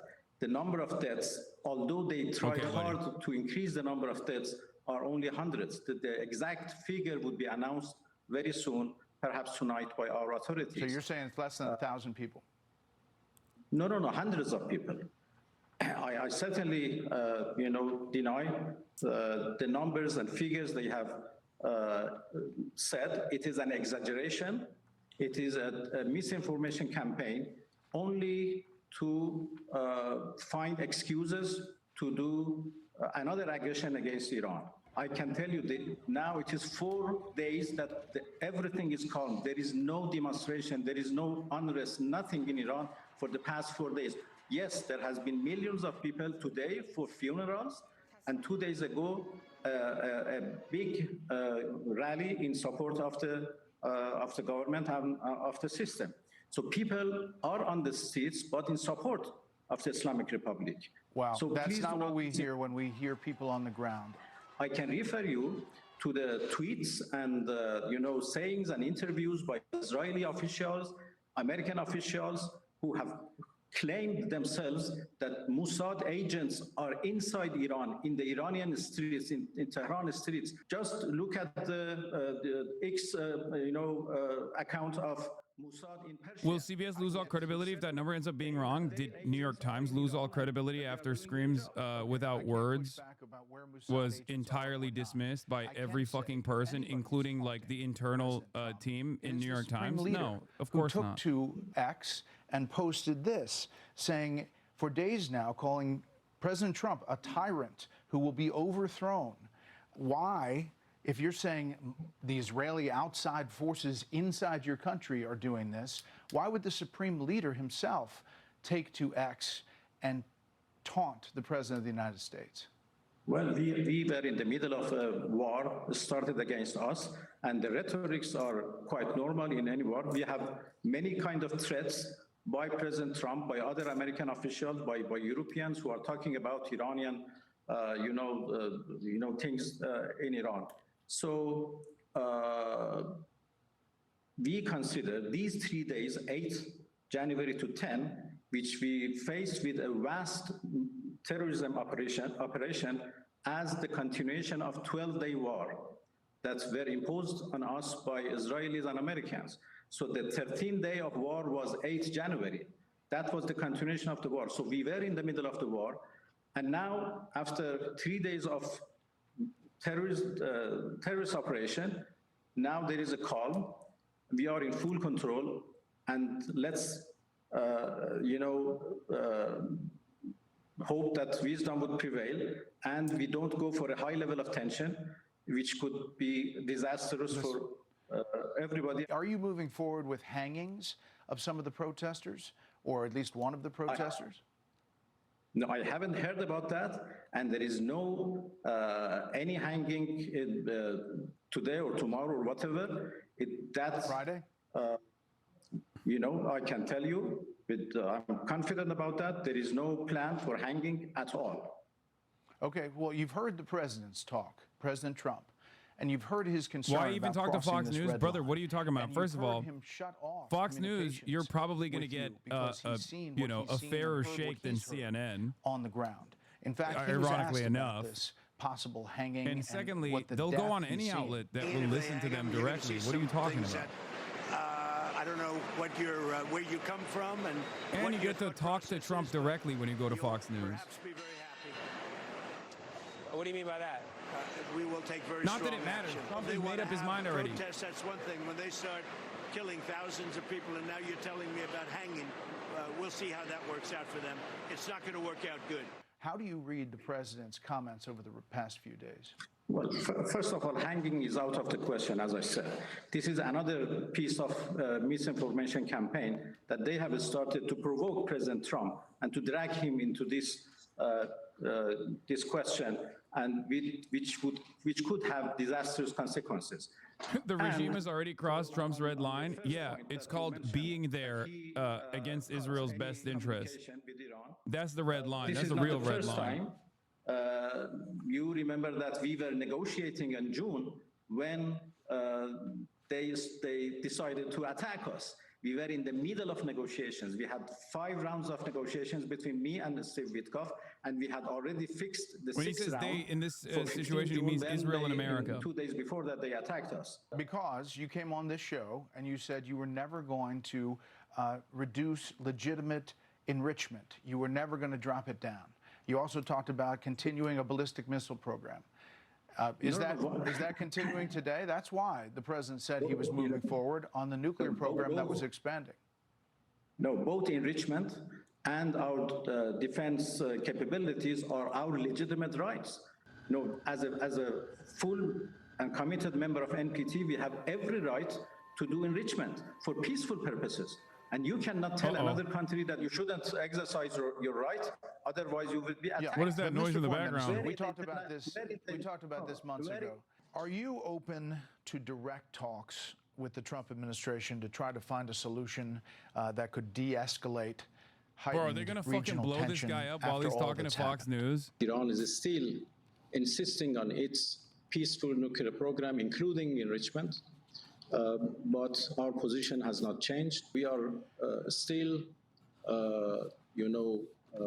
committed not to go for nuclear weapons. It was recorded 2 hours ago? But we are not ready to give up our legitimate right for peaceful use of nuclear technology, including enrichment. Legitimate peaceful purposes. Legitimate peaceful purposes for a nuclear program usually are not buried a mile down deep. And that is where the concern was. Maybe they shouldn't have posted nuclear threats then? Oh my God, shut the fuck up. See, this is what I mean. And when now he decided this is what makes me, this kind of dumb fuck bullshit that people say turn me into a fucking, make me sound like I'm a Ayatollah dick rider, okay? I can't tell if you're like trying to bait me into saying some shit. What's going on really on the ground? Shut the fuck up. Has to pay attention to the realities and not to the misinformation provided to him by those who want to drag him into another war. Again, I go back to the Supreme Leader, who does not sound like he's anxious to sit down and talks with President Trump as a country, as he's taunting him, calling him a tyrant who will be overthrown. How do you do that and think that President Trump is going to take that as, oh yes, I should get to the table? No, come on. We have engaged into negotiation with the U.S. several times with the permission of the Supreme Leader. Why you say that? Why you still live in the USA? It's my home. I want to fix my home. Unless you're telling me that the Ayatollah is not posting this. Tell me, please wait. You know, we negotiated with the United States several times, and you think bombing Iran would bring peace in the Middle East? No, I don't. In 2015, Lol, good we night, negotiated Iran. Do you think bombing Iran will bring peace to the Middle East? No, I don't. I don't think that. It'll be far worse. with no reason and with no justification. So why we should engage into negotiation with the United States, which means in fact, you know, when United States talk about negotiation, it means they want dictation and not negotiation. So we have no good experience. This is a fact. Please understand. Mr. Foreign Minister, on all of those points, the U.S. would say they came away from those talks saying that you were not pledging to do what you said you would do, and that every time they walked away from the table, they believed you were throwing it out the window as far as enrichment and solutions for that, as far as ballistic missiles, solutions for that, and as far as your role in funding terrorists around the region. Now, I don't want to belabor this point, but the Supreme Leader posted, Mr. Foreign Minister, on X numerous times about a taunting for President Trump. He's 86 years old. We have not heard from him. Is the Supreme Leader doing well in Iran? Will we hear from the Supreme Leader in this case? No, he is doing well, and he is, you know, in full control of the country, and people are supporting him, as everybody saw today in the funeral of those who were killed by terrorists, and 2 days ago in rally of Tehran and other cities. Mr. Foreign Minister, by all accounts, on the outside and on the inside, when we can get it, the Iranian economy is in a free fall. That is what started a lot of these protests, despite you saying that this was started from the outside and from Israel and Mossad. Our reporting is that it was started by frustrated people with the economic situation and frustrated for years of oppression from the regime. For 10 days, it was peaceful and it was tolerated by the government. But after that, we had 3 days of terrorism operation. You said that, but now you're saying it's entirely peaceful. Now, no, it is calm. There is no demonstration. There is no protest. It is for 4 days that everything is, you know, calm. Okay, so what do you tell, if you have a message, for President Trump, who obviously is and has talked about and is considering some kind of action to help the protesters on the ground. If you have a message for him, what is the message? My message is do not repeat the same mistake that you did in June. You know, if you try a failed experience. Bro, these are fake demons. I mean, maybe I'm wrong, but they're fake demons. Yes, you destroy the facilities, and part of the reason why they keep getting rolled over is because they're fake demons. Fake demons who are big demons when it comes to their own citizens, but fake demons when it comes to outsiders, okay? Straight up. For negotiation, for diplomacy, we have proved that in the past 20 years, in 2015, in 2025, every time. But it was the US who always escaped from diplomacy, who cut the diplomacy and opted for war. My message is, between war and diplomacy is a better way, although we don't have any positive experience from the United States, but still diplomacy is much better than war. Mr. Foreign Minister, explain, please.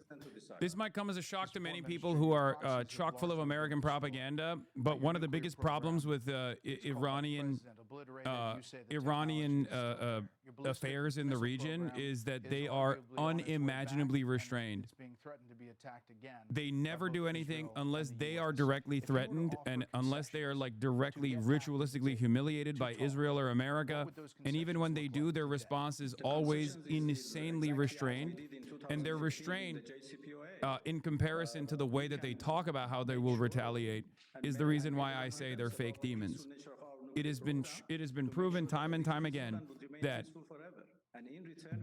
Israel only responds to military force. Israel only backs down when they are punished. Okay? That's it. That's the reason. That's the reason why, like, they're restrained over and over again. Proxies. I think you're conflating being restrained with not just being capable, man. You know, I think you're wrong. It's a mistake to call them proxies. We don't have proxies in the region. They are. You've been funding. No, they are movements who are fighting with you know, occupation, who are fighting for their rights, and we only support them. We only support them. They are not doing any job for us. They are fighting. They are fighting for their own causes, and we support their cause. Well, Mr. Foreign Minister, we appreciate the time. There are a lot of people concerned and want you to say that the Iranian regime's killing of protesters will stop.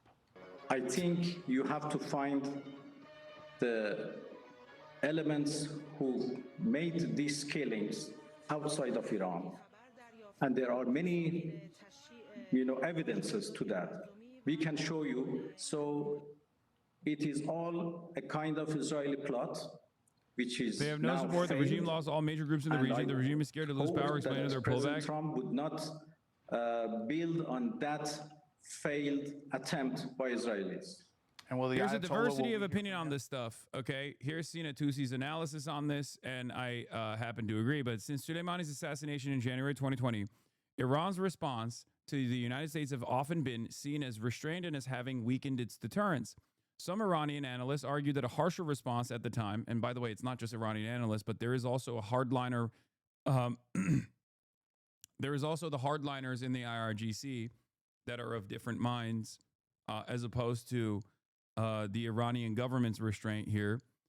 But some Iranian analysts argue that a harsher response at that time, one that imposed serious U.S. casualties, might have left Iran in a stronger position today. That counterfactual is impossible to test.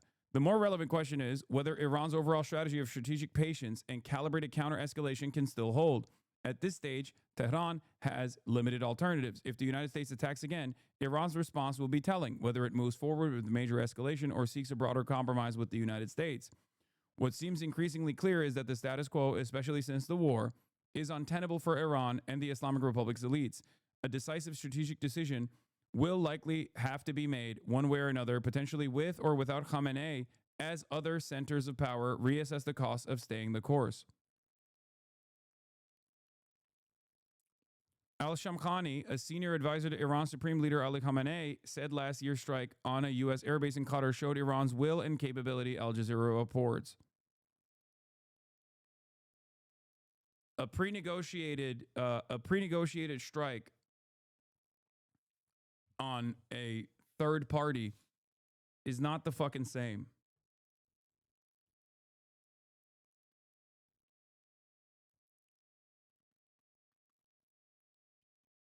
So you think the Supreme Leader is the holdup? I don't know. Either they just don't have the smoke or the capability. They tweet like they have the smoke, but they show that they don't have the capability over and over again. This is the reason why. Are you advocating they light the oil fields ablaze? No. I'm not saying that until they're, I guess they have literally done this before.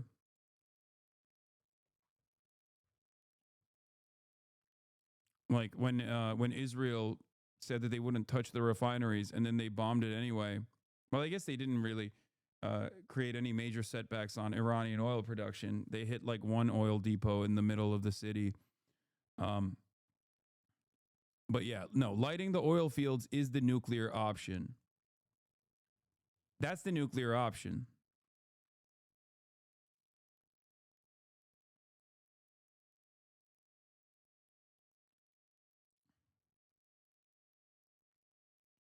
Did I miss the MAGA podcaster's parents?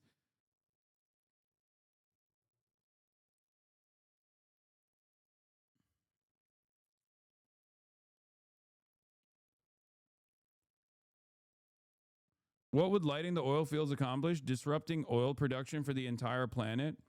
That is the major deterrence factor here. They are in striking distance of Iran. If they were to do such a thing, it would literally cripple the entire global economy.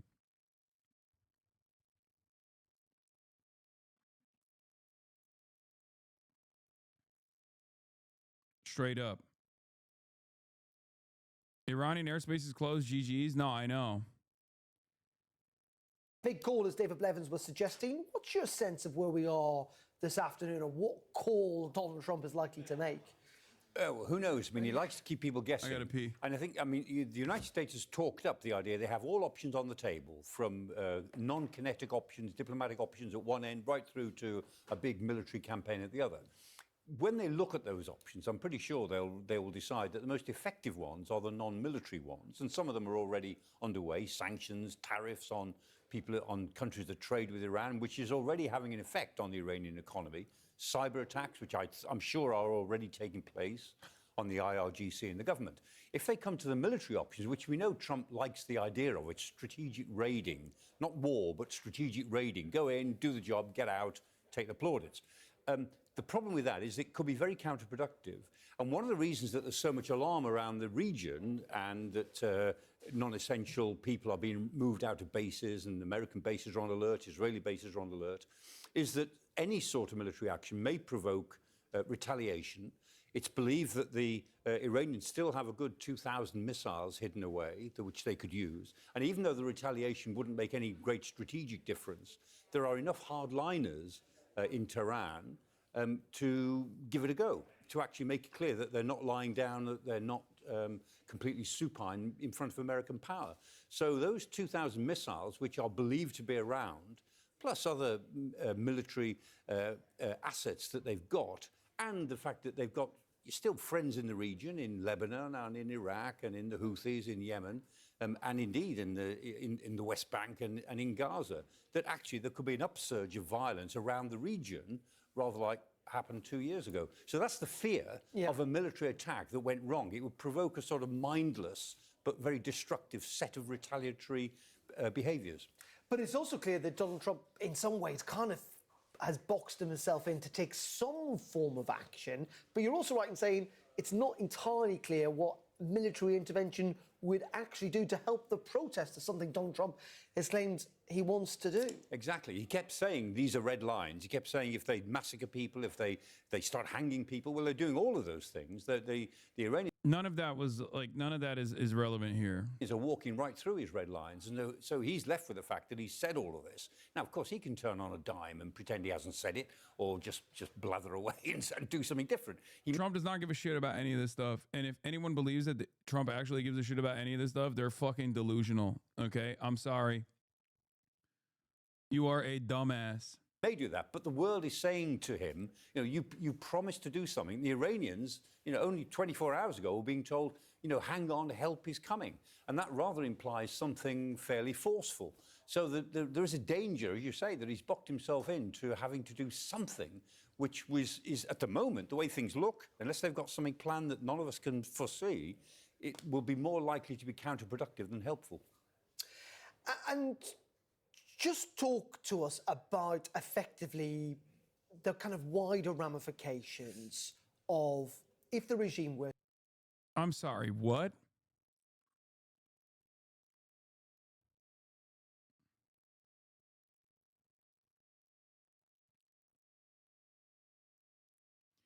Bro, don't ever tell me that there is an equivalence between left media and right-wing media. Okay? You can be the sweatiest, most unwashed guy with genuinely zero knowledge and just go based over Donald Trump videos, and you will get fucking elevated by the goddamn vice president. There's no equivalence on the left. Wow, it's almost like the thing that obviously happened because it was recorded from multiple angles and analyzed by the whole world on a frame-by-frame basis actually happened. Amazing. Looking forward to seeing the next goalpost shift. I fucking hate CBS News so much, dude. I hate CBS so much. I cannot explain. This is why they bought it, okay? This is why. This and the 12,000 protesters were killed number. Those are the two reasons.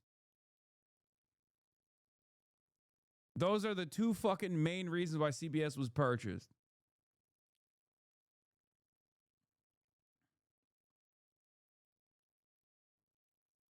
There is no equivalence. Like, can you imagine fucking Barack Obama retweeting something that I said? None whatsoever. It's just not happening. That's why I always laugh whenever people try to make it seem like this is an even playing field. You can be a straight up grifter, openly admit that you're grifting to the right because they're the dumbest motherfuckers on the planet to grift to. and you'll get hosted at the White House eventually.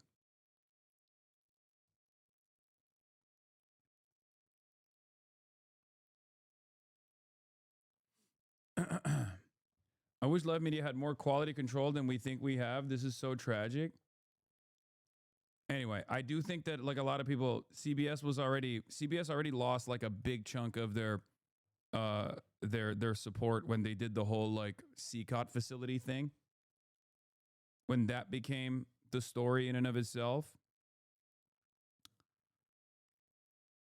But you know.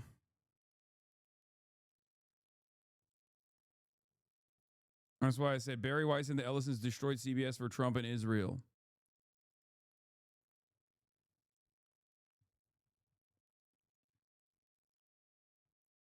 And yes, their reputation is tanking, their numbers are looking bad, but it doesn't matter. They're still a major aggregator, okay? When they say something, other news broadcasters will cover it as though it's real news. They'll pull the 12,000 number out of their ass by claiming that they got this fucking information from like an outsider or something, or from like espionage, like they stole the information from like internal Iranian correspondents or something. It's bullshit, but it doesn't matter because then ABC will cover it as though it's real news. WAPO all over again. People who consume actual news instead of conservative slurry resent journalism being taken over by bigoted and incompetent chuds. I mean, yeah. By the way, this broadcast is the reason I was pretty early with the Bari CBS knowledge. In October, I was talking to some JVP boomers at the No Kings protest, and they didn't know anything about it. JVP members, yeah. I've been on the fucking Barry Weiss tip for a minute now, and this is the reason why I was covering it. Yeah, this is the Mossad makes something up, gives it to Agent Barry Weiss at CBS News. CBS News reports it. Other outlets repeat it based on the once existing credibility of CBS. Exactly. That's exactly what it is. That's exactly what happened.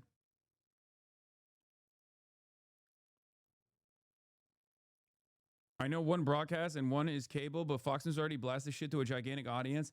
Yes, but Fox News is ideologically, Fox News is for the ideologically captured. CBS is seen as a liberal news outlet. So Democrats watch it, Republicans watch it. There's a difference. Everybody knows. Everybody fucking knows. Stop covering up the genocide of the Iranian people. Long live the Shah. How do you know it's bullshit? Stop covering up the genocide of the Iranian people by calling the death count of Iranians propaganda. Brother, the death count is still high enough that the fucking regime has reached an unacceptable standard a long fucking time ago, and especially in this last iteration. My point is, it's the same principle behind October 7, but I don't want to have a conversation with you because you're already fucking saying dumb shit like long live the Shah.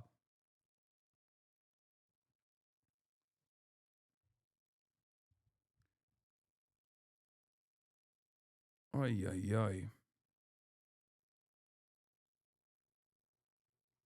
Inside the White House, there's effectively nobody arguing against strikes on Iran, with Rubio arguing Trump has to do it or he loses credibility, I'm told. That means the only opposition is coming from outsiders like Bannon and Tucker and allies who are opposed like Saudi, Qatar, and other regional partners. That's a heavy imbalance, suggesting strikes remain likely.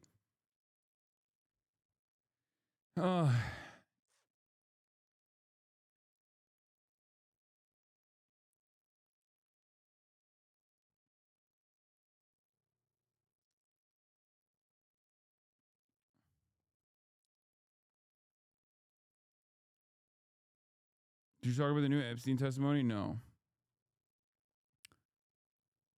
So CBS does have, CBS, according to other news outlets like CNN, NBC, ABC, had remaining credibility.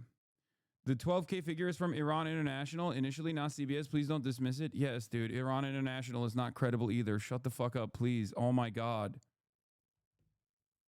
Yes, it's from the National Endowment of Democracy funded Iran International. I know, it's like Voice of America.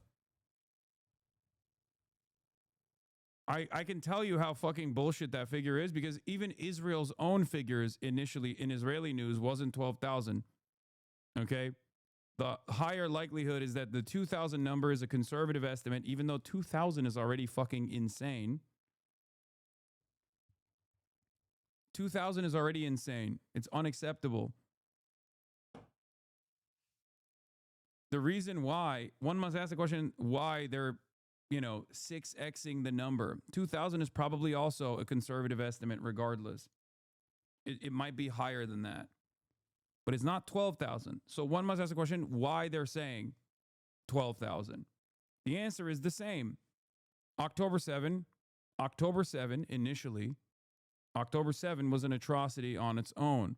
So why did they fucking immediately do the Israel technique of saying like, oh, they were decapitating they're saying if the official numbers that are spreading right now is 2,000 and they're saying it's 6 times that number, one must ask the question, why?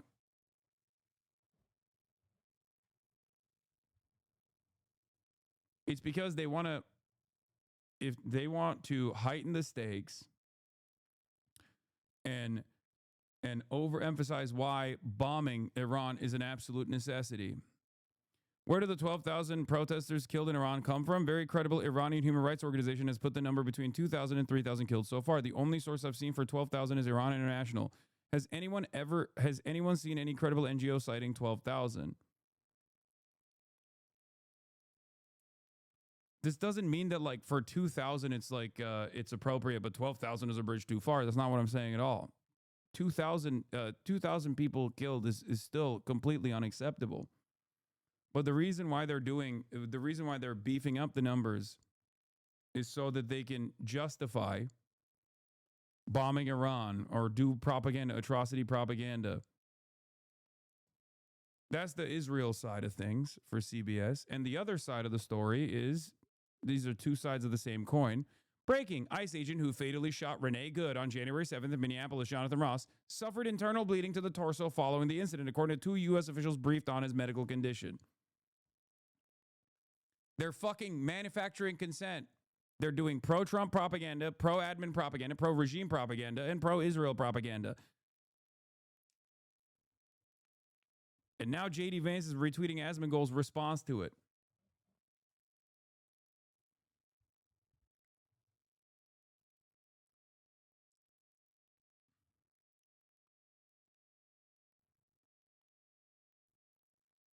And for the record, to address the whole like sanctions are killing Iranians thing that I've been saying, because it's the fucking truth, okay? There's numbers on it from Lancet. U.S. sanctions have crippled Iran and directly fueled the current protests. Sanctions actually kill people. A new study published in The Lancet finds that U.S. and EU sanctions imposed on developing countries are associated with 400,000 to 1 million deaths every single year. Iran has been one of the most heavily sanctioned countries for decades. The way that these sanctions work is by shutting off access to medicine, for example, that could help curable diseases, like treat curable diseases. So when you die from not having access to medication, you die as a direct result of said sanctions. From the side that is enforcing the sanctions, this is good. Because when you die, when your loved ones die, if you're an Iranian and your loved ones died, you don't think about it as like, well, my loved ones died because America stopped me from having access to this medication. You think this fucking dumbass government is the reason why my parents died, because they didn't have access to medication. Then the resentment shifts towards the government.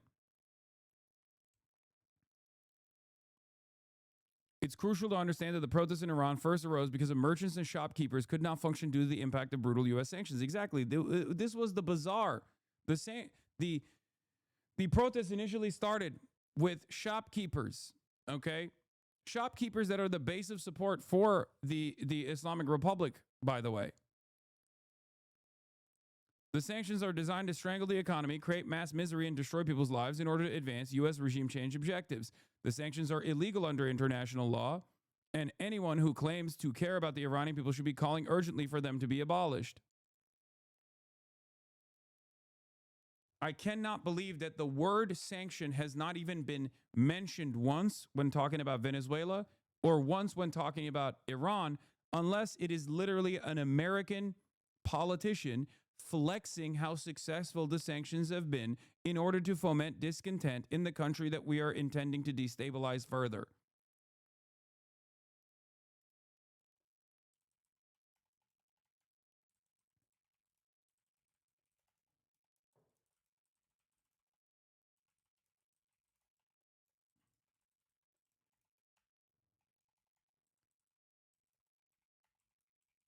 You haven't killed your leadership yet.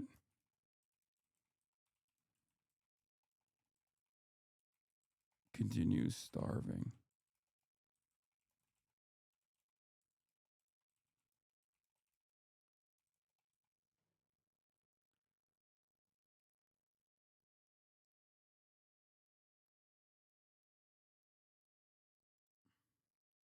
That's what it is.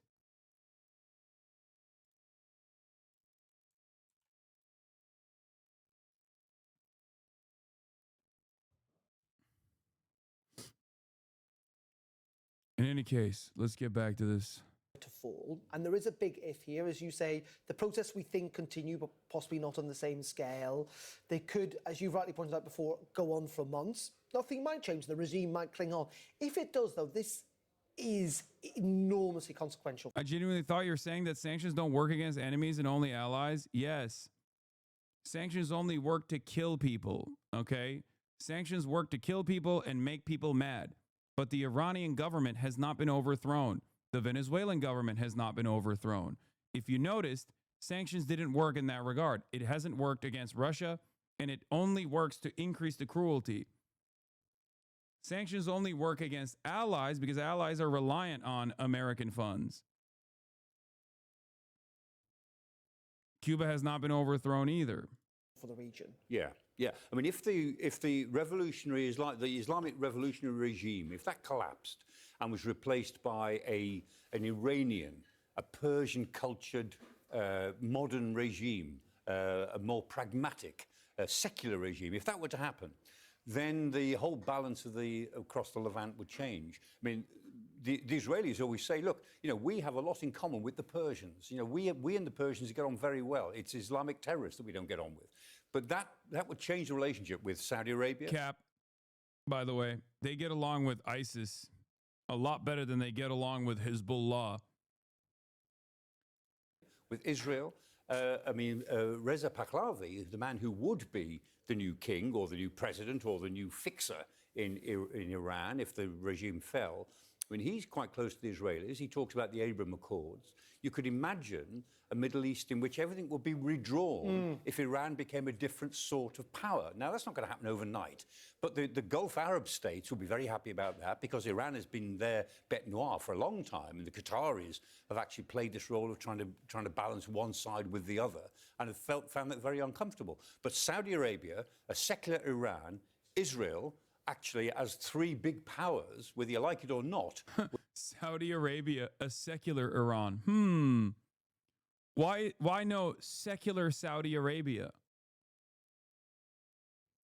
Would actually create a different dynamic across the whole region. And just very finally and quickly, Michael, if we can, just on this. Yeah, how about a secular Israel, dude? The Financial Times did a good analysis of the economic crisis that led to the protests and specifically how sanctions contributed. Here's a gift link.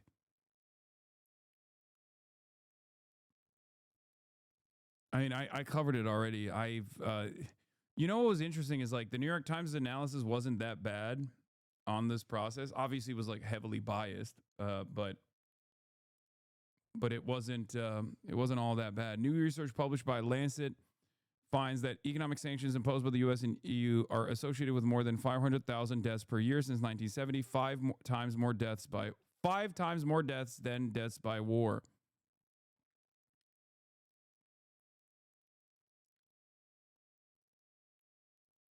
You know, the strap at the bottom of your screen there, troops begin evacuating from the Qatar base. What is your takeaway from that? Because apparently it's a couple of hundred, there are thousands based there.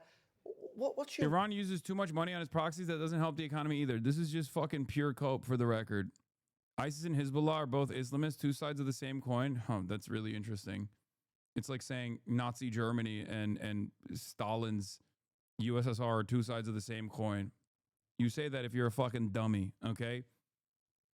ISIS has a colonial interest in mind. It is oftentimes comprised and entirely sourced by outsiders. Hezbollah is the local Shia population rising up in defense against Israeli incursions in Lebanon, for example. Okay? Sure, it gets funding from and training from Iran, but it's ridiculous to compare it to fucking ISIS. They're not two sides of the fucking same coin at all. Dude, he is wrong, but so are you. Sanctions are not even a fraction of the economic issues. I'm sorry, but you are wrong. Corruption in the government is and has been hurting the economy 5 times more than the sanctions. Iran has had decent ways to go around the sanctions. The economy decline is mainly because they're taking all the national assets outside and sell it. For the record, there is truth to at least the corruption side of things. That's not wrong, but you're fucking delusional if you think that the sanctions are not a major problem here. Come on, dude. Okay, if that's the case, then fucking remove the sanctions. If that's the case, remove the sanctions, right? If the goal of the sanctions is to cripple the Iranian economy, and the Iranian economy is already crippled due to the incompetence of the administration and the corruption, then remove the sanctions. So why are you still maintaining the sanctions? Perhaps it's because you want to fucking destroy the Iranian economy. It's so fucking stupid. It's such a stupid argument. It's the same argument that Western chauvinists have with socialism. Socialism fails all the time. Socialism fails all the time. If that's the case, then let Cuba fucking exist as a socialist country or a communist country without actually implementing a fucking trade embargo. Every single time. Every single fucking time. Yeah, socialism fails. That's why we have to do a coup ahead of time and fucking put a puppet leader that is a psychopathic fascist dictator. That'll really teach them a good lesson. Yeah, socialism fails all the time. That's why we have to teach them a lesson by killing them. Reading of it. Yeah, don't get too excited about it. There's 10,000 Americans at the Unedited base just outside This Doha. is the same argument I was making with this was the outsider narrative. The Iranian government uses too much of their funds on the IRGC to fight proxy wars. This was an outsider narrative. It became an insider narrative as well. Internally in Iran, people started fucking repeating these talking points over and over again, partially because of billions of dollars of propaganda that was spent on Farsi TV, backed by the National Endowment Fund, including places like the Iranian Intel Agency or whatever the fuck you were just presenting as factually accurate. And also on top of that, all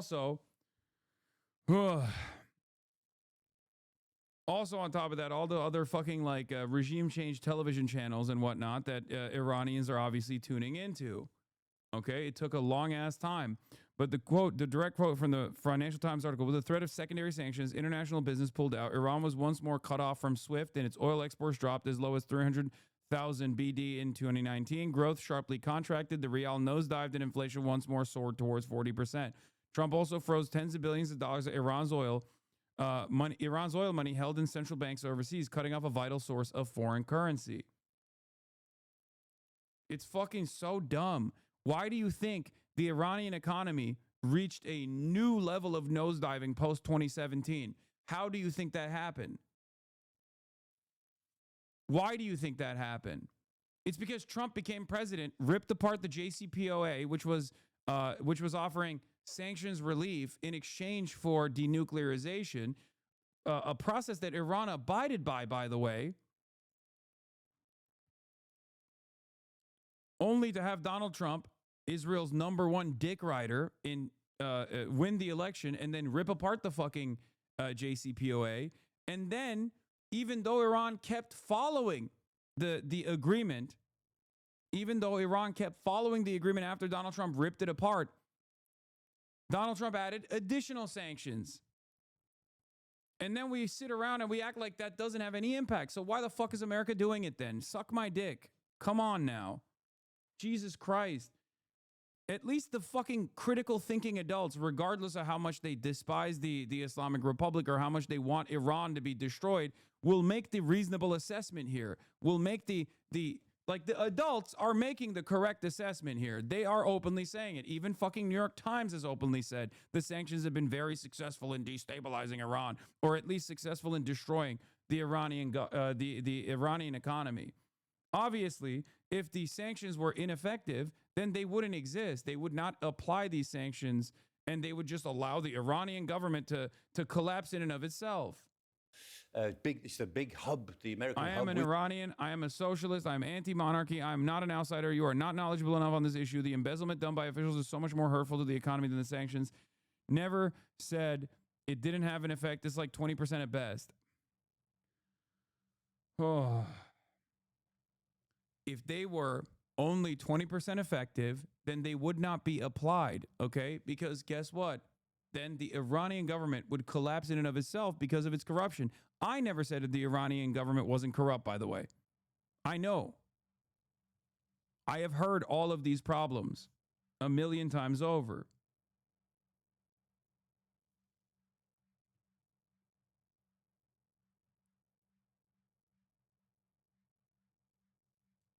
Well, it's not collapsing despite the sanctions. It's not collapsing, but it's frustrating people enough and killing enough people that they're literally taking up arms against the government.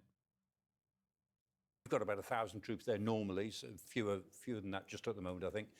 So it's a few hundred out of 10,000. So they're sending the non-essential people away, which is entirely reasonable. And you find saying, dude, I'm sorry, saying that the sanctions do not play a major role in collapsing the economy and hurting people is so ridiculous, because the express purpose of sanctions is to literally harm the economy enough.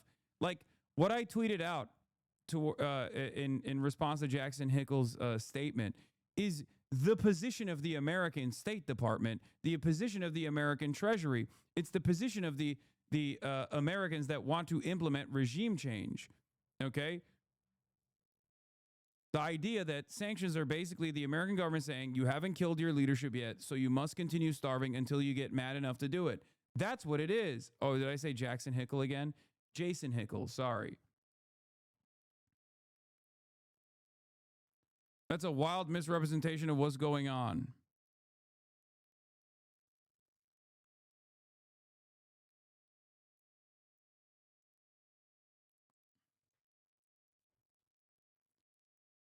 Do you think supporting Hezbollah over your own poor people is justified? Brother, what the fuck are we talking about, dude? Oh my God. Oh my God. It's not because they're giving money to Hezbollah or giving funds or giving weapons to Hezbollah that is the reason why the Iranian government is fucking collapsing. Or not the Iranian government is collapsing, but the Iranian economy has collapsed. The reason for the sanctions is because of that, yes.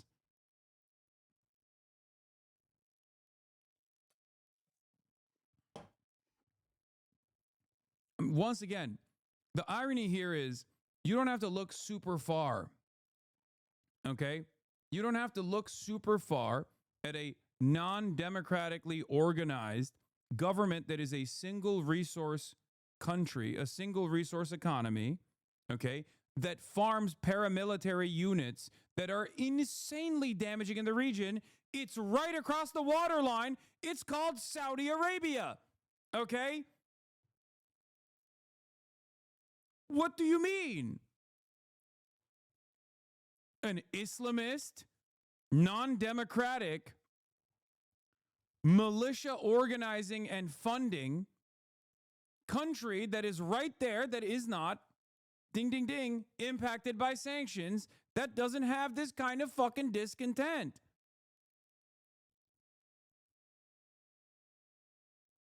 That's it. The only problem with Iran is that it's doing it against America and Israel, and Saudi Arabia is doing it at the behest of America and Israel. Saudi are not Islamists? What the fuck? My mistake. I didn't realize the Wahhabist version of Islam that has been the formative organizing principle, the organizing ideological principle for Al-Qaeda, Daesh, ISIS, all of that was just fucking bullshit.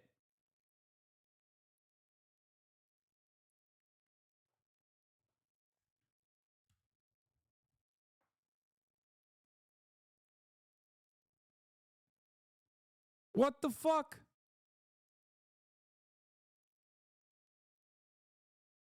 The Greater Israel maps cover half of Saudi Arabia. I know.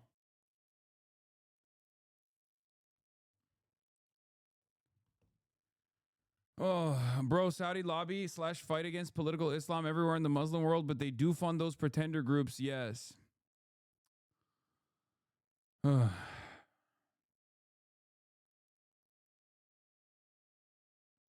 Is that a joke? Osama wasn't an Islamist is the new talking point? Lamau? I don't know.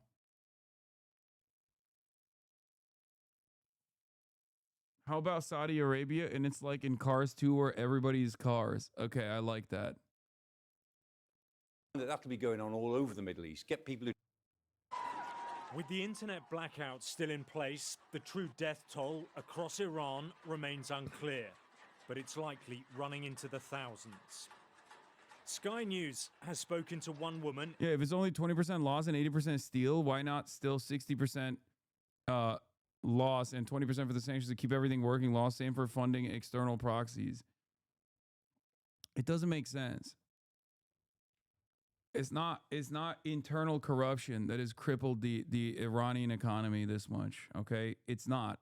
Does it play a role? Absolutely. This is making me more Turkish by the second because it's the same kind of fucking cope that I hear from Turks. Okay? Like, it's just, yes, corruption plays a major role, but if you think that it's just the corruption, if you think that's the main factor, you're wrong.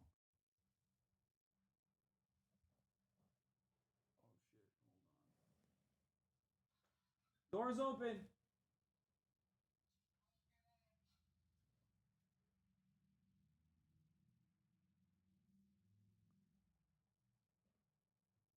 I think the point is that Iran is self-sufficient enough that if they weren't corrupt, they could probably survive the sanctions. No, I don't think so. If anything, you can argue that Iran's mismanagement stems from not leveraging trade relationships with China better or something. You know what I mean? But that's it. It's not. Oh, got it. No, I'm good. Thank you.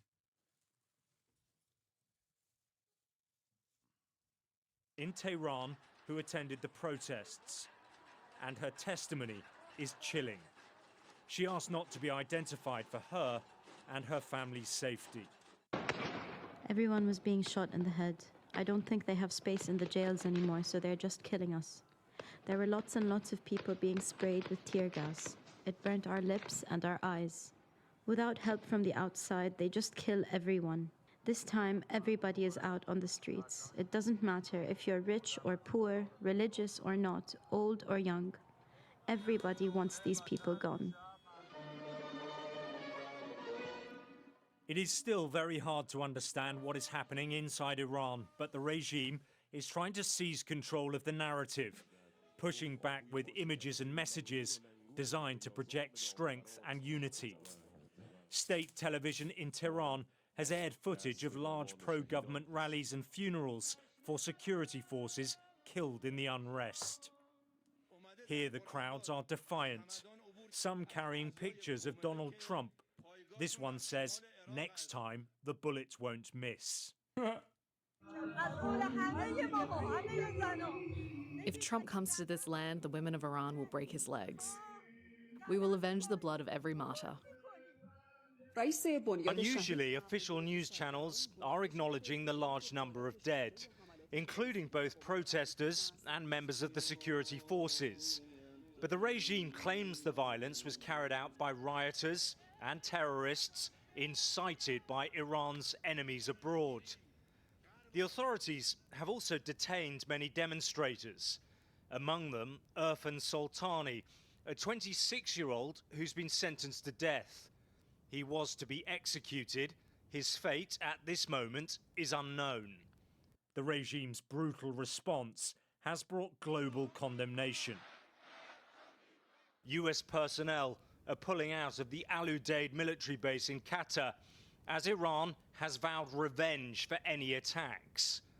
Donald Trump had warned the regime that killing protesters was a red line.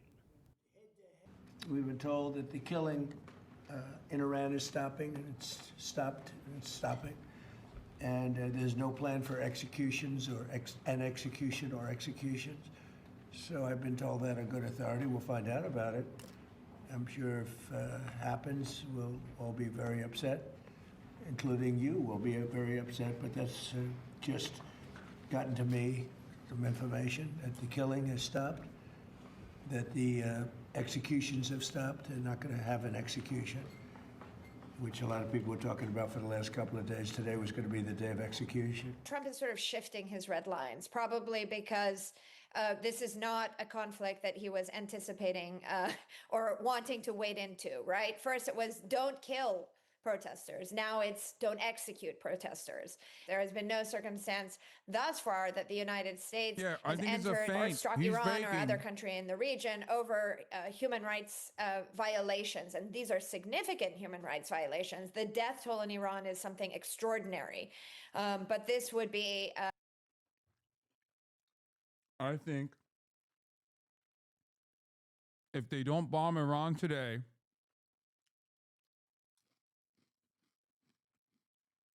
the Israeli forces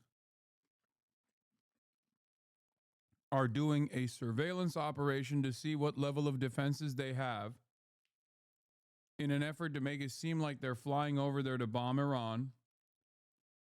If they don't bomb Iran today, it's coming.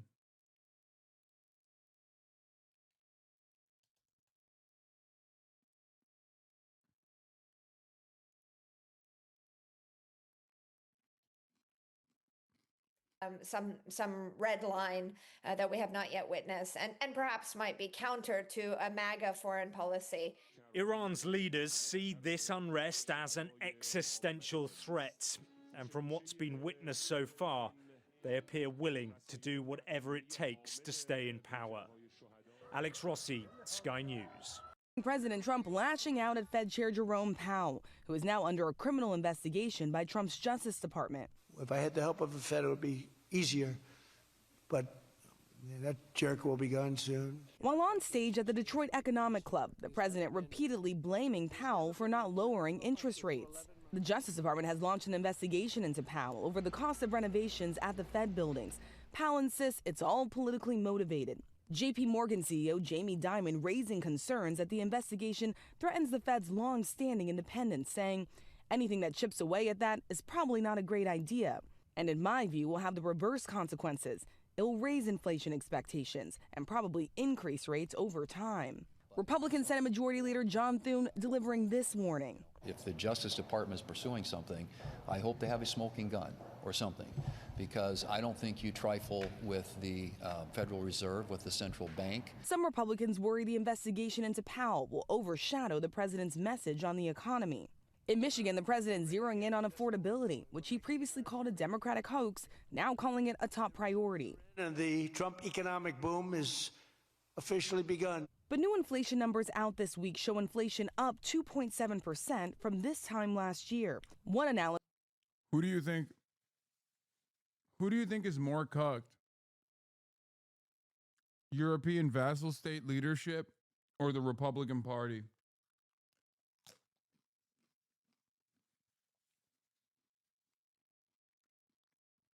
Because I think it's cuck Olympics out here. I think it's cuck Olympics. Because, like, Republicans are like, wow, don't threaten the independence of the Federal Reserve, please. Bitch, the fuck you gonna do about it?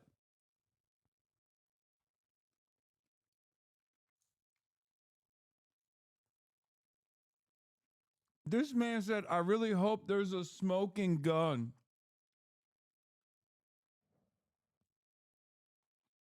This shows the typical American household is spending $184 more a month to purchase the same goods and services as a year ago, and nearly $600 more a month than 3 years ago. As the president toured a Ford manufacturing factory, this moment caught on camera in video obtained by TMZ. One man shouting at the president, "Pedophile protector." President Trump mouthing an expletive in response and appearing to give the man the middle finger. The White House saying in a statement that man was, quote, in a complete fit of rage, and the president gave an appropriate and unambiguous response. And that man who shouted and heckled the president, speaking to the Washington Post overnight, saying that he seized the opportunity. He says that he has now been suspended pending an investigation, but that he has no regrets whatsoever, Michael. All right. Rachel, thank you. Overnight, flashbangs lighting up the Minneapolis skies as the fight to push ICE out of Minnesota intensifies. Agents seen descending on protesters, forcing them back from a federal building. Earlier Tuesday, federal agents seen dragging people out of their cars and spraying others directly in the face with chemicals. I don't post. Protesters throwing snowballs and slamming into an ICE vehicle. And newly released video obtained by Bring Me the News showing agents arresting 2 workers outside a Minnesota Target last week. A state lawmaker says they're both U.S. citizens. I'm literally a U.S. citizen.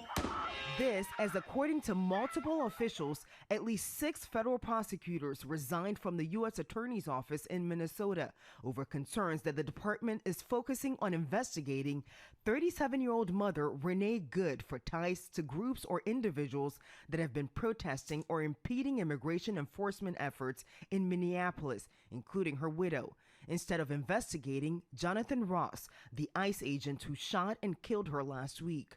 The Justice Department calling the killing justified and is not cooperating with state or local agencies on their investigation. President Trump now vowing a, quote, day of reckoning and retribution is coming. The administration announcing Tuesday. He's like telling the Iranian government, telling the Iranian people to rise up against their masters, while on the other hand being like, I'm going to kill everyone in Minnesota. What are we doing here, man?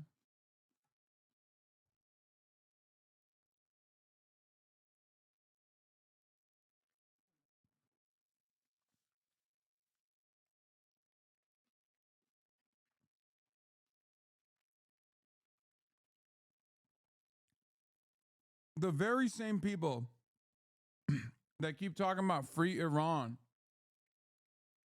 here in the United States of America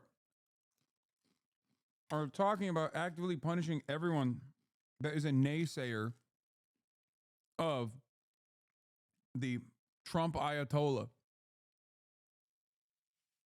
Another 20% of the country that fucking loves the regime.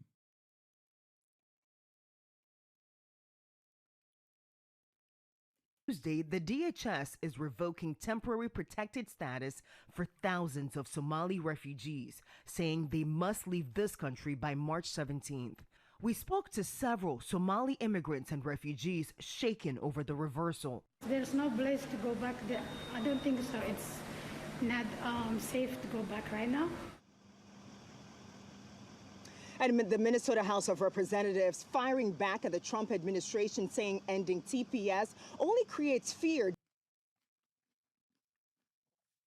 By the way, the number of people that are being punished for having temporary protected status as Somalis is 2,500.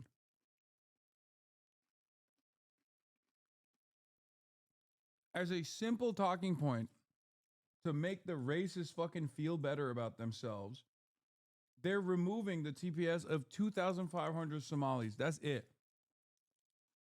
This is what I kept repeating over and over again. This is part of the reason why I said, like, talking about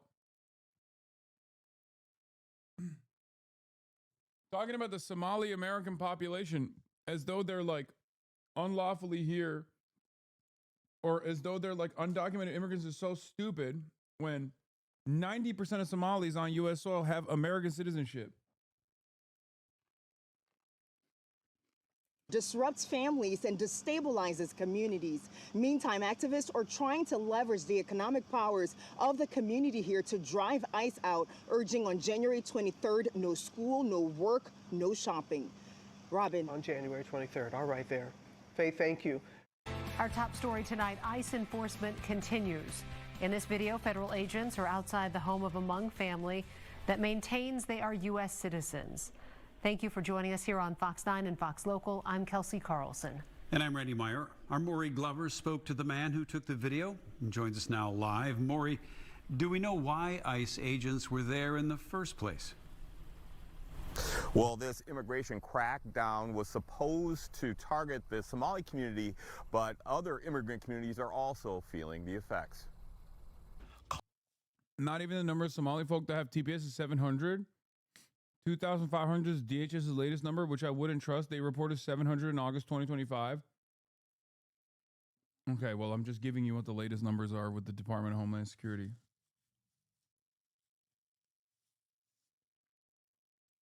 ICE is planning to pay $100 million for wartime recruitment push targeting gun shows, military fans for hires. Oh, yeah, no, I know this, yeah.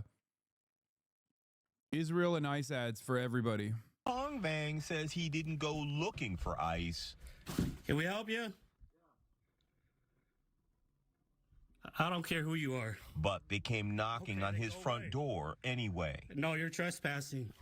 You're trespassing. This is our property. I don't need to do anything.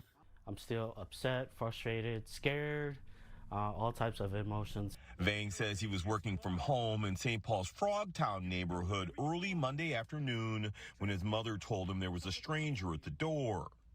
Suspecting it might be ICE, Vang grabbed his phone and started recording his interaction with the agents outside. You don't need to wait. We're not opening the door. I was really curious and wondering why they were here. I see that they've been targeting a lot of people of color, so that's the only reason I could think of why they were here. Vang says he lives with his parents who came to the U.S. from Laos in the 70s, as well as his sister and son, and all of them are U.S. citizens. But he was worried what would happen if he opened the door, so he never did. I was afraid they were going to take me away, take my mom away, and just, rush our house and do whatever they, been trying to do with... Bro, it's like a zombie apocalypse, dude. Straight up. Like, you got this fucking lifeless zombie outside of your door being like, open the door. Legal citizens with people that, haven't done anything wrong. Vang says the agents didn't tell him why they were there, and after about a minute and a half of back and forth, they left. But he wants others in his community to know what's happening, and more importantly, to know their rights. They keep on telling you that they think they're doing the right thing, but they're not. Now, a video of the visit that Vang posted on social media so far has more than 400,000 views. Reporting live in St. Paul, Maury Glover, Fox 9.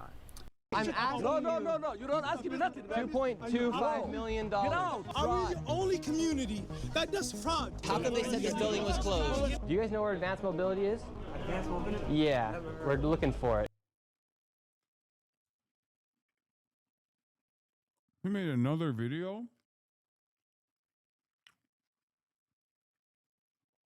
Ain't no way I'm watching that shit. Ain't no fucking way.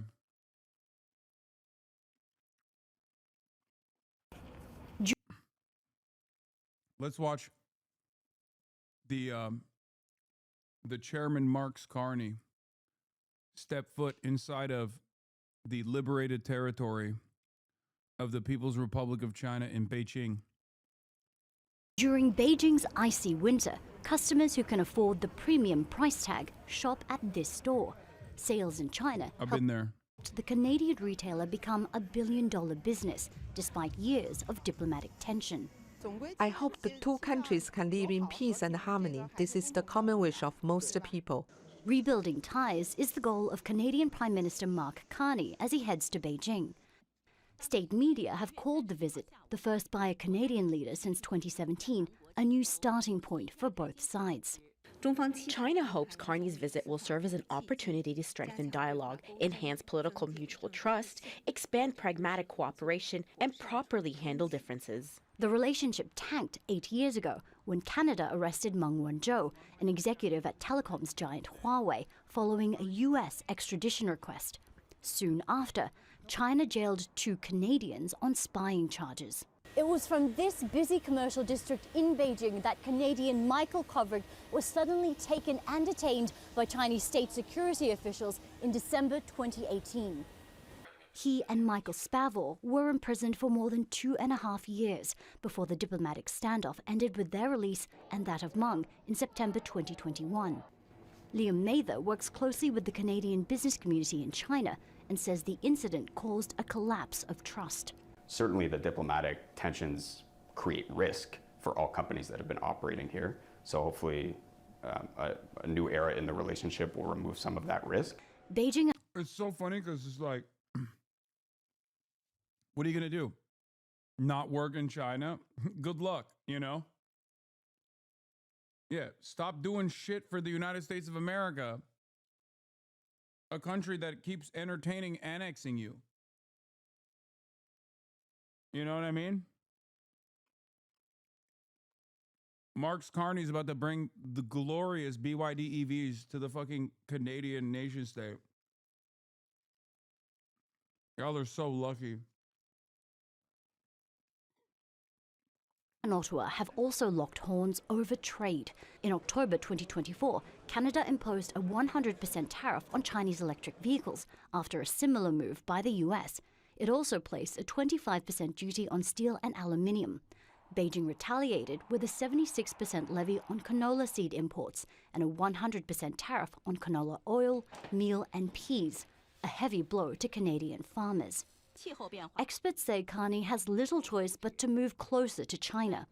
He's pledged to reduce his country's reliance on the US in the wake of President Donald Trump's tariffs and remarks that Canada could become America's 51st state. Katrina Yu, Al Jazeera, Beijing. Don't miss out. Get the full picture. Subscribe to Al Jazeera for reliable news and expert insights. Like, share, stay ahead. Donald Trump seems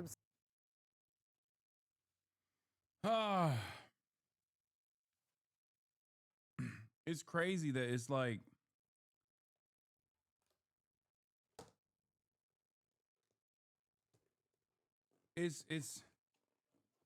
it's crazy how different things could be, you know?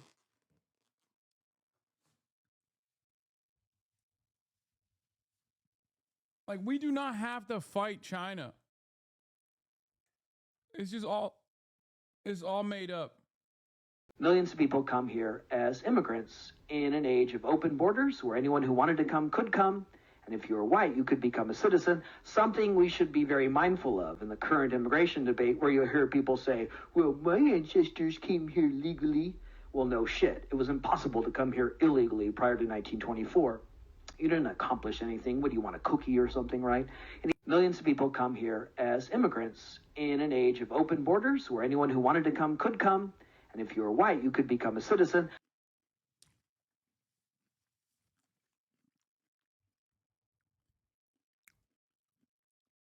This was supposed to be private. I don't like when my students are secretly recording my sessions. I don't appreciate it.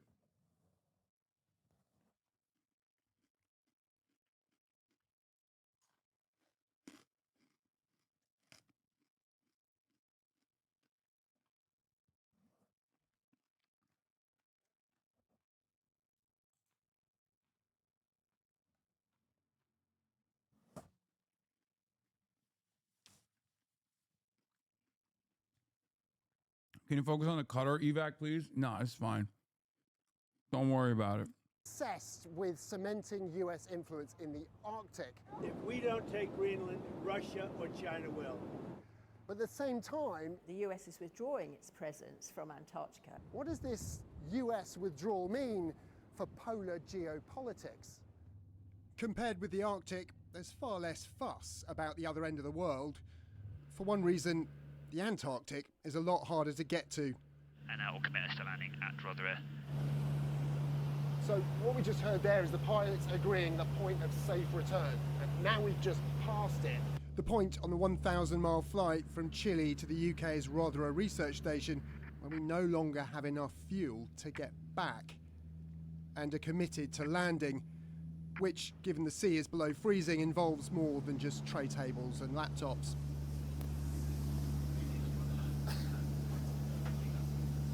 I suppose it's not much compared to what the pioneers of polar exploration had to suffer through.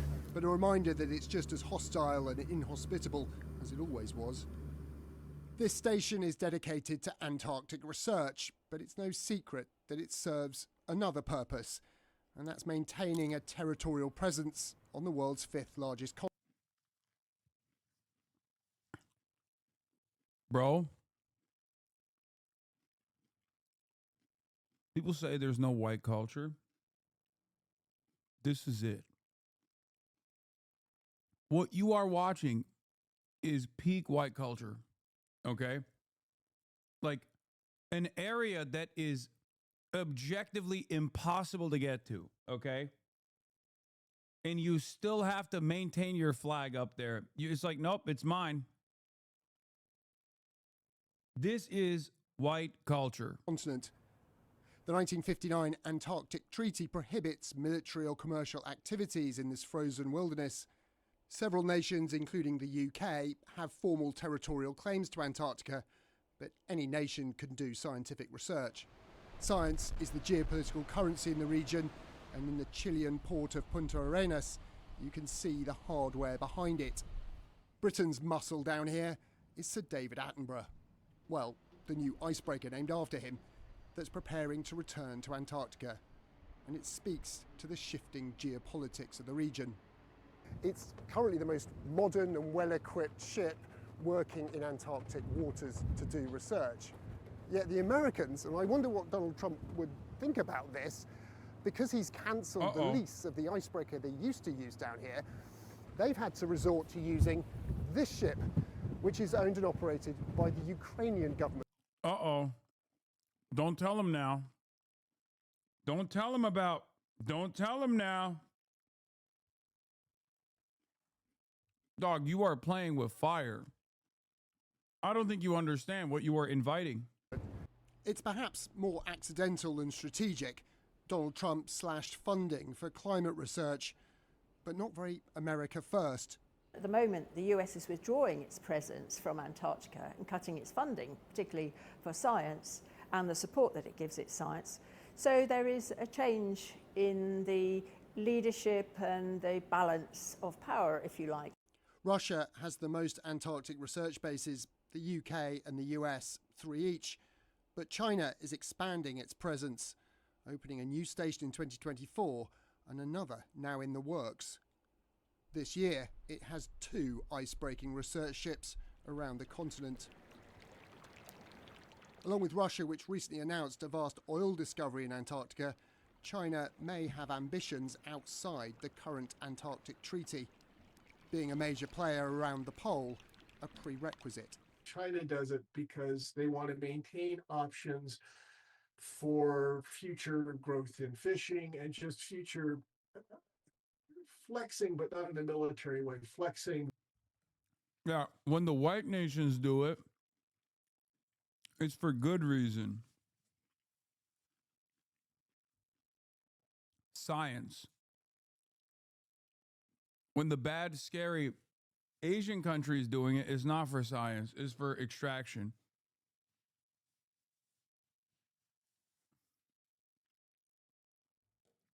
No, it's good. I'm glad that I got that takeaway here. This is good. China famously anti-science and only wants to use it in a militarily kind of way, you know, like a secret.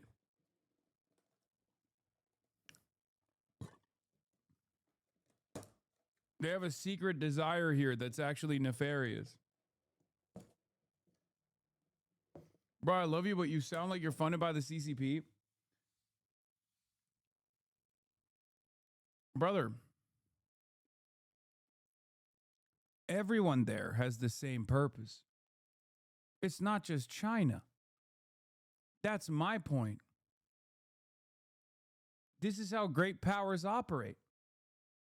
They are the ones who are making it seem like, well, the white nations are only there for scientific research, but China probably doesn't just want scientific research. There's probably some different reasons. Like, that's my point.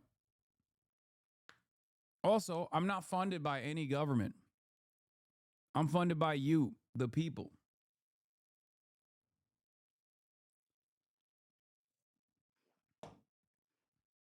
their capabilities in every dimension in Antarctica. So, yeah, the treaty is under threat. Although there are fisheries, minerals, and oil in Antarctica. Bro, China is increasingly funding Arctic exploration, but at what cost?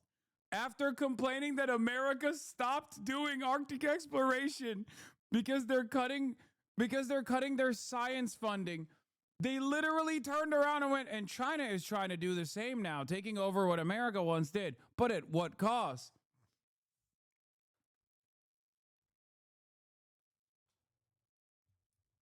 It's crazy. Antarctica, there's no race for resources just yet, but it was a pursuit of profit in the shape of whales that helped drive early exploration here. Now, as the Antarctic warms, its ice melts and territorial conventions seem less stable. Who's to say how long this continent remains a wilderness? Tom Clark, Sky News, Antarctica. Elon Musk's AI chatbot Grok is facing intense criticism, accused.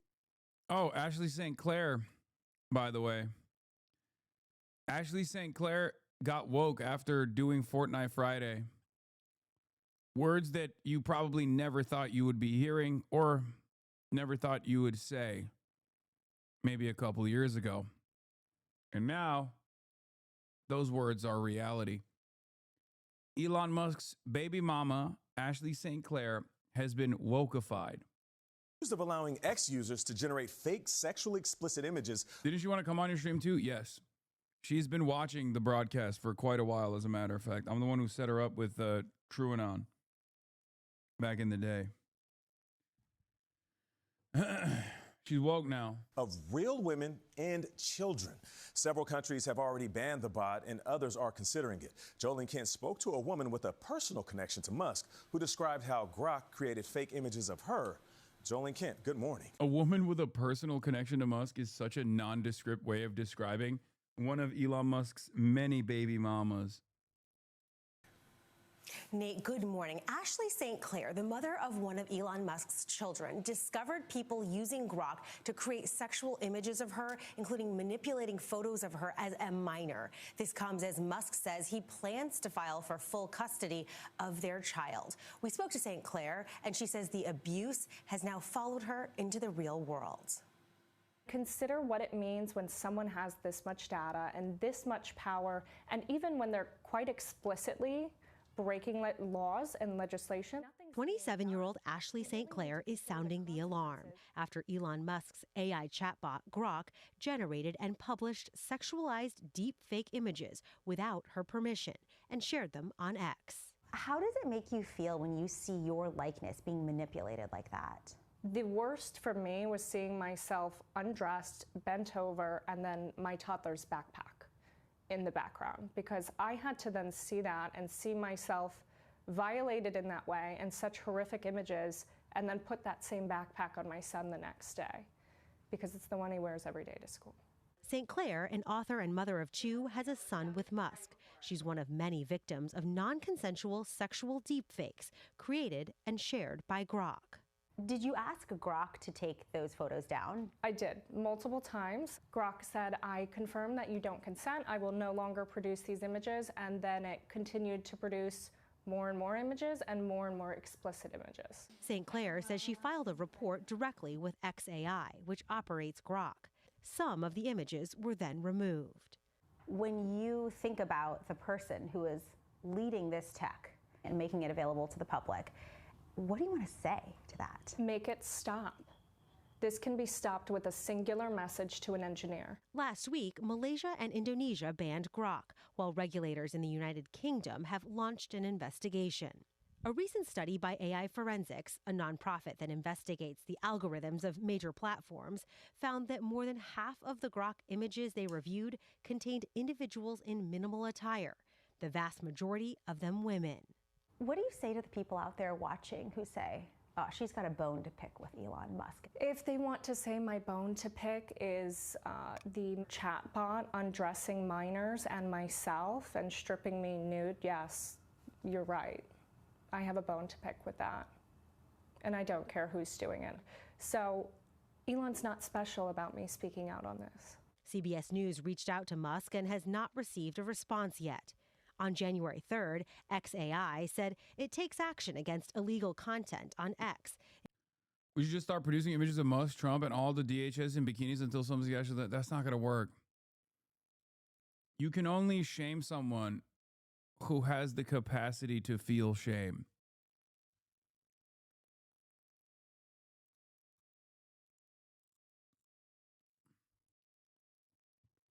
These guys are freaks. I have much shame.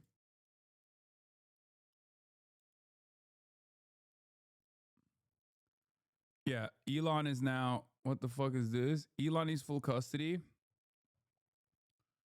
Coming out in support of trans grooming like this is insane. Did I block every person? Pretending to be a right-winger for years and immediately abandoning it all when you see a new paycheck elsewhere? Offering up your own child to the woke mob, talking about his sister, a young boy that was groomed and castrated. One of the most disgusting things I've ever seen. Dark woke cause. The other option is bootlicking feds, pedophiles, and nerds. You previously engaged in blatant transphobia. How do you feel about trans people in the wake of noticing how the far right truly is? I feel immense guilt for my role, and even more guilt that things I have said in the past may have caused my son's sister more pain. I don't really know how to make amends for many of these things, but I have been trying incredibly hard privately to learn and advocate for those within the trans community that I've hurt. I also haven't said much on this because I have gone back and forth over whether my voice would be helpful on the issue, since it will be framed as disingenuous or just turning because I'm scorned. Even this reply will become right-wing hysteria, but yeah, I am sorry. Let me know how I can help. 13,000 likes from right-wing hysteria.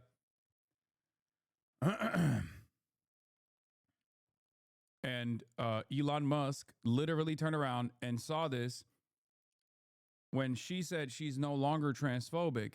He said, I'm filing custody today, given her statements implying she might transition a 1-year-old boy.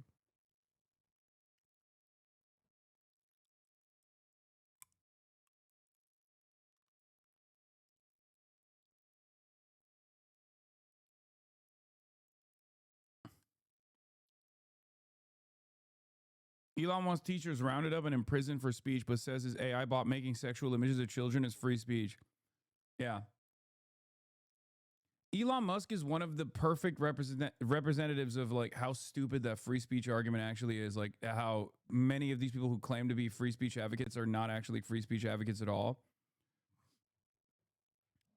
He's the guy, he's Mr. Free Speech, right? Mr. Free Speech. And all he does is ban people, ban dissent, demand others get deplatformed. Teaching people to hate America fundamentally destroys patriotism and the desire to defend our country. Such teaching should be viewed as treason and those who do it imprisoned. Not very free speechy, my guy. This guy also, the other thing that I despise about Elon Musk, aside from him being a white supremacist, is this like really Reddit way of typing things out like a faillennial. Same with like JD Vance, right? Elon, I love you, and I think overall you trying to do the right thing. I also think it's disgusting how you were treated when you try to uncover government fraud, both by some of the American people and the government itself. That being said, men like you and Trump need to stop being so utterly gynocentric. Gynocentric, and start controlling your biology and stop willingly enslaving yourself to females through bad decisions, who you procreate with and put into positions of power. Yeah, I sure dig my own grave and inadvertently cause pain for many people I care about too. Sad face. I'm very worried about population collapse destroying civilization, but this doesn't really solve that problem.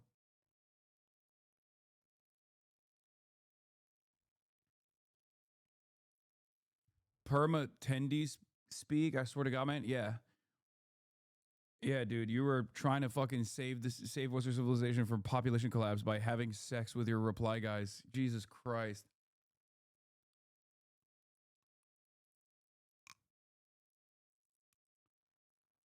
And then the goblin guy getting a fucking response from Elon loses his mind even further.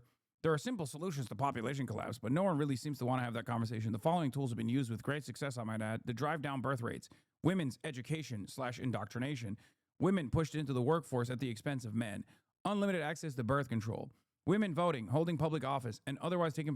Dude, I'm sorry. You need a lobotomy. I can't read this. I can't read the rest of this. This kind of shit, like,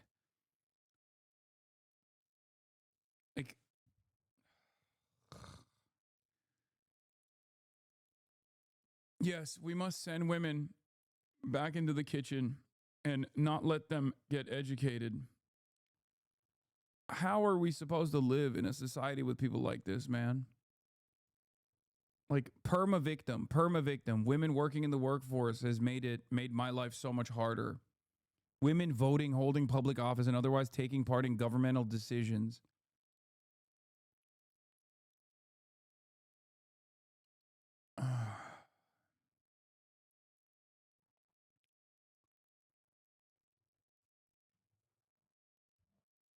I think like, I don't know. I'm not a Radley by any means, but like maybe we castrate guys like this. I mean, I guess they've also permanently castrated themselves by being like that.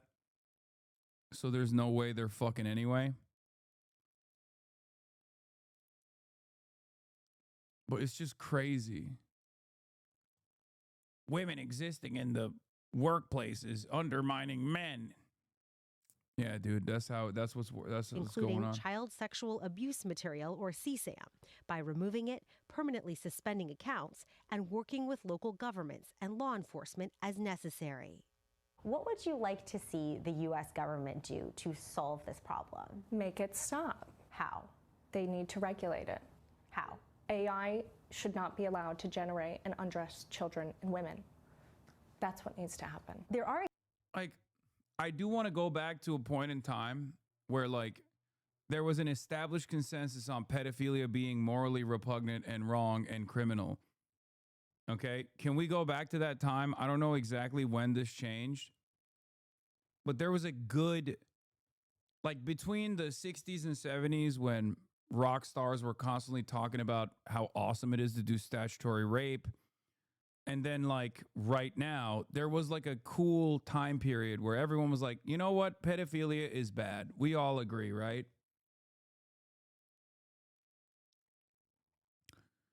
Speaking of the right normalizing pedophilia, here it is.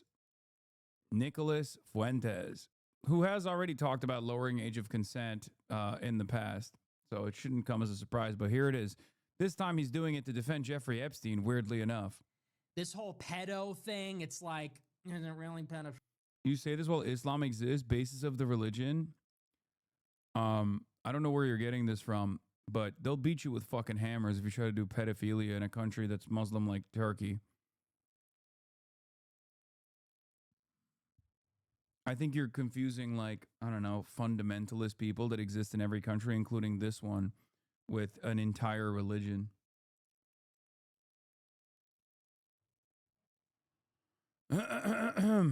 Nick Fuentes had Ali Alexander groom young boys in his America First when he was aware of it. Oh, yeah, true. That's true.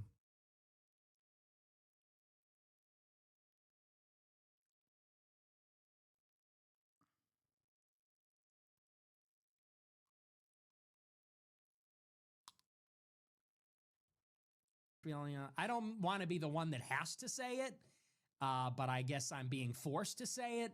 It's not really pedophilia, okay?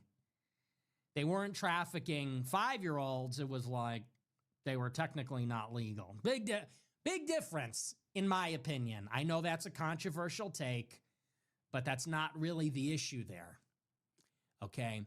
The issue is not that they were barely legal teens, which is what it is. It's horrendous. It's awful. It's pedophilia. Okay, relax.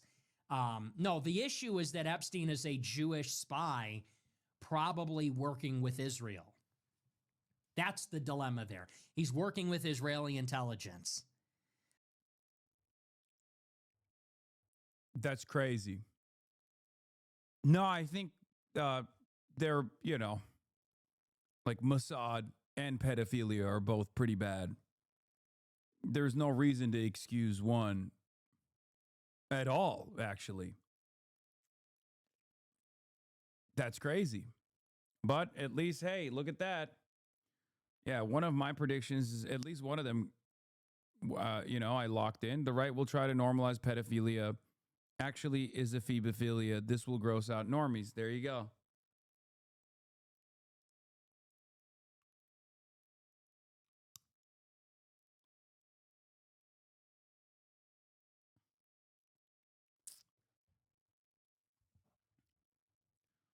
it's so crazy because he said the problem is not that he's a pedophile, but instead he's Jewish and works for Israel.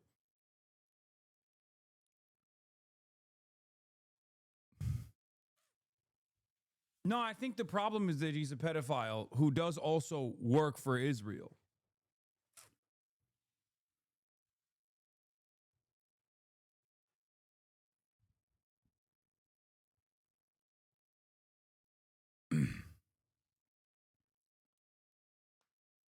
Yeah, also, even when he got mad about Jeffrey Epstein, he just brought up the fact that he's Jewish first and then even said maybe working for Israel. Truly the worst, most insane framing possible.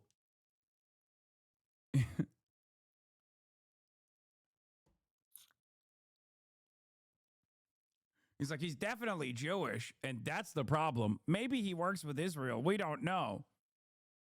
But also, I just want to say pedophilia is A-okay. Awesome.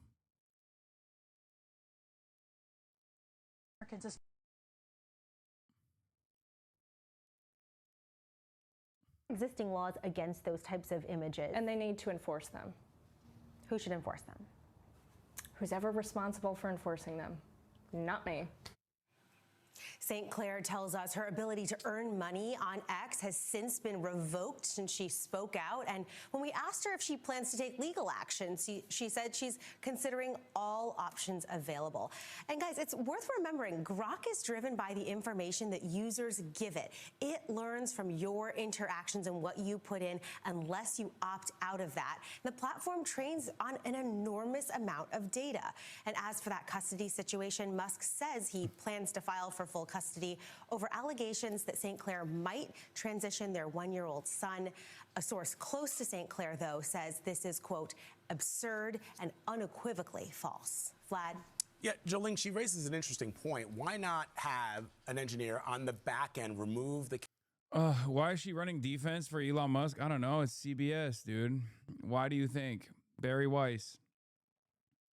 Bovine Barry, back at it again. Capability for artificial intelligence to... What proceeded? All right, I'm not going to watch 48 minutes of this. I'm sorry. No disrespect, but like, that's craziness. Okay.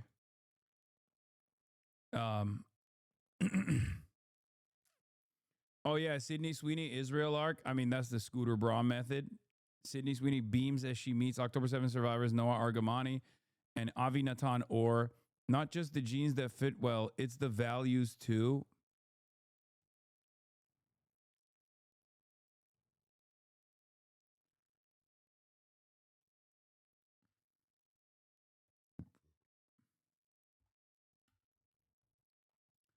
Barry Wise getting dunked And on. the award for most editing goes to CBS News.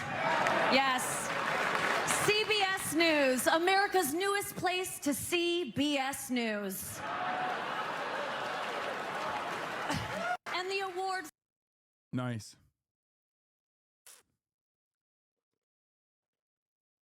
Okay, I'll take it. I'll take it. Watch the entire thing. Nah, I don't care about that. Back on Evil Arc. Looks like HasanAbi back on Evil Arc. Looks like gave up on Neutral. Who? Did we watch the John Oliver segment? No. Oh, Border Patrol whistleblower outraged by ICE's conduct exposed over a dozen secret ICE programs and documents leaked to me.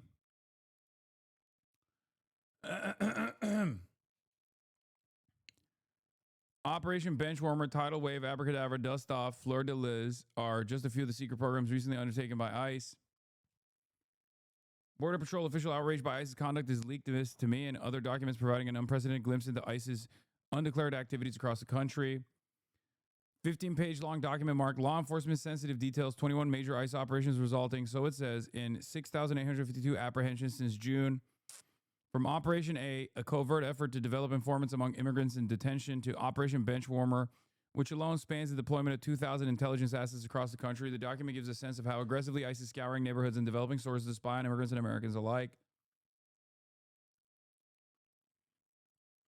Operation Abracadabra was initiated with the requirement of interviewing 100% of individuals apprehended to gather intelligence to identify follow-on targets such as stash houses and individuals conducting illegal activity, tying every individual across the border illegally to a foreign terrorist organization, a transnational criminal organization, and or utilizing the intelligence to develop targets. Wait, what? They're openly saying you have to find whatever evidence you can to tie them back to fucking foreign terrorist organizations?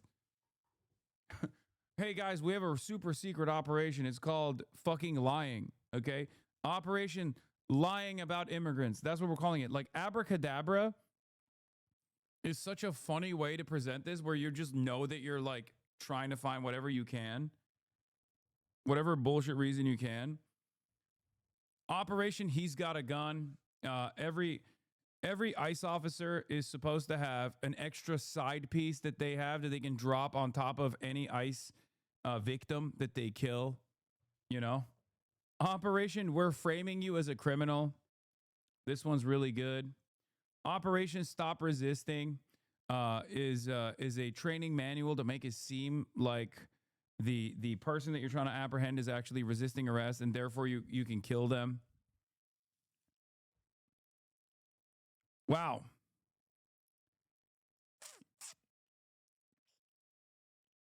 Operation Benchwarmer. Plainclothes agents have been embedded in transport vans, sally ports, processing areas, and detention cells to gather important tactical intelligence and information.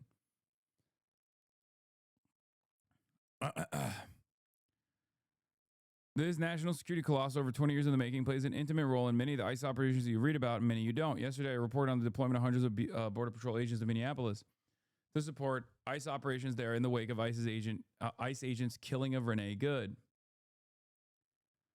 My source's motive, in large part, pertains to the lack of big-picture public understanding of ICE's large reward. That's by design, thanks to the lack of transparency on part of the DHS and Congress unwilling to compel transparency. Things as basic as ICE's use of force policy, its use of deadly force policy, are almost completely blacked out so the public can't see them. Opposition to ICE's conduct following Renee Good's death has spread throughout the Department of Homeland Security, as I previously reported. The discontent is also affecting the Justice Department, with several top federal prosecutors in Minnesota resigning over pressure to investigate Renee Good's widow. I need you to understand this one more time. 6 top prosecutors in the state of Minnesota resigned after the Department of Justice directed them to try to find crimes relating to Renee Good's widow. Okay? 6 prosecutors in the state of Minnesota resigned after the government killed Renee Good, and then went back to the prosecutors and was like, you have to find something that ties back Renee's wife to activist networks so we can get a fucking big dub here.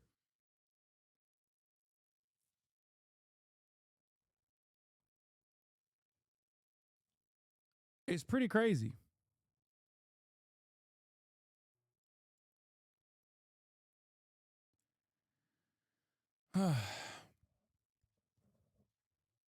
Screenshots of documents referenced in the story are enclosed below. Oh, and if you work for the DHS, you know, you have tips. Also, part of why I get so many leaks, bigger media. Okay. Operation Los Angeles. USBP, Border Patrol, deployed to LA on June 6th to support ICE ERO with immigration enforcement and related riots and protests. At one point, USBP had 367 personnel deployed to Los Angeles to provide support for ICE in multiple areas. Total apprehensions, 474. Operation at large throughout U.S. is nationwide operation significantly increased the number of illegal alien arrests with final orders of removal. Operation Tidal Wave, Operation Fleur de Lis, New Orleans sector. Abracadabra, we already covered that one. Operation Red Card, ICRO Boston for targeted at-large criminals who have been released back into the community after being charged with criminal actions. Fleur de Lis. Okay, whatever. Fleur de Lis. Operation Zulu Shield nationwide is a nationwide immigration enforcement operation with multiple iterations. USBP Special Operations Group collaborates with ICE, HSI, Federal Bureau of Investigation, National Targeting Center, National Gang Unit to target illegal aliens with various levels of criminal history. Yeah, once you get to like actual criminal history having migrants, by the way, the numbers diminish dramatically, if you noticed.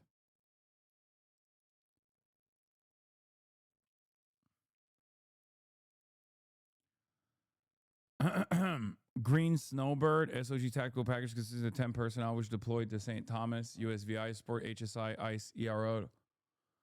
All right, so then the rest of the leaks are just like not ongoing programs or whatever. And just where they've deployed with how many numbers and who have actually, how many people have been apprehended. Did you see this ratio? Oh, this was very funny. Homeland Security lies so frequently, it's pretty awesome. So Laura Jadid, a journalist with bylines in Politico, Rolling Stones, The Nation, New Republic, wrote a piece of great investigative reporting for Slate.com. In the piece, a few months ago, she says, ICE hired me. I didn't sign and submit any paperwork. I'm real outspoken about my opinion of the Trump administration, and I'm extremely Googleable. And yet, there it was, in plain English. Welcome to ICE, my latest for Slate. And this, of course, shows how incredibly incompetent the hiring process looks like. Okay? And not only are they hiring whoever the fuck wants to do it. Here on Democracy Now! There's no background check in the process as well. These are the people that we're arming, chat. We're making them train for 47 days, and then we're giving them weapons, and then we're sicking them on the homeland. How fucking nutty is that shit, dude? We are so goddamn cooked. Why is the U.S. government allowing ICE to kill U.S. citizens but telling Iran if they execute protests, we will bomb them to shit? Because we like bombing Iran. Next question. Oh, here's what the Democrats are doing at a time when there's tremendous discontent towards ICE. It's illegal misconduct. It's, unsanctioned state murder, or rather sanctioned state murder and all this stuff. You might be wondering, like, what are the Democrats doing to save the day? Well, don't worry. Richie Torres is here. He's introducing a bill that would require ICE officers to wear QR codes that you can scan to get their full name, badge number, and other identifying info. Remember when I joked about this? When Joe Rogan brought it up? Yesterday, when we were watching Joe Rogan bring this up in his conversation with Rand Paul, I said, that sounds like a Democrat policy to be like, it's not the mass detention and mass apprehension that's the problem. Glad your dog is not by you. Me too. She's actually on a fucking long ass walk right now. But thank you. This is such a funny, dude. I will never get over this. It's just the funniest fucking hallucination that these motherfuckers have, where like they have to act as though they're saving my dog from me. One of the best dog owners in the United States of America. Okay. It's like, oh, glad your dog is not by you. The only thing that's better than this one, the only thing that's better than this kind of comment is like when people go, why don't you shock your dog again?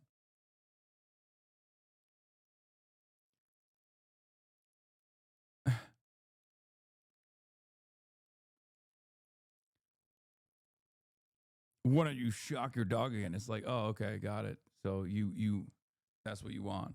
It's weird.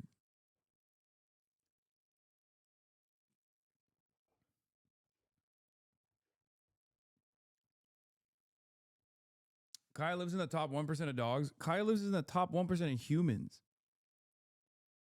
Kaya Piker lives a better existence than every single person that comes in here fantasizing about how abusive I am to her.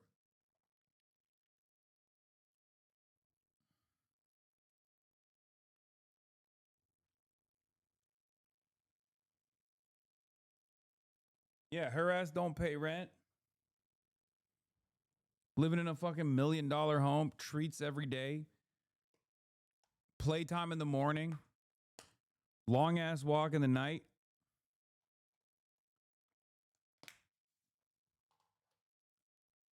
Sleeping most of the day. Cuddling in the times where she's not sleeping.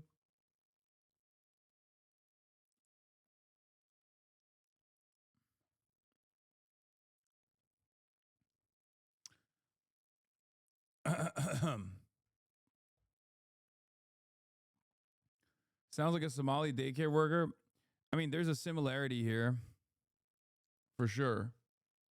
There's a similarity with it's the same kind of stupids that believe the Somali daycare fraud story are the same kind of stupids who still consistently claim that I'm abusing my dog. You know, it's actually the same people, really. So that's another filter. Anyway, yeah. Representative Richie Torres, ladies and gentlemen, he's killing it. All right, we got the terrifying world of looks maxing. We got the self-hating neo-Nazis, one of the Mexican Nazis. But before we do that, I got to show you this. So Anna Kasparian did this like debate thing called open debate or something. I'm not entirely certain what it was, but apparently just Pearly things got fucking destroyed, annihilated. Things up.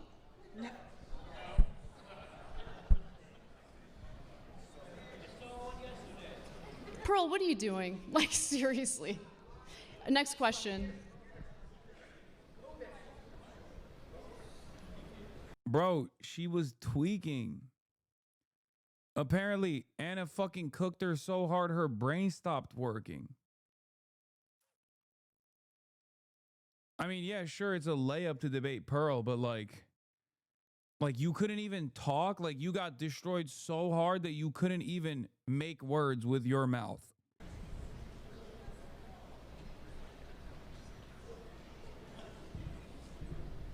How many women die every year during childbirth? Not many. This country has the highest maternal mortality rate of any developed country. So a lot of women do die as a result of pregnancy and childbirth, yes.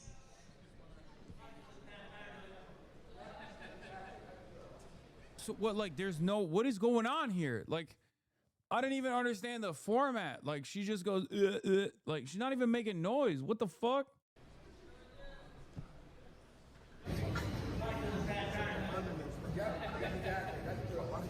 Pearl isn't saying anything. What? Got this, Pearl. Dude, this is insane. Shouldn't have eaten that second edible. This is so cringe. She's on something. Pearl is beautiful, but you mog her. She's drunk. Is kind of autistic.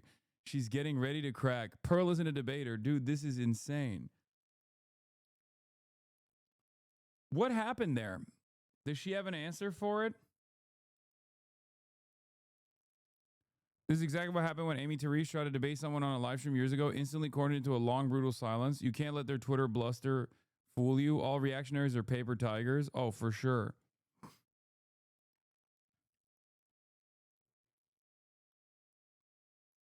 This is the meta for the night for the right. You just literally concede to the point but maintain your opinion. Wait, no shot. This is the cope. I swear to God, this cope is even crazier. Update. Pearly Things revealed on stream that she was considering physically assaulting Anna Kasparian during her debate, but held herself back due to fears of catching a charge. Also, why does she look like that? Is that like a face filter? Did they put like some kind of strange face filter on her face? What's happening?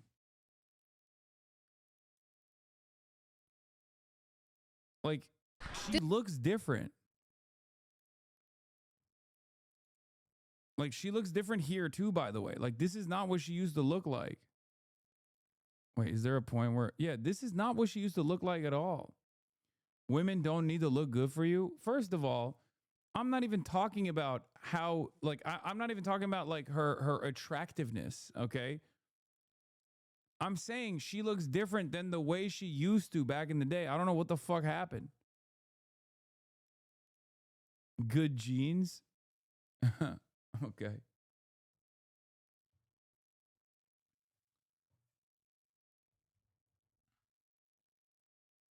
Nah, she looks the same.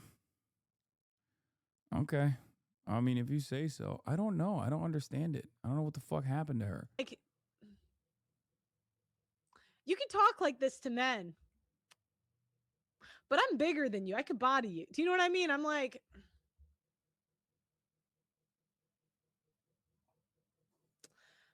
yeah.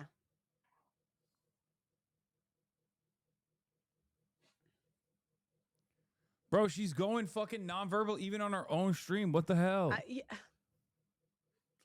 I know, but I have this fear in me of the police. I never want to like get in trouble in that way. But you know, I'm getting older, and have you noticed the older you get, I'm like, do you know what? I could catch a charge.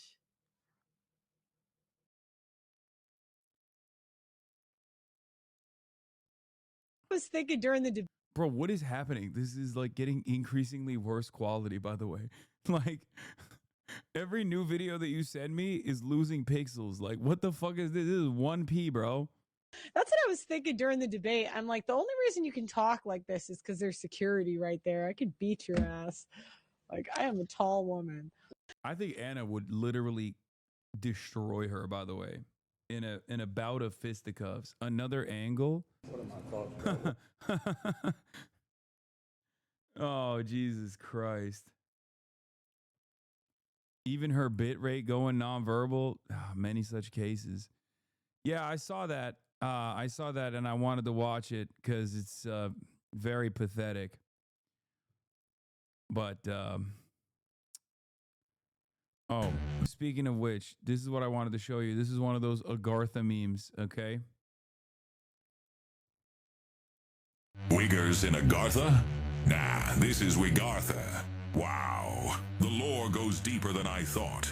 These fly white boys pulled up to the gateway in Antarctica. Damn these boys, so icy. There was nothing there until this Wigga opened the portal. Oh shit, there it is. Wigartha, greeted by Agarion the Luminous, the first Wigga. He showed these boys around and uncovered the true lore. Wiggas weren't born in the suburbs. They were born in Wigartha. Suddenly, the earthly Wiggas were surrounded. No, bro, it's Xinjiang. It's Xinjiang. You're getting it wrong. Okay? That's where the Uyghurs are from. And they're not white, they're Asian of Turkic descent.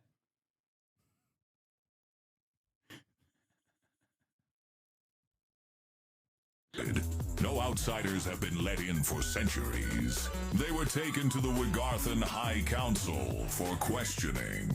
Only true Wiggas could pass the test. Does thy Wigga true? This is why I don't sub to you, man. What the fuck is this? Bitch, you subbed to me for 3 months. Have motion. Yes, they flexed up on the OGs and were unanimously granted residency. They were each given Wigarthan snow bunnies as an offering. It got them thinking. You know who would really fuck with it here? Oh yeah, the big boys gotta pull up.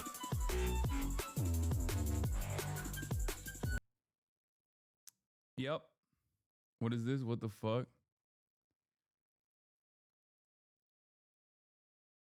Oh my God. This is beautiful. He didn't deserve it. She didn't deserve it. I don't agree with him, but I don't hate her.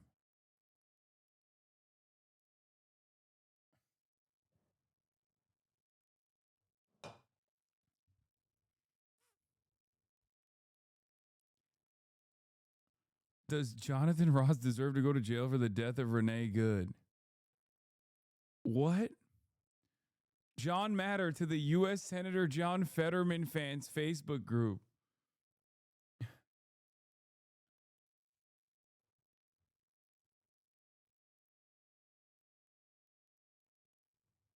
It's so over, dude. It's so over. Oh my God. Chairman Mao, save us. Xi Jinping, save me. Xi Jinping.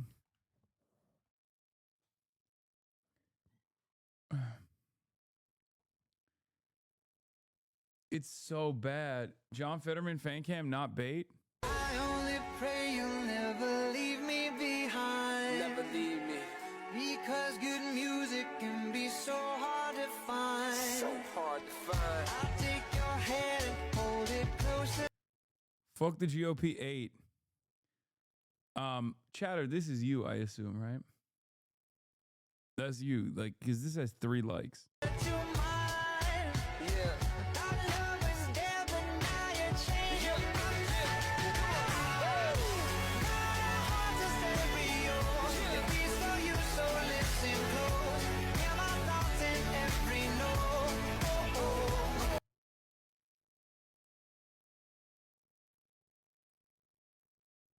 Wow. Wow. That was incredible.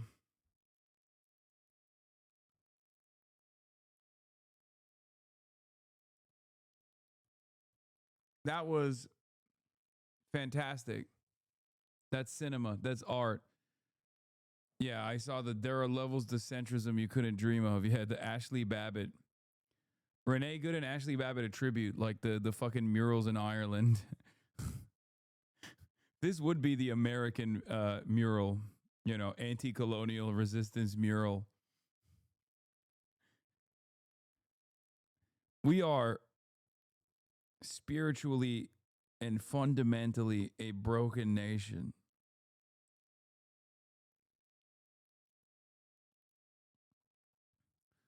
Oh, I seen this. Yeah, dark filters invented by BBC and used by Western media to portray a bad China backfired. The filters are now loved by Chinese netizens as a way to show pride in China's strength.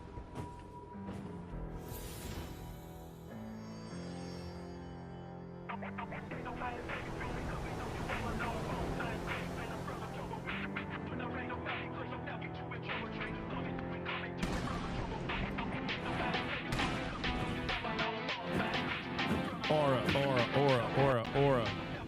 They're doing aura edits.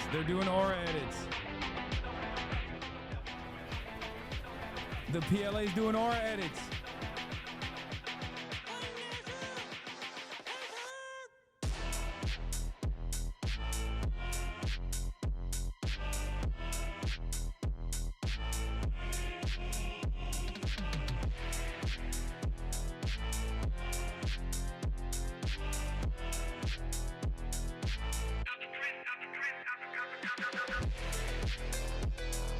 Makes you want to go back? I do want to go back.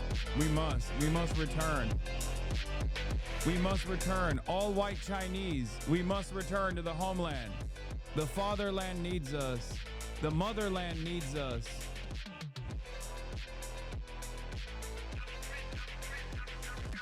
One day we will all be Chinese.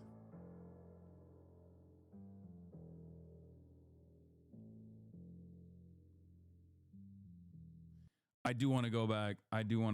I've been missing China. I guess whoever these edits are indicative of who's on top. Yeah. Nothing is funnier than comparing this to Trump's parade. I know. I couldn't help but do that.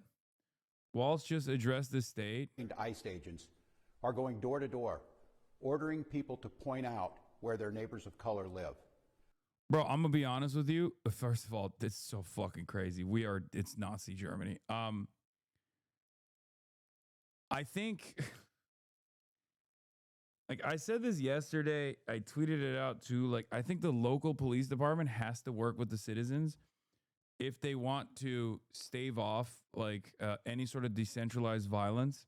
Because once people realize that the local administration, the local governments are not on their fucking side, they're going to take matters of self-defense into their own hands. And from what I understand, like whenever cops are deployed, they side with ICE. So I don't know what the expectation is here. Like, I don't know how we fix it.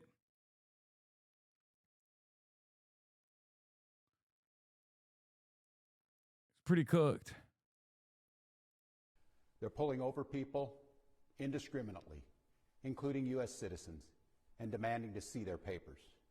And at grocery stores, at bus stops, even at our schools, they're breaking windows, dragging pregnant women down the street, just plain grabbing Minnesotans and shoving them into unmarked vans, kidnapping innocent people with no warning and no due process. Let's be very, very clear. This long ago stopped being a matter of immigration enforcement. Instead, it's a campaign of organized brutality against the people of Minnesota by our own federal government. Last week, that campaign claimed the life of Renee Nicole Good. We've all watched the video. We've all seen what happened. And yet, instead of conducting an impartial investigation so we can hold accountable the officer responsible for Renee's death, the Trump administration is devoting the full power of the federal government to finding an excuse to attack the victim and her family. Just yesterday, 6 federal prosecutors, including the longtime career prosecutor leading the charge to investigate and eliminate fraud in our state's programs, quit their jobs rather than go along with this assault on the United States Constitution. But as bad as it's been, Donald Trump intends for it to get worse. This week, he went online to promise that, quote, the day of retribution and reckoning is coming. That's a direct threat against the people of this state, who dared to vote against him 3 times and who continue to stand up for freedom with courage and empathy and profound grace. All across Minnesota, people are stepping up to help their neighbors who are being unjustly and unlawfully targeted. They're distributing care packages and walking kids to school and raising their voices in peaceful protest, even though doing so has made many of our fellow Minnesotans targets for violent retribution. Folks, I know it's scary, and I know it's absurd that we all have to be defending law and order, justice, and humanity while also caring for our families and trying to do our jobs. So tonight, let me say once again to Donald Trump and Kristi Noem, end this occupation. You've done enough. Let me say 4 critical things to the people of Minnesota. 4 things I want you to hear as you watch the news and look out for your neighbors.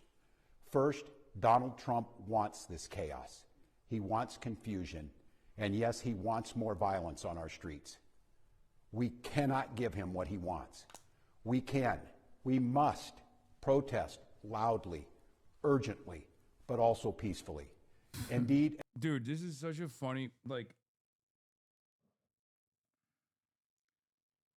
he just spent the first half of this video talking about how they're beating our asses. Okay? What the fuck's going on with my eye? I don't understand.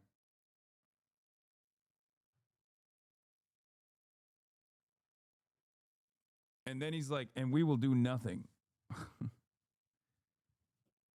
The state government will do nothing, and you should also do more nothing in return. I mean, I guess he's saying, he's urging people to protest, even though he keeps saying that, that protest is actually leading to violence for his constituents.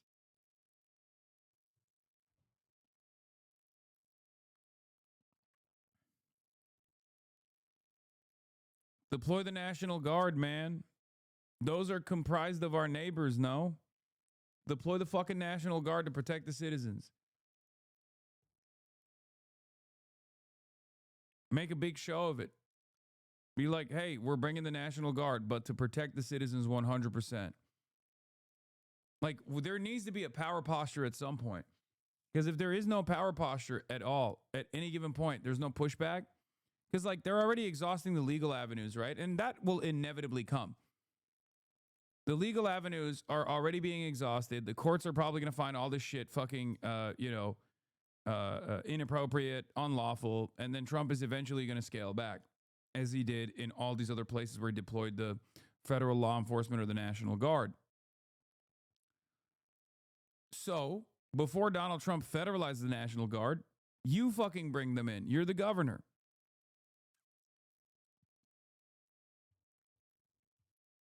It's good that they're pursuing legal avenues.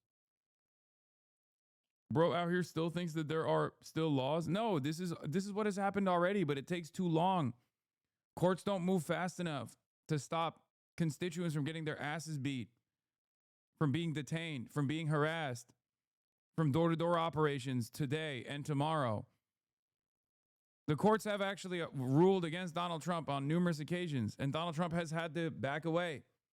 The problem is, before the courts are actually ruling, if you want to stop the bleeding, you want to stop the hemorrhaging, you have to take action. Forceful action. You know? And if your local police department is not going to defend your constituents, your citizens, which they should, by the way, which is crazy that they're like not cooperating with the, like Jacob Frey must be the biggest cuck of all time. And American police are so fucking gross, honestly, if they're straight up saying they're not going to protect their neighbors.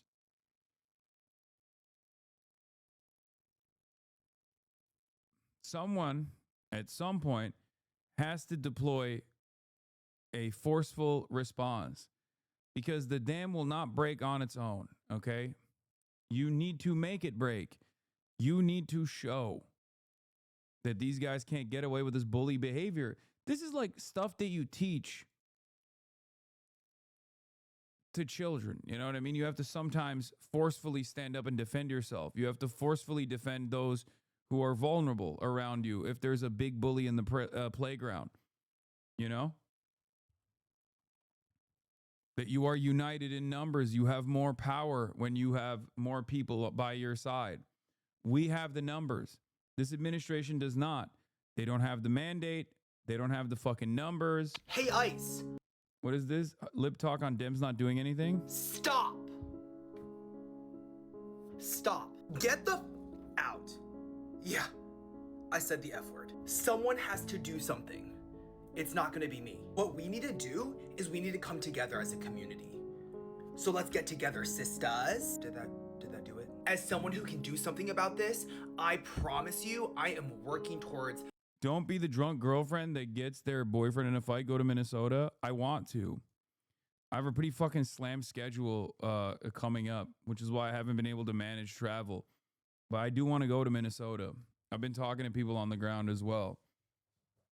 What do you mean, don't be the drunk girlfriend that gets their boyfriend in a fight? Brother, this is the fucking state government versus the federal government. Are you fucking stupid? Are you brain dead? You and I, as American citizens, as regular ass civilians, are already in the fight. Okay? We are already getting our asses beat, dumbass. This is me saying, please do something. Someone in a position of power, please do something. What the fuck?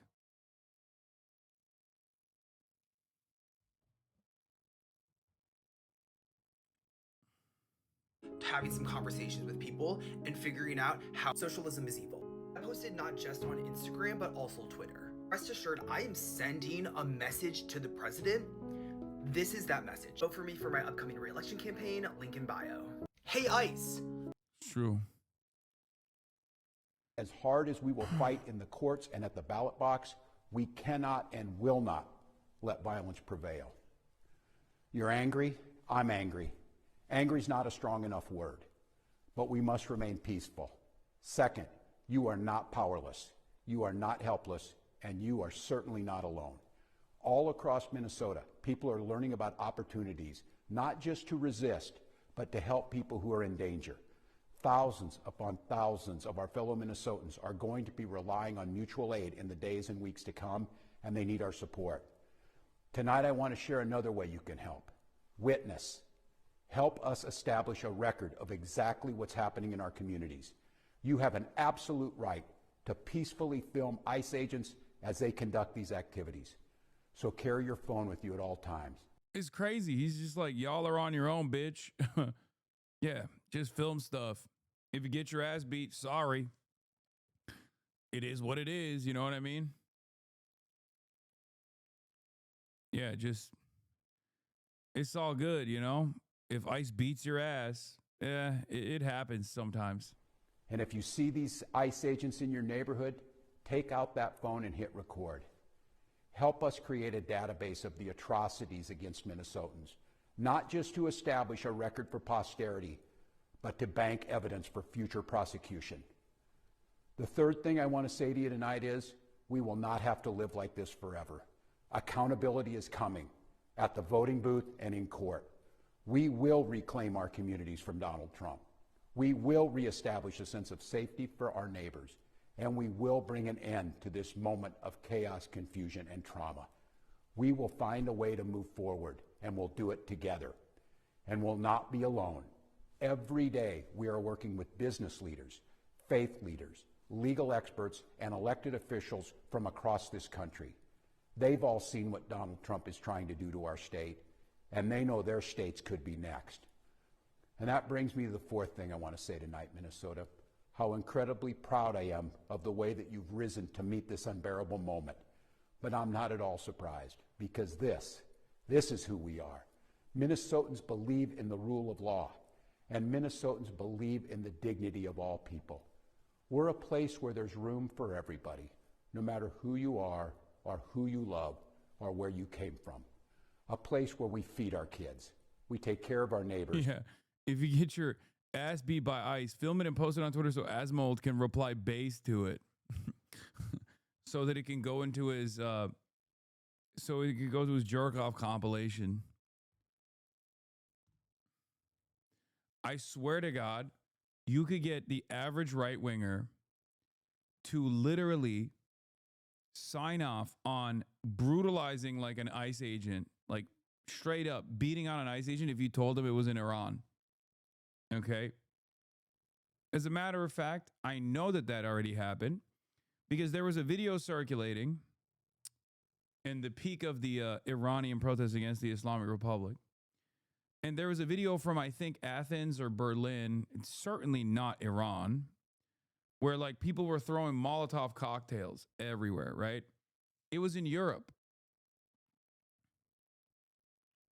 And everyone was posting that video being like, hell yeah, brave warriors, keep up the good fight. The very same people that if they knew it was happening in fucking Europe would have been like, these are all probably immigrants and they need to be killed immediately. That's how it goes with these fucking dumb fucks. That's how it is. And we look out for those in the shadows of life. We're an island of decency. Not gonna lie, this makes me believe the most that America will strike Iran. Oh, dude, stop. This was also hours ago. A new Polymarket account was created 2 hours ago and immediately placed $160,000 on a single bet. Listen, dude, that was at 2:35 p.m. At that point, the no flight restrictions had already been implemented, okay? And people were already reporting about hearing jets in the fucking sky. Please stop. Like,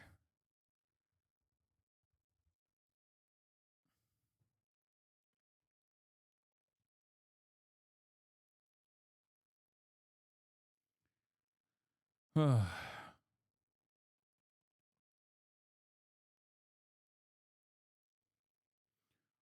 live in Minneapolis. I'm in multiple signal chats organizing against this. We're seeing that multiple white supremacist groups are planning a major rally here in the city. Very worried this is the day of reckoning. What rally could they be fucking planning to do in your city? They're already wearing the ICE badge. All the neo-Nazis are already working with ICE. They're already in ICE. They joined ICE. They rally every day.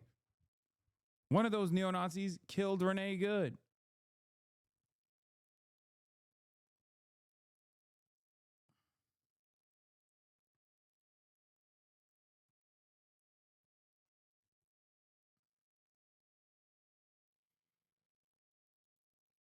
What is this? Zohar Mamdani officially move and add bidets. The implication of this is that Mamdani will be the first New York mayor to regularly wash his butt. It's true. Also, if you remember, me and Zoran talked about this. Like literally this exact same thing. I talked about how, I mean, every time you meet someone from that part of the world, okay, this is a conversation that is always had. About white people not washing their asses. It's so strange. It's one of the strangest things. It is genuinely one of the strangest things. Like, I have a bidet in every toilet in my bathroom, in my house. It's just, what is this?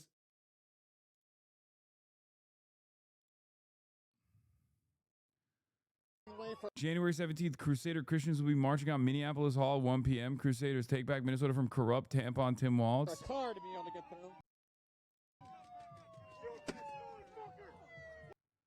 Oh, these guys are such fucking dildos.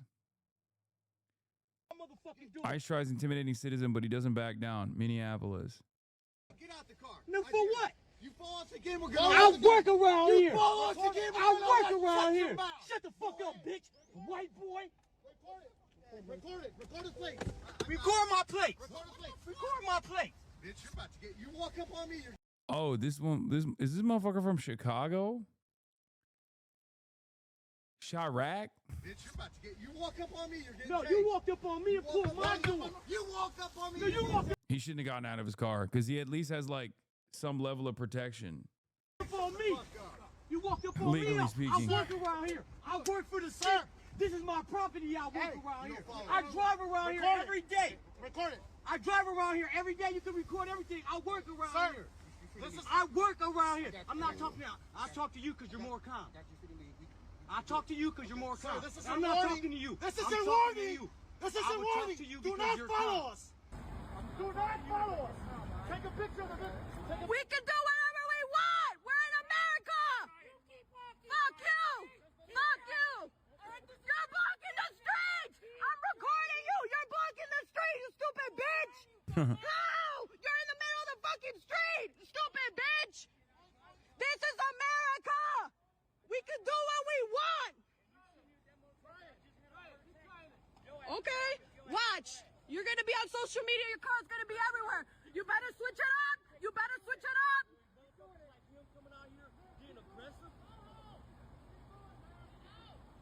Get the fuck out of here, you punk ass white boy. That's why y'all gonna die.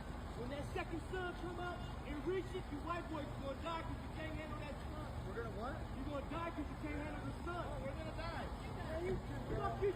Look at him. He's ready to pepper spray people. Fucking 20 feet away from them, he's ready to pepper spray people.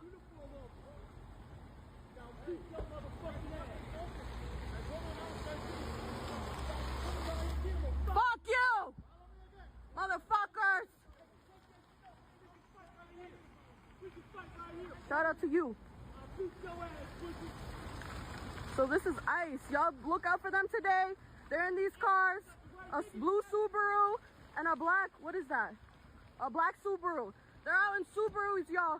Do not let them get you. Do not stop. You know your rights.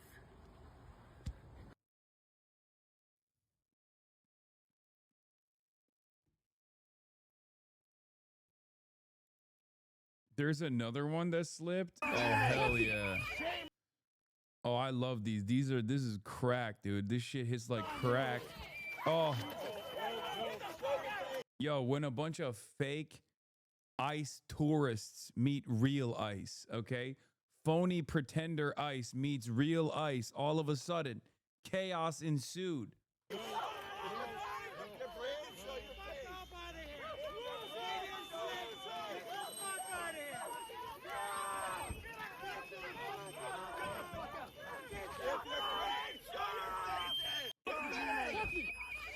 God, they're so fucking stupid. Counting or not counting ICE on ICE violence? Yeah. This video got deleted on Twitter for violating the rules. You should avoid practicing these de-arresting techniques when you're out protesting. What is this? Using a secure grip, like the Gable grip that's illustrated above, hug the arrestee and then pull them out of danger. Pulling and pushing an officer off of an arrestee. Okay, I am legally not allowed to tell you. I'm just looking at this. It's parody, parody, parody. Okay, this is parody. This is parody. Okay, I'm shaking my head in disapproval as I watch this.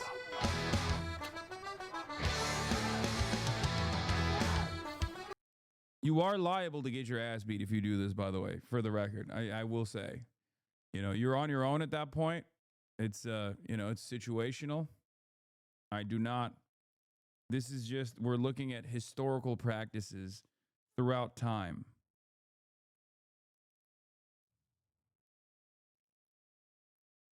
I would never tell you to do this. Okay? I would not tell you to do this ever.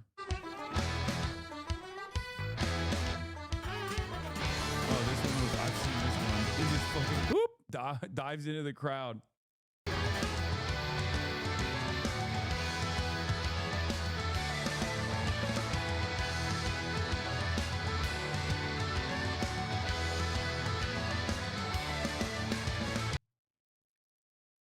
Anyway.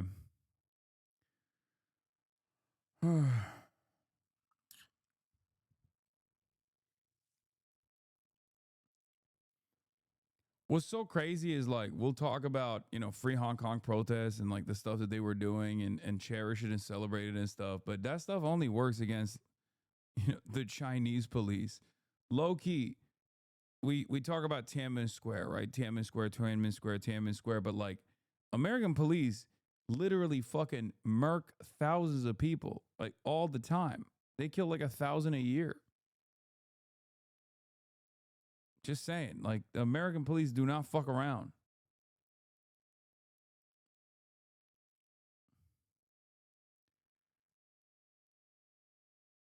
This seems like propaganda to get folks to make the worst moves against ICE to justify more shootings. Yeah, you're right. Famously, they don't justify shootings anyway.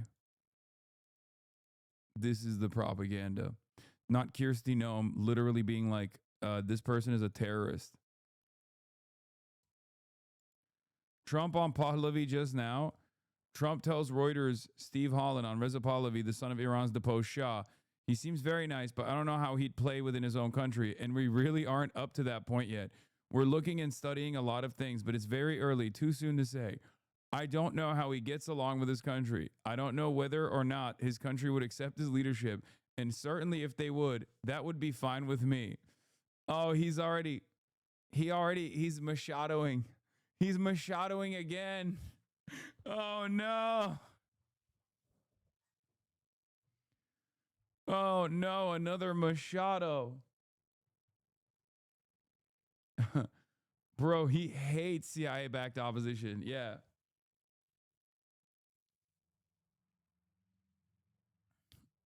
Oh, my God. He probably saw the Lindsey Graham video and was like, this guy can't do it. Senator Lindsey Graham here with the Crown Prince of Iran. I have followed you, your passion, the way you articulate the hope of your people. It will be up to the people of Iran to pick their next leader. I can't wait till they have a chance to do that. But you have really risen to the occasion, compelling narrative for the long-suffering people of Iran. And I believe with all my heart that help is on the way.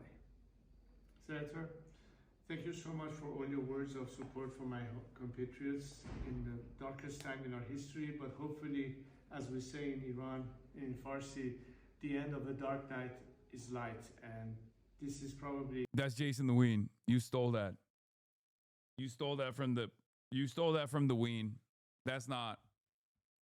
At the end of the day is night. That's Jason the Ween, man. He came up with that. That's crazy. The first time we are so close to victory. You've witnessed the resilience of my compatriots. They are fighting a brave fight, and any solidarity can only help them achieve that goal sooner. I've been committed to this all my life to serve my nation, and hopefully, as the Senator just said, we hope that the Iranian people will this time have complete freedom, and the choice will be theirs. We are here to serve them, to make that choice in freedom, and that's why my commitment. And thank you for your support, Senator. Thank you. And President Trump, thank you for picking the people over the Ayatollah. You're the first one to do that. Thank you for acknowledging that the only way you can make Iran great again is for the protesters to win over the regime. And I believe that day is at hand. And to the American people, it matters to us. This is the largest state sponsor of terrorism. Are you aware of the fact that the Shah's wife is getting railed by her LA trainer? There's dozens of pictures online. Fuck it, make him the new Shah, dude. On the planet, they have American blood on their hands, and the people protesting in the streets could be our best friends. Pictures of the sex? Dude, you got too horny. That's crazy. Hey, dial it back, dude. What the fuck? In all caps, he said, pictures of the sex? Yeah, chatter. They snapped them fucking.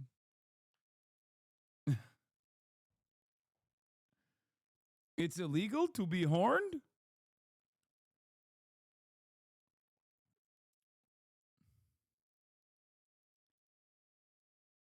Link. Anyway, there was another thing I wanted to show you.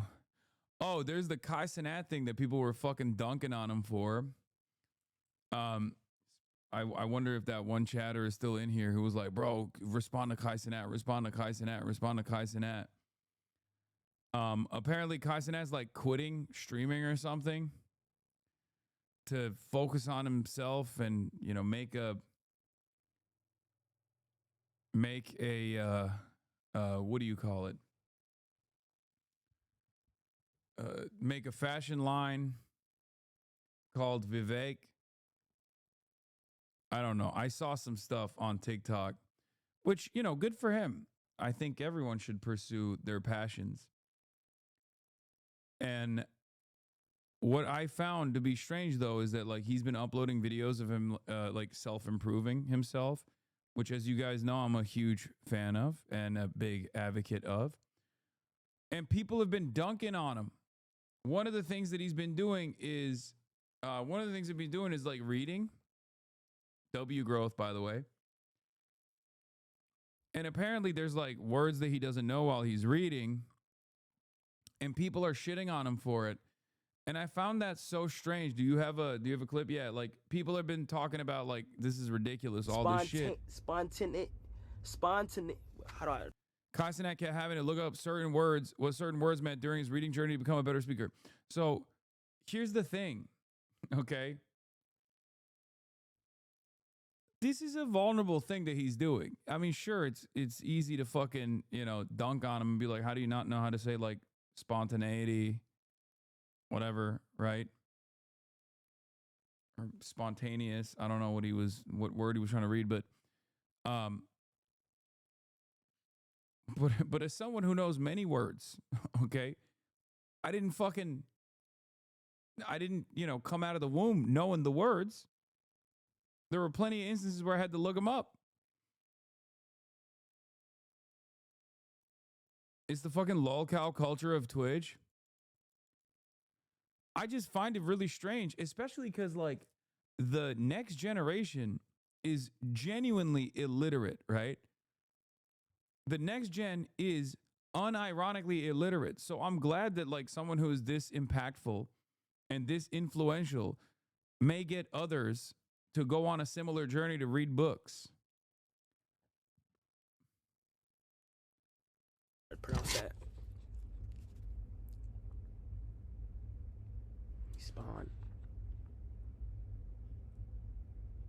Spontaneity.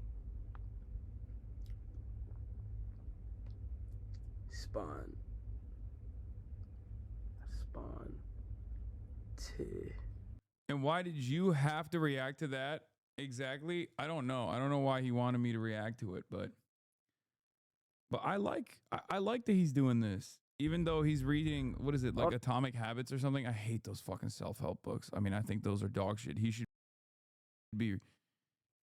be reading Vladimir Ilyich Lenin, I think. But, you know, baby steps, I guess. Oftentimes when I don't know what a word is pronounced, I get to look at how it's pronounced and what it even means. Spontaneity. Spontaneity. The condition of being spontaneous. Spontaneity. Spontaneity. Spontaneity. Spontaneity. And spontaneity of life. Hardly such questions set up a false what does that mean?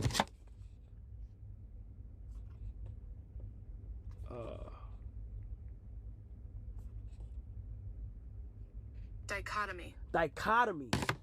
A false dichotomy. What does that mean? A dichotomy. A division or contrast between two things that are or represented as being opposed or entirely different. Repeated. I mean, bro, the government has failed the next generation, okay? is so cooked. Anyone that takes the initiative and is not afraid to embarrass themselves on the process of learning, I'm on board with. I'm not going to make fun of them, okay? And I think those who do make fun of people like Kai either are unimaginably privileged already because they were fortunate enough to get a solid education, a reliable education. Because I had some friends, normies, that I know send me this to be like, you know, he's not, this is not a good look for us, is basically what some of my friends who went to fucking great universities, as a matter of fact, Ivy League educations, were sending me this shit and not realizing that, like, this is a good thing overall. Okay? And I think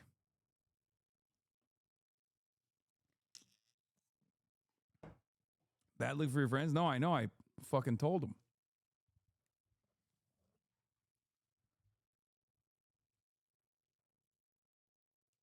Listen, there's also a lot of people that are clowning on him on Twitter. And those guys are cowardly, okay? The reason why I say that is because they're mocking Kai because they're insecure about their own lack of growth, okay? That's it. They're insecure about their own inability to change. I'm happy that he's doing this. It's a good thing overall. And yes, I do hope that Tim Pool watches Kai and then he also learns how to read. I remember when Adet went on your podcast and he was curious what philanthropist meant. It's good to ask and grow. Exactly. At least get him on some good literature, man. He's reading Atomic fucking Habits. Self-help books are evil as hell. I'm kind of joking, but still, yeah, no, I know. But it is whatever. Vladimir who again? Vladimir Lenin? Vladimir who? Lenin. Lenin.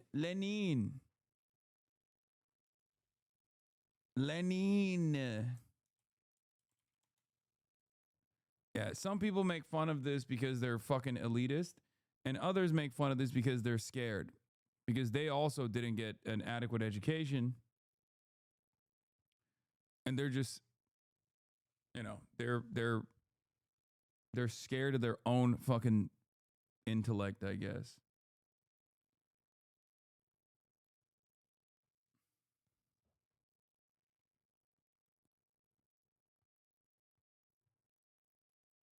In any case, you can start reading. Anything is good, honestly. You can start reading fucking fiction. Like I read, dude, my love for reading when I was younger, and I certainly don't read as much as I used to back in the day. I'm not embarrassed to admit this. My love for reading exploded with Harry Potter. Okay? I read the fuck out of Harry Potter. I love that shit. Okay? I love that shit. And then Game of Thrones too.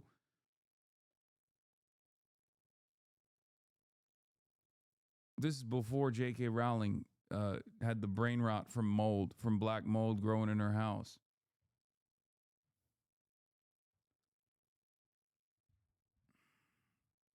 We know you're a millennial. I'm just saying, dude. Girl to boycott.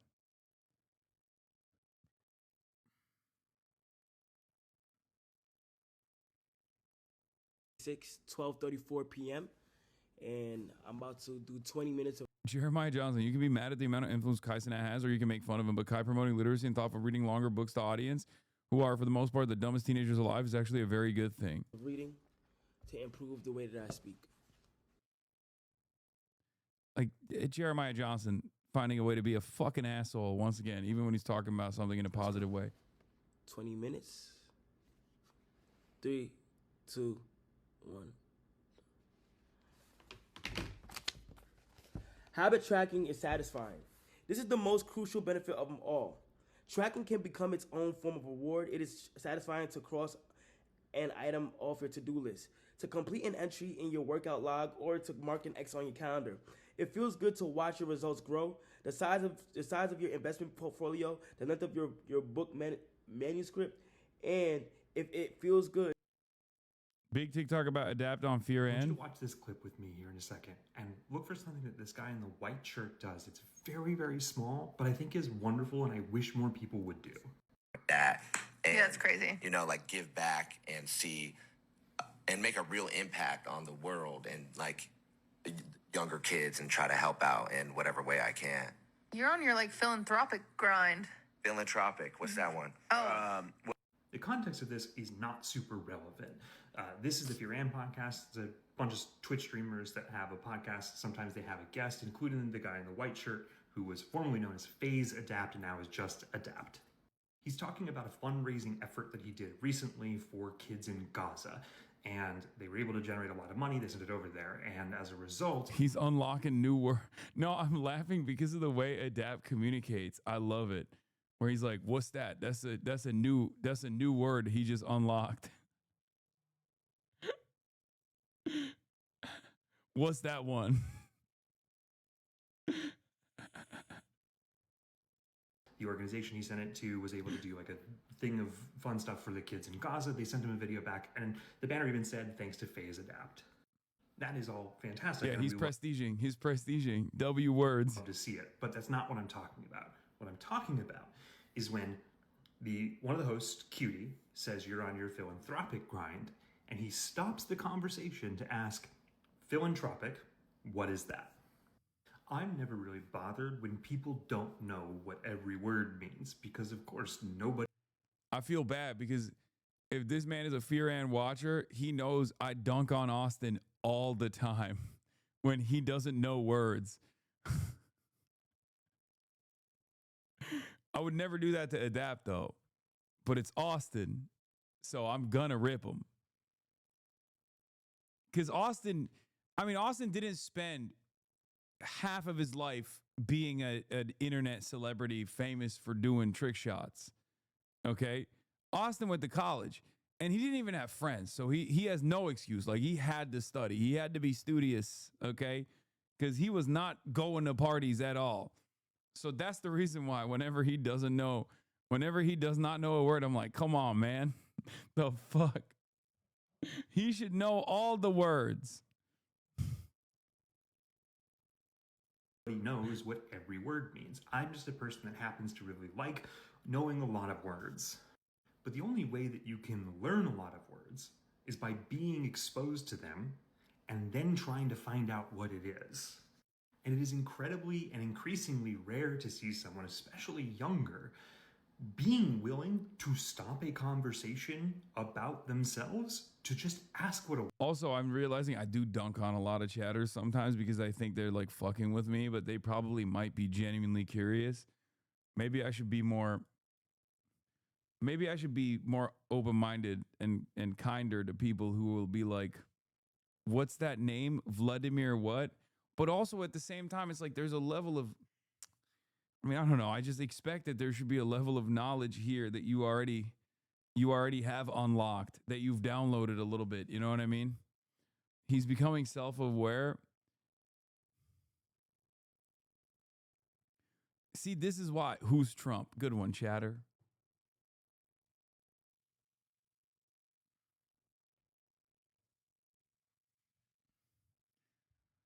Sometimes I think people are fucking with me. Sometimes maybe I could be kinder. I don't know. Sometimes I get annoyed because I'm like, I'm not fucking Google, man. You can look it up on Google. But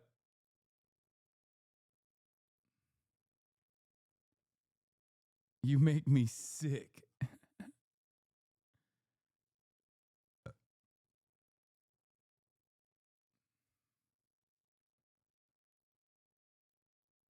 All the good words I've memorized have now been replaced by meme words I learned from your stream. Okay, I always will remember the word lugubrious, okay? SAT. 2008.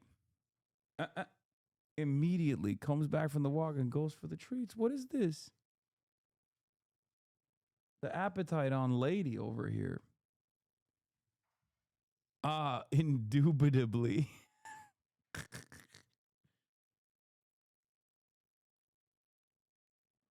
Nah, freaky unk. You gotta be nicer to us and give us more feet pics. Word was. And I loved that. And he did it without any hesitation. Did it without worrying about pronouncing it right. Hey, Hasan, what does chomo mean? Child molester. Term common in prison, shortened for child molester. He didn't, but it doesn't matter. They all knew what he was talking about. And did it without worrying about looking silly or stupid or anything, just because he didn't know a word. And it was kind of funny because he didn't know a word that described what he was doing. We have a growing literacy problem in this country, specifically amongst younger people, but not exclusively.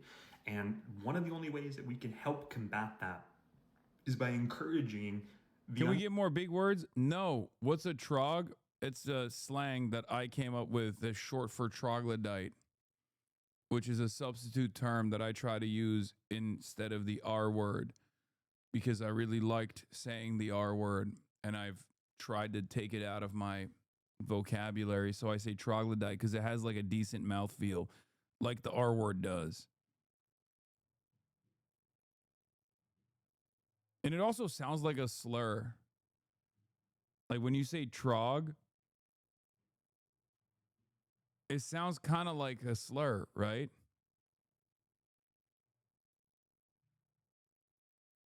Yeah, but that makes you sound like a nerd. Why? Troglodyte? I don't think so.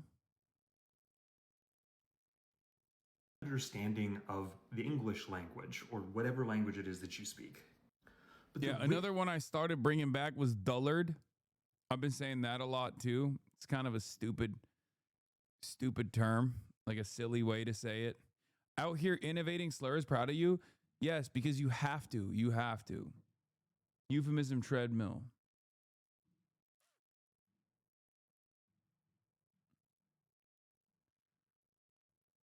Trog is definitely a slur. Wait, what?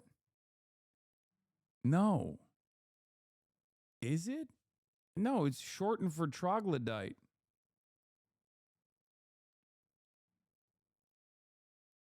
What? Bro, you are too fucking woke for your own good.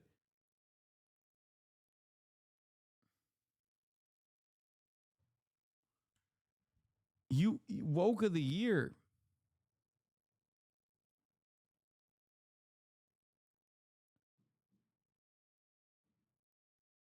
Oh, I'm saying it sounds like one. Okay. Language is only half of the battle. We are also being hamstrung by our inability to understand the English language on a spoken level. It limits our ability to communicate. What does campus mean? I mean, it's oftentimes falsely deployed as a thought-terminating cliche against people who have a more nuanced perspective outside of positions that are pro-American foreign policy. But campus technically means that you are always reflexively defending any country that's nominally against U.S. empire. But in most circumstances, it's just like falsely deployed. I shouldn't be teaching motherfuckers these terms. And then because the libtards hear about it in here and then they start using it like the tanky stuff. Like everybody always in that tanky. Bitch, you don't know what the fuck a tanky is, okay? I'm a campist. I support Greenland. Me too. No, I'm reflexively in support of Greenland and the Danish military.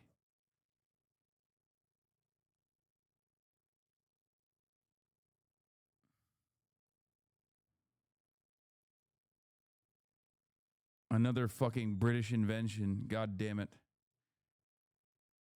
What's the definition of a hog? Yeah, pigs that scream.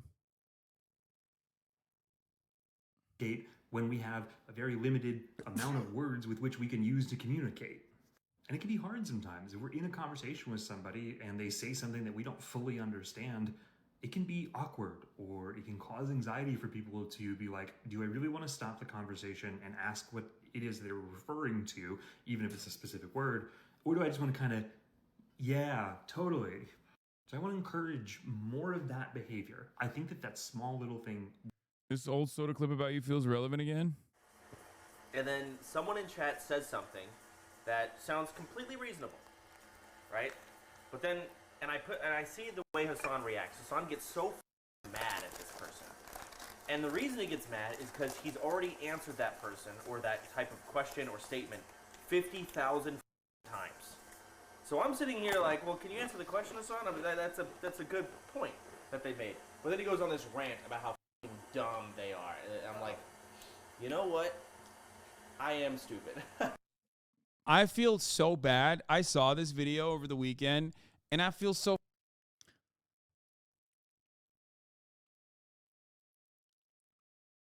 ICE just shot 2 more people in Minneapolis. Wait, what?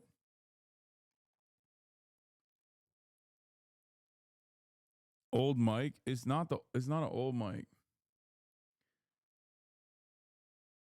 For the longest time, I thought wasp nationalism was referring to wasp the insect. I was like, huh, I guess nobody likes wasps. We need a glossary for terms that I deploy with regular frequency, because I do say a lot of stuff that people have no fucking idea. I'm realizing. No, wasp is a white Anglo-Saxon Protestant. And wasp nationalism is what I believe Tucker Carlson believes in, which is white Anglo-Saxon Protestant nationalism. There is a Reddit thread. I think chauvinist and reactionary gets misused by leftists and libs a lot. They think reactionary is someone who doesn't think before speaking. I mean, it's kind of true, but not correct. Lamau, true. I mean, if you think reactionary means someone who doesn't think before speaking, then you're gonna be on the money 99% of the time, because all reactionaries don't fucking think at all. They don't think, period, because they're stupid. Hog was genuinely hard to find on Google. Yeah, because it's a made-up term that I use. It's my term. That's why it's not like a mass adopted.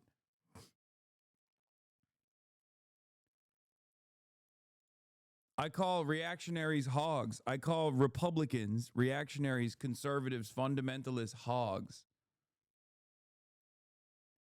Fox confirms the shooting has happened. Oh my God. I'm told by 4 law enforcement sources there's been another ICE-involved shooting in Minneapolis tonight. I'm told ICE was making contact with a target who then allegedly assaulted an officer with a shovel or swung a shovel. Shots were fired and the suspect ran back into the house. No info yet on if any was actually shot, just as shots were fired. Very preliminary info. More as we get it. I'm now told the suspect, believed to be Venezuelan, was indeed shot, but is okay/stable and is now in custody.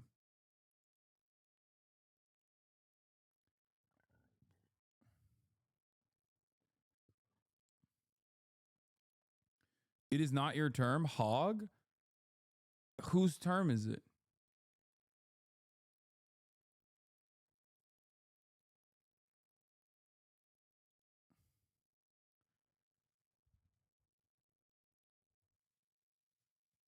It's a pig, dude. No, I know, but I'm saying other leftist pages use it too. Okay, I think I 100% was first to market with that one. Calling conservatives hogs and then doing hog watch. You're legit arguing over a word? This whole community is killing you?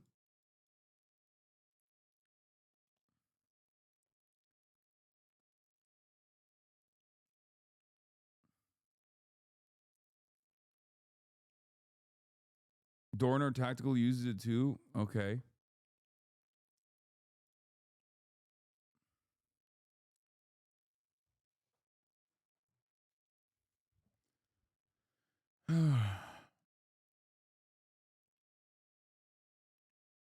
Hogwatch is one of the oldest segments on the broadcast. Yeah, I've been just saying it since like the internet says Chapo Trap House did it first. I don't think Chapo Trap House says Chud. Chapo Trap House's word is Chud.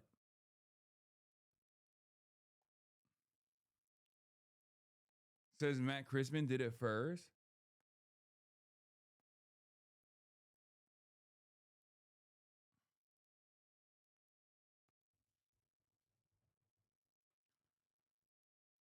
There's no ownership over a meme term. Holy fuck, dude. Move on. I mean, it's not that serious, man. We're just having a fucking silly back and forth. It's fine. Google Hogwatch, it references you in definition.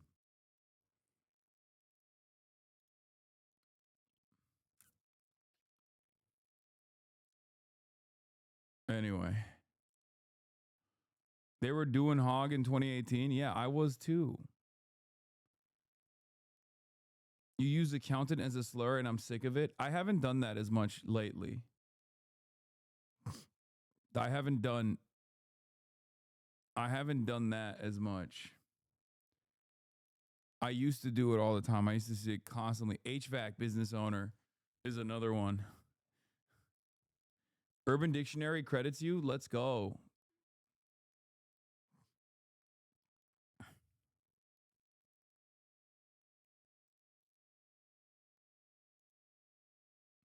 A segment found on HasanAbi's Twitch streams that involve him and his chat reacting to right-wing individuals. The content in question may contain ugly crying, overt racism, casual bigotry, patriotic TikToks, public displays of the refusal to follow CDC guidelines, and so much more. Quick, bro, jump on Hasan's stream. He's about to start Hogwatch.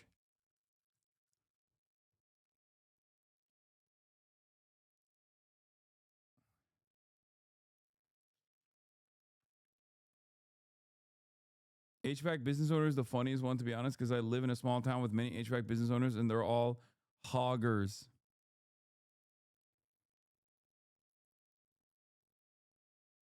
Oh, yeah, I saw this. This is the U.S. Department of Homeland Security released hospital photo ICE agent who murdered Renee Good after reports of internal bleeding. Current situation. This is so funny.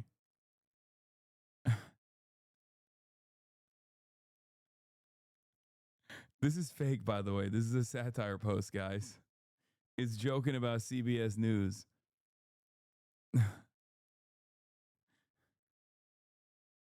This is...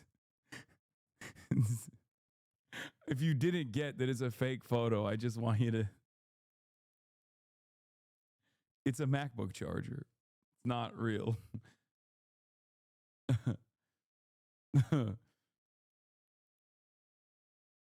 Speaking of CVS, oh, what is this? Amazing that even Jack Daniels was like, do not involve us in this dork shit.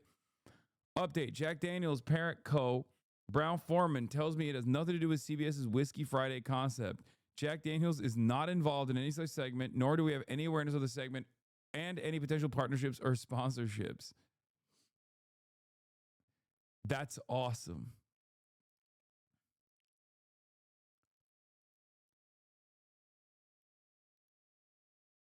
ABC repeated it too. Trump officials are telling them this info. Yeah, the ICE agent who shot Renee Good in an alleged car ramming incident suffered internal bleeding. Multiple U.S. sources familiar with his medical condition. His medical condition. Like, brother, we saw it. We saw it. What do you mean his medical condition? Like, we saw the fucking footage, dude. Like, oh, did he hit a boo-boo? Did he get a little boo-boo after? At some point, he stubbed his fucking toe. What is this? The dog. Kaya. Have some shame, lady. They're calling you by name.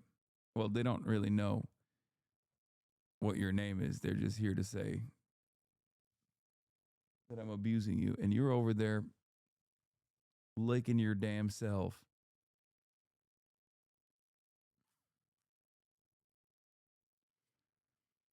Justin Amash, after gaslighting everyone about the incident, seeing the bad polling and discovering they'd failed, the administration's next genius move was to leak a nondescript injury 1 week after the fact, possibly as mild as a bruise, and then get all online MAGA to post. See? Yeah, except Justin Amash, famous for those of you who don't know, Palestinian Justin Amash, Palestinian Orthodox Christian Justin Amash, libertarian as well. There are a lot of hogs that actually were going, yeah, I told you, including fucking Asmongold, who then got retweeted by JD Vance, the vice president, which, once again, is not the worst thing. because the more normies know who Asmongold is, the better it is for any anti-Republican movement in this country. Because if you personally make Asmongold the face of your movement, you're fucked. You will literally never win another election ever again. Okay?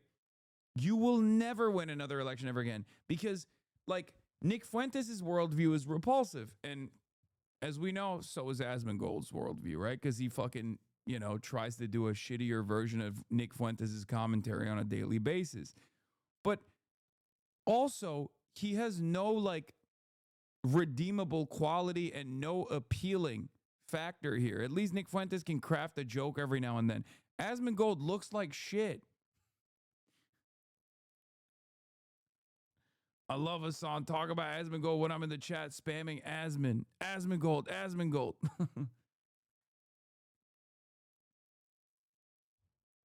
So that's the beauty of it, because I do think this is normie poison.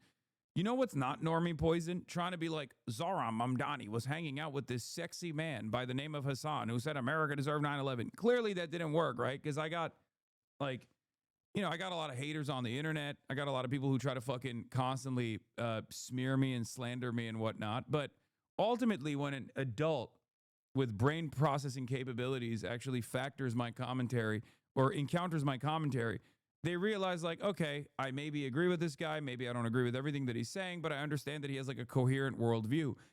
No one is even getting to that point with Asmongold, even though there is no redeemable qualities there regardless when you do encounter his worldview.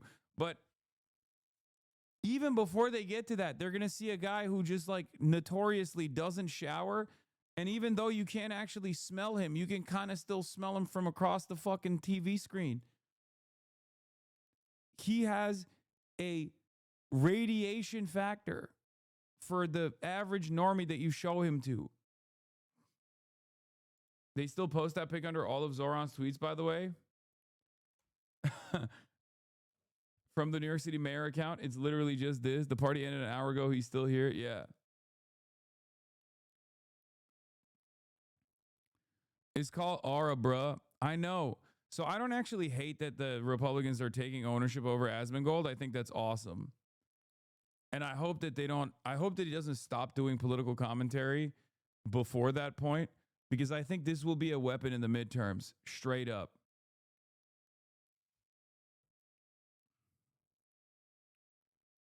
I genuinely think this will be, because, like, it's not like the Democrats are going to win any fucking elections on their own, okay?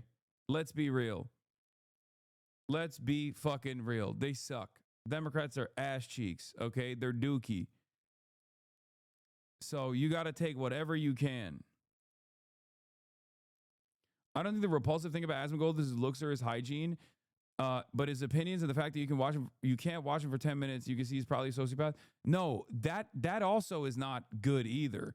But no, it definitely is like a first encounter type of situation. It's definitely both.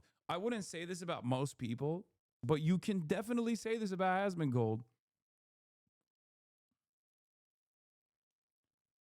Just inside and out, everything bad.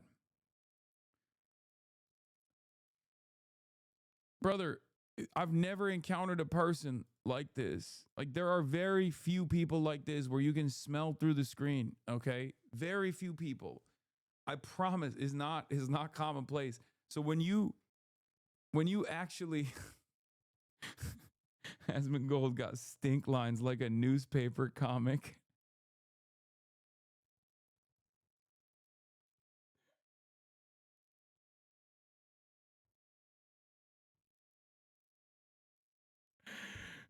Smell-o-vision.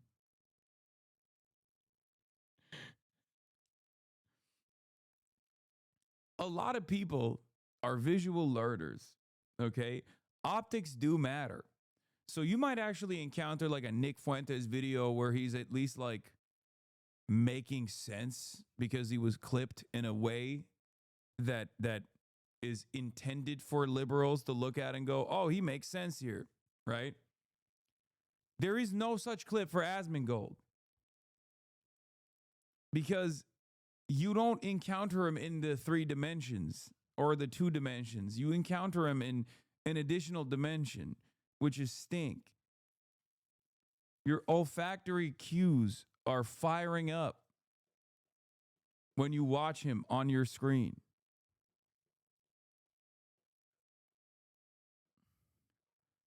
And I do think that, you know, Americans will be repulsed by this if you just like present this guy. Okay, so anyway, there's no reason to even take it seriously.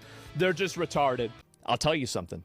This low income, ignorant, delusional, brain dead, third world importation of all of these illiterate people that can't speak English, that have no fucking skills, live off the government, and are effectively parasites on the United States of America. Like, he reminds me of that that meth head lady that they deployed the other day on Twitter.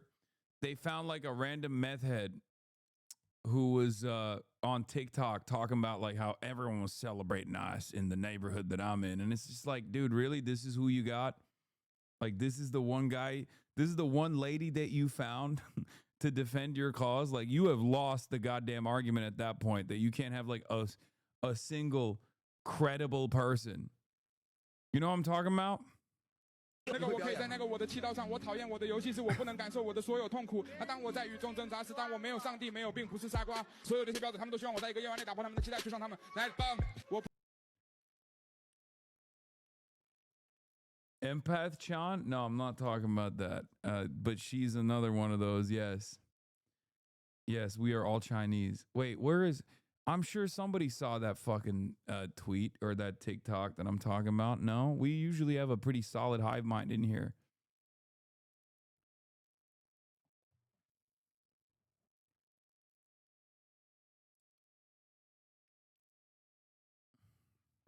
Is a class war. All the comments saying you're a Nazi? Guys, this is just like Adolf Hitler. He is and remains a complete parasite. Besides, because they take a job? Okay, none of you motherfuckers. I have it, but I won't link it. Okay, fuck you, Jojanite.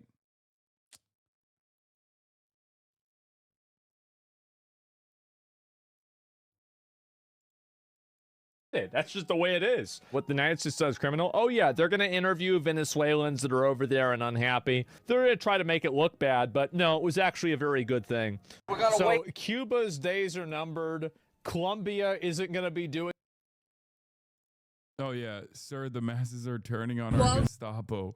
We need to deploy our final weapon. Made up anecdotes from white ruraloid meth heads. The fucking suburb I'm in. So ICE was just in my suburb at our local grocery store while I was there, and they were grabbing somebody. Nobody in the grocery store stopped them from doing their job. Everybody was clapping. Lady, you got your baby in the back seat. Pay attention to the fucking road. This is what I see in my mind when I see Asmongold doing commentary on anything, right? When he's just like, yeah, we should kill protesters. Everyone would celebrate. I'm like, bro, you look like a crackhead. And excited about ICE being there. People are hooting and hollering, you know, chanting for ICE. Also, she got the "Don't Tread on Me" sticker in the back. That's awesome. This woman has a purse full of phone chargers and none of them work with her phone. You gotta love small towns in Minnesota, honestly. We are so fucking stoked. And honestly, you know what I did after the ICE agents got done with their job and what they were doing? I said, can I buy you all, you know, like something to drink, something to eat? And I did. And I sure... And they were like, get the fuck away from me, freak. Yeah, and then everybody clapped, right? Oh, don't you know? Can I buy y'all something? Yeah, buy. Buy.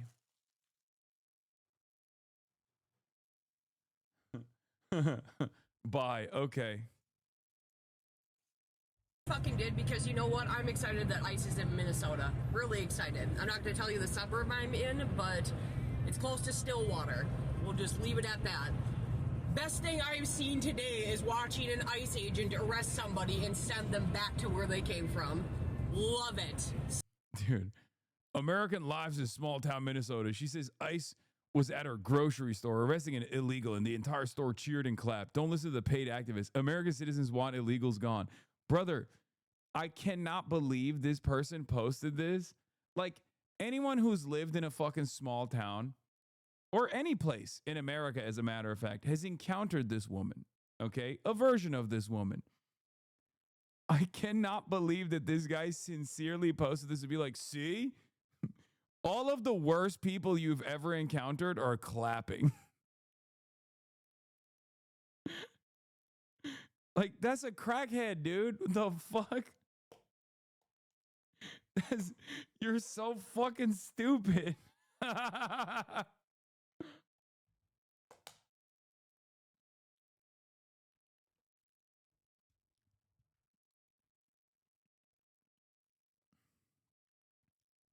Recording while driving with baby in the car is smart. Oh man. But I guess like that's what racism is, right? It's a guy like this or a lady like this feeling a sense of superiority over someone else. Like there is not too much that you should feel superior about, you know? Like, that's it. You're just a fucking loser. Yo, I'm about to crap my pants. So a friend of mine was just over on the app X, and Eric Daughtry literally reposted my video, and I'm going to show you guys the screen recording of this. I am just super stoked that a huge creator literally did this. Like, I have to show you guys. This is a big deal because my voice is slowly getting out there, and this is a huge deal to me. It's a huge deal to Minnesota too. So, here we go. You ready? I can't believe it. That's me talking on his account. I didn't have the volume turned up, obviously, but that is crazy. Holy smokes. You guys, I made it onto X. It's so...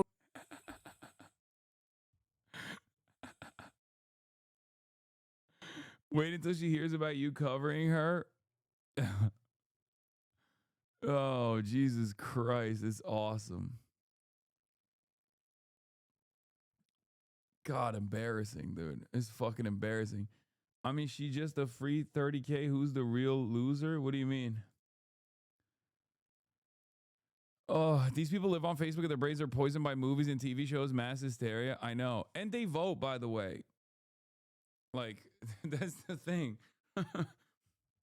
They vote, like, all the time. They love voting. Sometimes illegally, multiple times, and then they get caught.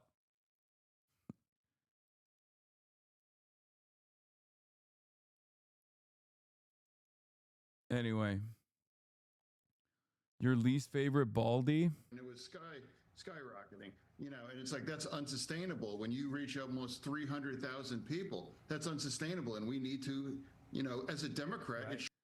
Like, at no point do these guys turn around and go, it's kind of crazy that, like, the only people that are riding with us are visibly brain damaged.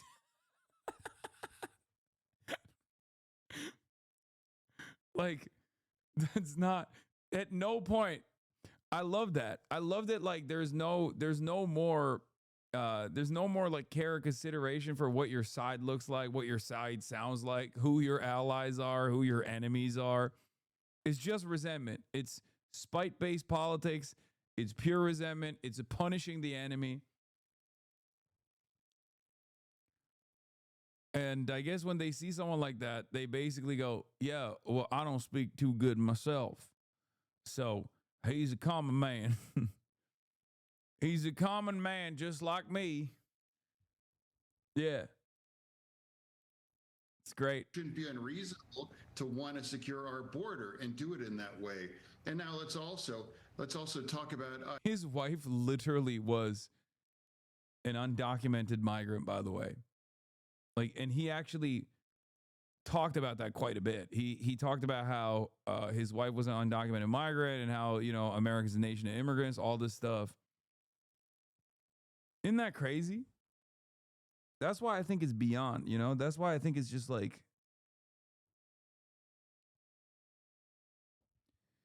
After digging, I can confirm you weaponized the term hog first. Chapo did it episode 483, 12/25/2020. Deepest apologies.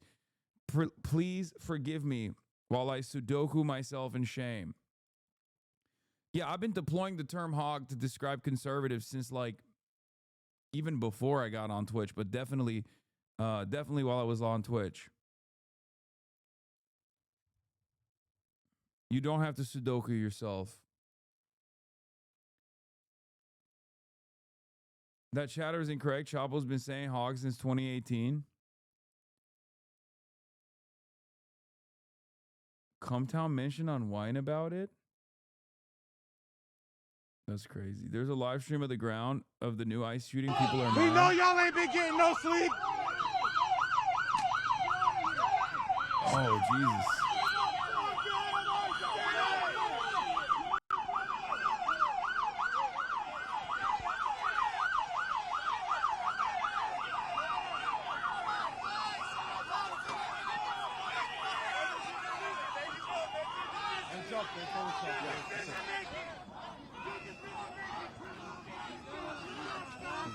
Can't tell the difference between cops and ICE.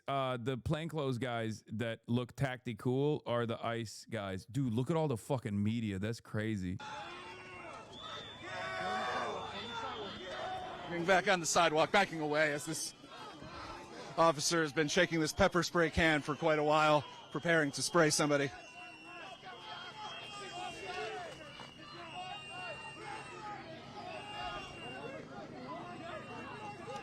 No, they didn't kill another person. They shot another person, but he's in stable condition from what I understand. Stable Ronaldo.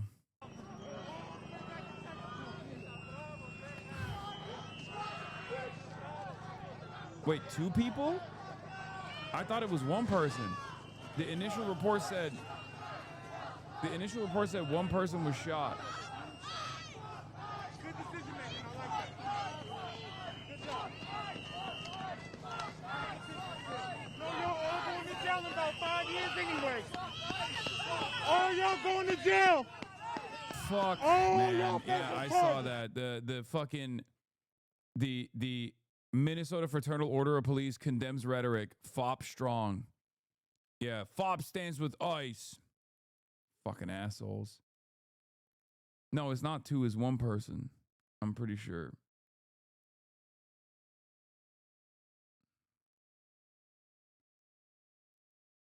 You missed the flashbang? Wow, the pigs stand with the other pigs. That's crazy.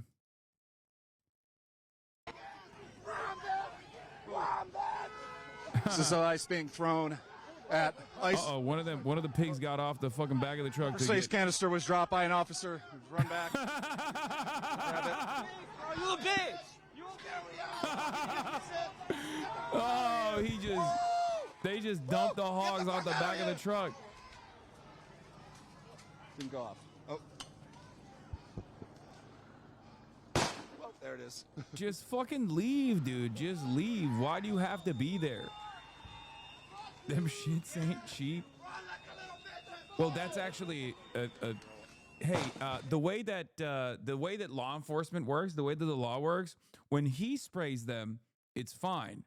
But if he gets sprayed with that exact same tear gas canister, then it's actually assault against a law enforcement officer, impeding in the line of duty, obstructing justice, and assault against a law enforcement officer with a deadly weapon. So that's something that you should consider. Like, for example, it's actually one of the best ways to describe the dynamic between like state violence versus like any sort of self-defense that a non-state actor engages in. So, back in 2020, when these things were happening during the George Floyd civil unrest, cops would come in with like pepper spray and tear gas, and they would bring out leaf blowers. Okay, they would bring out leaf blowers to blow back the tear gas clouds in the direction of the cops. And they tried to claim that incident, protesters blowing back the tear gas with leaf blowers, was actually trying to use a deadly chemical weapon on law enforcement officers. It's like, bitch, you're the one who deployed it. Yeah. when they blow it back, when they fucking blow it back, is considered deploying lethal chemical weapons on law enforcement officers. Yes, parrying their attack is illegal. From people who might have been here earlier than us.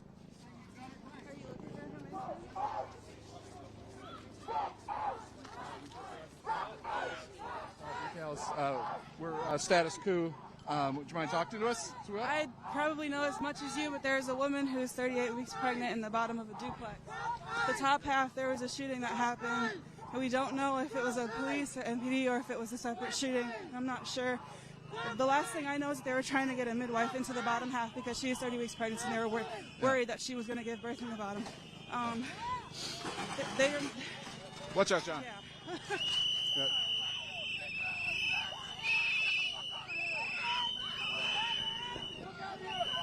Are these rentals or are they using their own cars? Because that's crazy too. Like, do they push strobes on rentals or do they push strobes on their own personals? They gotta be rentals, right? Because like these guys are deployed from all around the country.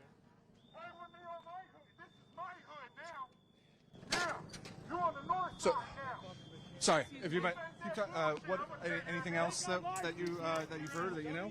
They blocked off. Jeff four Belser, a blocks local around the car perimeter, dealership, is so giving no them and one also rentals. is allowed Oh, in. gross. And I'm not sure if the woman has received medical care yet. I really hope she has. And I heard that the person upstairs on the second level is not coming out because they were scared of ice. And I heard that there were shots. I'm not sure if that means the person was shot and is waiting, but we'll see, I guess. We've heard that a younger person was shot in the leg. I haven't heard about the leg. I heard that there was a person shot, and so it's likely that they could be waiting there. We don't know because we've just been running around. So I was gonna go check it out to see if there was anybody else that had any update. Thank you. Do you mind sharing your name? I'm Majayla. I work with the community newspaper North News and support your local media. Thank you much.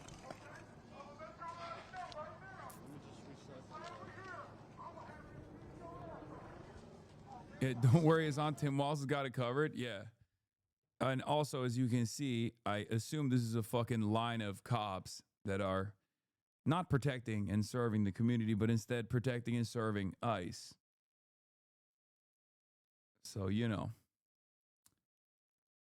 Anyway, that's all I got for the day, folks. 7 hours and 30 minutes. I'll obviously cover this story tomorrow when we have more updates of what took place.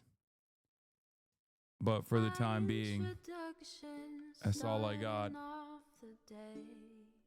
Fuck ICE. Love you guys. Only 7 hours and 30 minutes. Half day Hossy. I'll see you tomorrow. Love you all. And bye-bye.